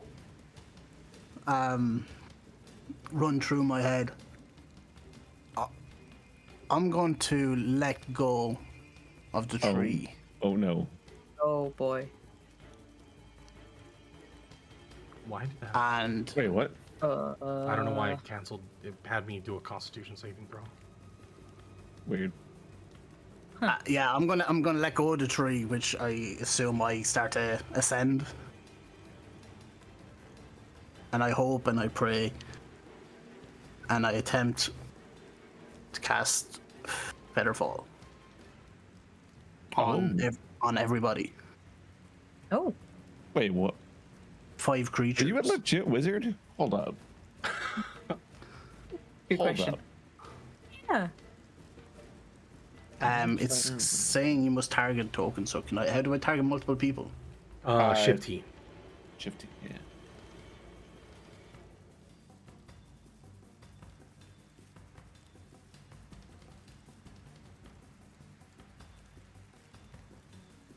How I'm long gonna does end that my turn there. last? A Lasts minute. for 1 minute. Okay. And I'm Okay. gonna end my turn there. You allow yourself to float up to the top, casting Featherfall on all of your allies. Oh, actually, I'm gonna bonus action. What's that thing? That thing? Second wind Mm-hmm. for shits and giggles, Okay. just in case this doesn't go well. Yeah. Excellent. And that's the end of my turn. I promise this time. Kaylin, you're up. You're still oscillating at the top of this cylinder. When did you learn spells? My hands and legs are shaking. This is not the time. No, you're right. You're right. My bad. It's like dripping from 100 feet up too. Is this within range? It is 100, so if you have anything that's over 100 feet in shot range, Mine says 80 to 40. then yeah, it would be a disadvantage.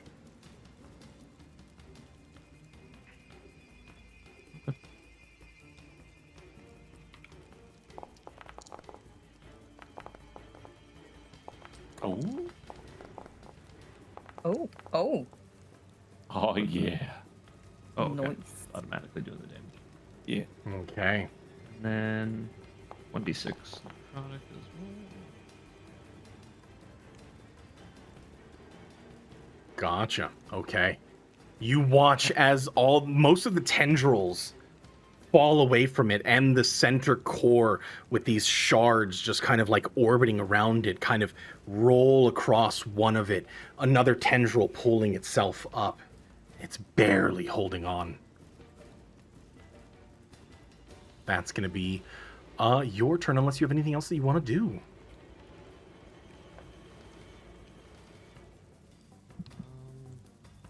Did it maintain its don't- concentration?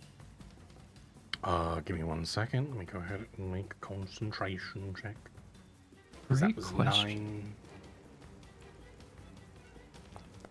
9. That is Oh, a fuck. no. Absolutely not. It does not break concentration. Then yeah, that's my turn. Okay. You are still caught up in the air, Thamir. You are still struggling. Go ahead and make me a death save.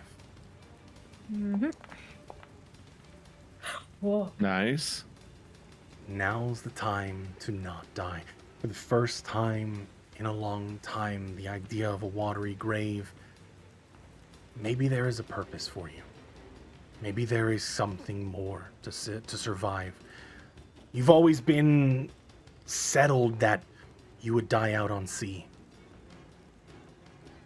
There's more to see out there. Top of the round. Yeah. Alpha, you're up. This ain't my grave. You're not ready to die. This ain't it. Ain't to say fucking podley. You can see Alpha like kind of looking between Thamir and the ground, and Kaelin and Nuke. It's like, how long does this thing last? Usually, we're gonna be up here. Is this how we are now? That's just it. I have no idea. This is the first time I've done it. Wait, you did this? Did you do this? Shaking, turning upside down. As for all I can really do, I don't think. Yeah, that's all I can really do is just talk to people. Okay. It's going to go ahead and take another. You watch as it ascends the staircase, getting another further distance away from you. It is now 130 feet plus this extra. I mean, it's a lot. It's very far. That's going to be it. I would say at this point it rounded the corner, and you watch as it falls out of view. However, at that moment, you all fall.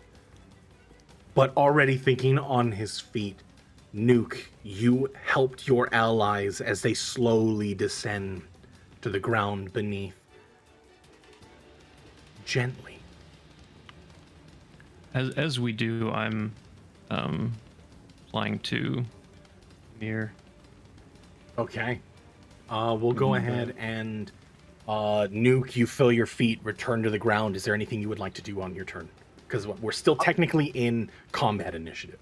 Yeah, I'm flapping my arms like with purpose. Like I believe that what I've casted like makes me fly, and I'm like flapping my arms, and I guess nothing's happening. Have you ever seen Willy Wonka and the Chocolate Factory?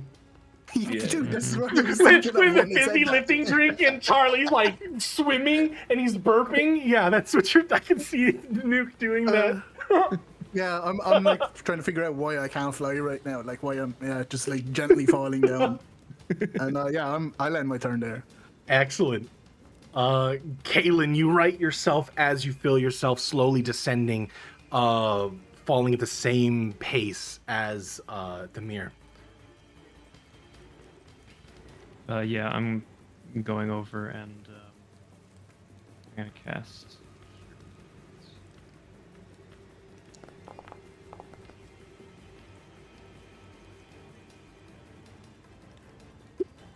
Okay. Demir, your eyes snap open instantaneously as you gasp for air. You cough up instinctually the water that you drank from this pond, choking it up as you are now kind of floating in this pool as you slowly descend into it, unaware of what's going on. But, Kaylin, is there anything else you would like to do?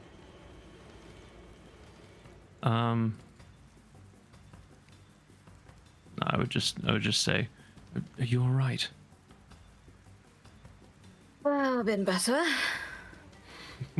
I'll live. Fucking nonchalant response from Demir on the brink of death. I'm fine. Yeah. This is like that Key and Peele skit where the dude is like on the table and then just like worse stuff happens to him over and over again. He's like, I'm good, Holmes. It's all good. It's fine. Okay. Been through worse. Yeah. If nothing else, Demir, you're up.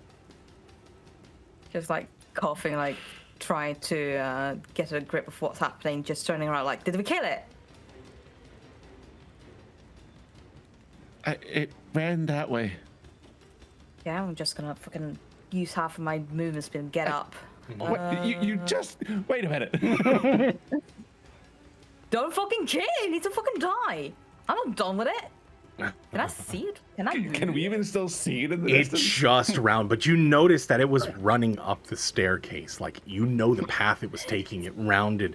It's like the staircase that's kind of wrapping around the side of this mountain. Mm-hmm. Oh wait, so then if I fly straight up, then I can. I mean, you could technically head it off. It is crawling across this.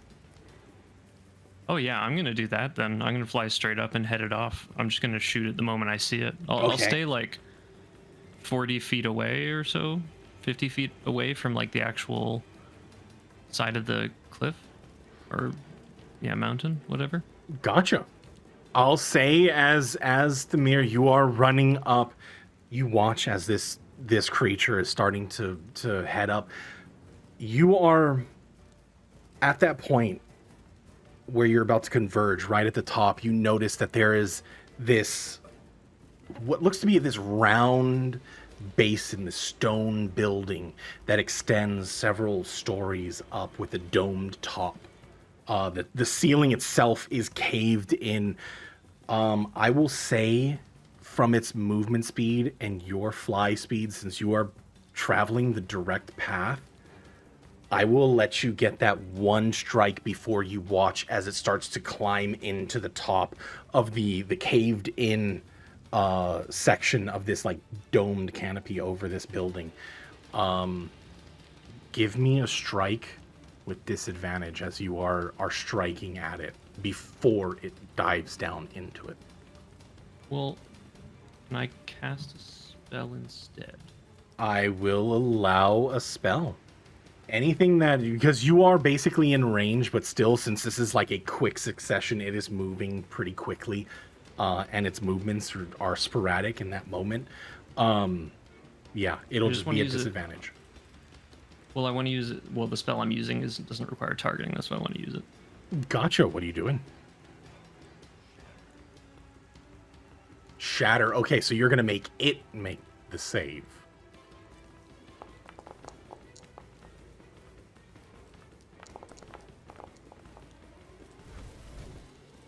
You watch as you send that energy out and you hear the shatter. The energy cascades through and you can hear the echo. How do you want to do this? Oh shit. Okay, so Kalen flies up. He sees the staircase. You know, this creature tried to dominate his will. Flies straight up. He can see the nook, and he knows that this is where it could make its escape. Points his rifle and takes a moment and thinks, I'm not just going to shoot this thing. So he focuses a spell through his arcane firearm, pointing, almost like a laser targeting, at the point that he wants to hit it right before it's going to dive in. And as it comes around, he fires the spell, and it sends a shockwave through the side of the mountain as this creature grips to it. You can see the ripple flow through the tendrils in the main body as some of the tendrils fly off and sort of evaporate, as was described earlier. And the main body just rocks back and forth for a moment before it falls still.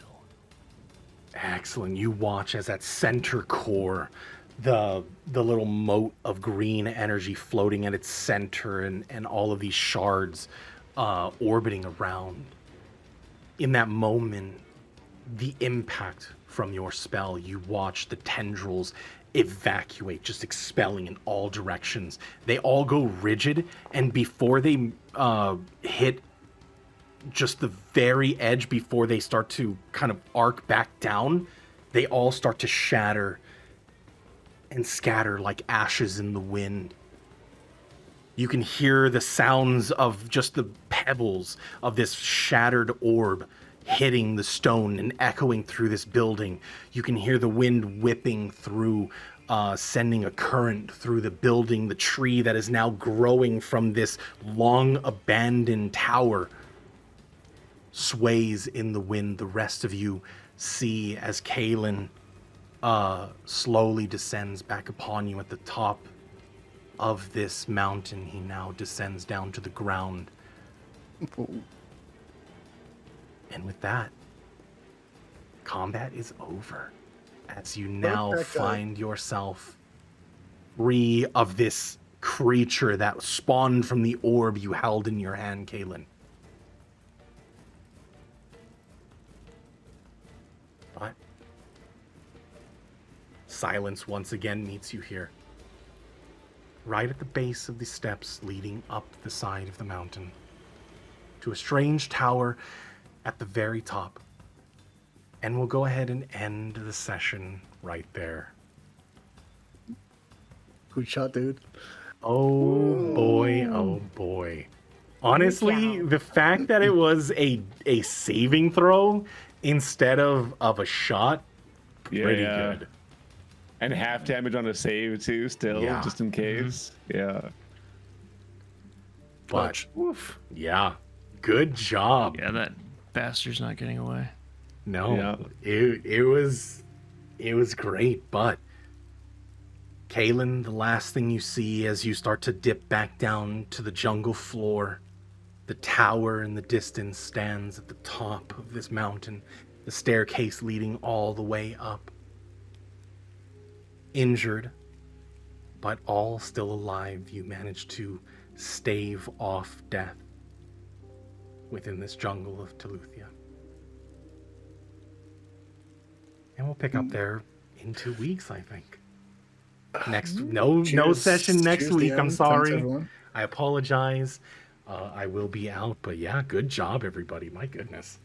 Yeah, I think there was enough excitement in that session to last Hell us yeah. 2 weeks. Yeah. Okay. Hell yeah. Yeah. It was good. That Relax, 5, by relax. the way, is the hex bonus damage. So, Yeah. Excellent. so that Excellent. everybody, just so that you're aware, You notice, I believe Hex is necrotic damage, correct? Mhm. That extra damage calling out, like holding on to that energy, you notice that it didn't do anything. It didn't have effect on it. Whatever this creature was, it was immune to necrotic damage. Okay. But Awesome stuff, though, guys. And you all thanks to the DM. stand Appreciate it. That was fucking victorious. Good job, everybody. Good Man. time. Good time. Whew. Thank you. Yeah, good shit, yeah. good shit. I will catch you guys in 2 weeks. Hopefully this was enough. I know we've been waiting sessions. We've had to delay a bit, but I'm glad that everybody's back. I hope you enjoy the rest of your week, and we'll catch you another time. Always. Hell yeah. tense. For sure. Appreciate it, Good guys. Thank you. Yeah. Bye-bye. Bye. Bye. Take care, guys. Oh my goodness. Thank you guys so very much for hanging out with me today. It is, I mean, cliffhangers, it's what I do. I love me some cliffhangers, which by the way, I mean, if you ever want to catch these sessions, I stream all of our games. We are in this session 47. You can catch them all on my YouTube if you want to do that. If you like what I do here and you want to support me further, you can head over to my Ko-fi page where all of the money goes to, you know, letting me do this. If you guys want to join on the sessions, I'm pretty sure you guys are already in the sessions. We have a session tomorrow, so I'll see you guys at the community one. That'll be fun. I think you guys might be 3 because the person that joined, they haven't been saying anything. I'm not 100% sure. Come join, come hang out. Yeah, we're there. No session next week. I will not be home, unfortunately. I'm so sorry. Today's session was a very fun one. There was a lot of things going on. We were just trying to get reintegrated into the flow of things. But yeah, it was a good one. It was a good battle. It was getting a little scary at the end. I was like, oh no, one of them's Thamir's down. This is looking rough. Everybody's standing there. Thankfully, Nuke walked away, and Kalen was just out of the range when it did its necrotic blast. Right, it was at 30 feet. It was a 20-foot radius. Wasn't able to get struck by it, which is pretty good.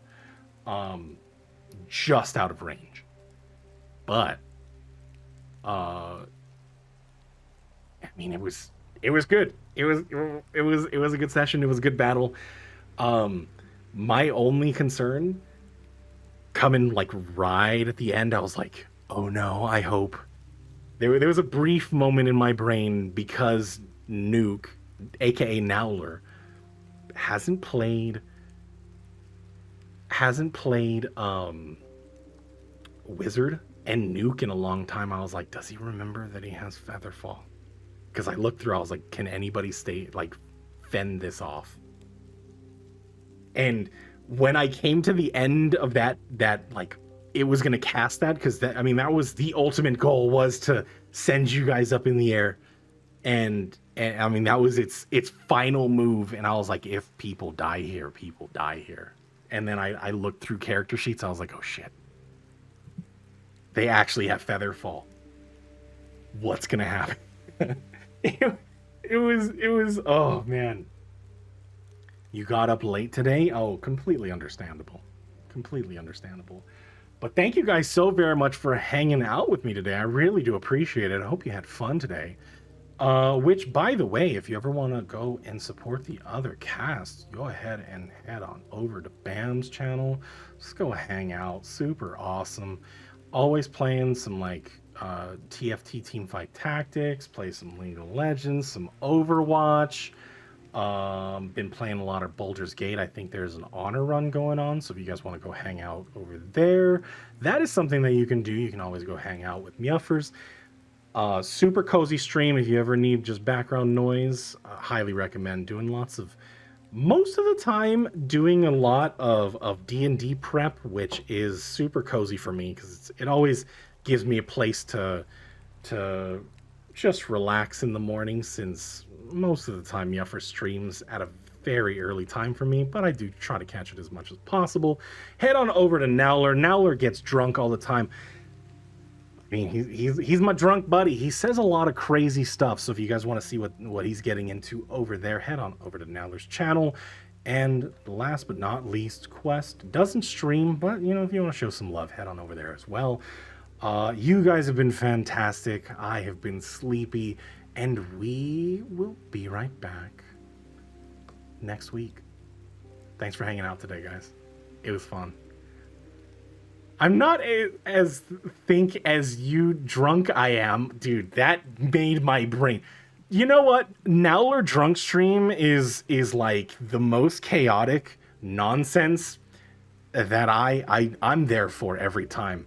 It is chaos, and it just devolves as the night goes on. It's so good. I would recommend it. Go on over there, show some love to everybody. Everybody's fantastic here, and we'll be right back in 2 weeks. Thanks for hanging out today, guys. Catch you later. Bye.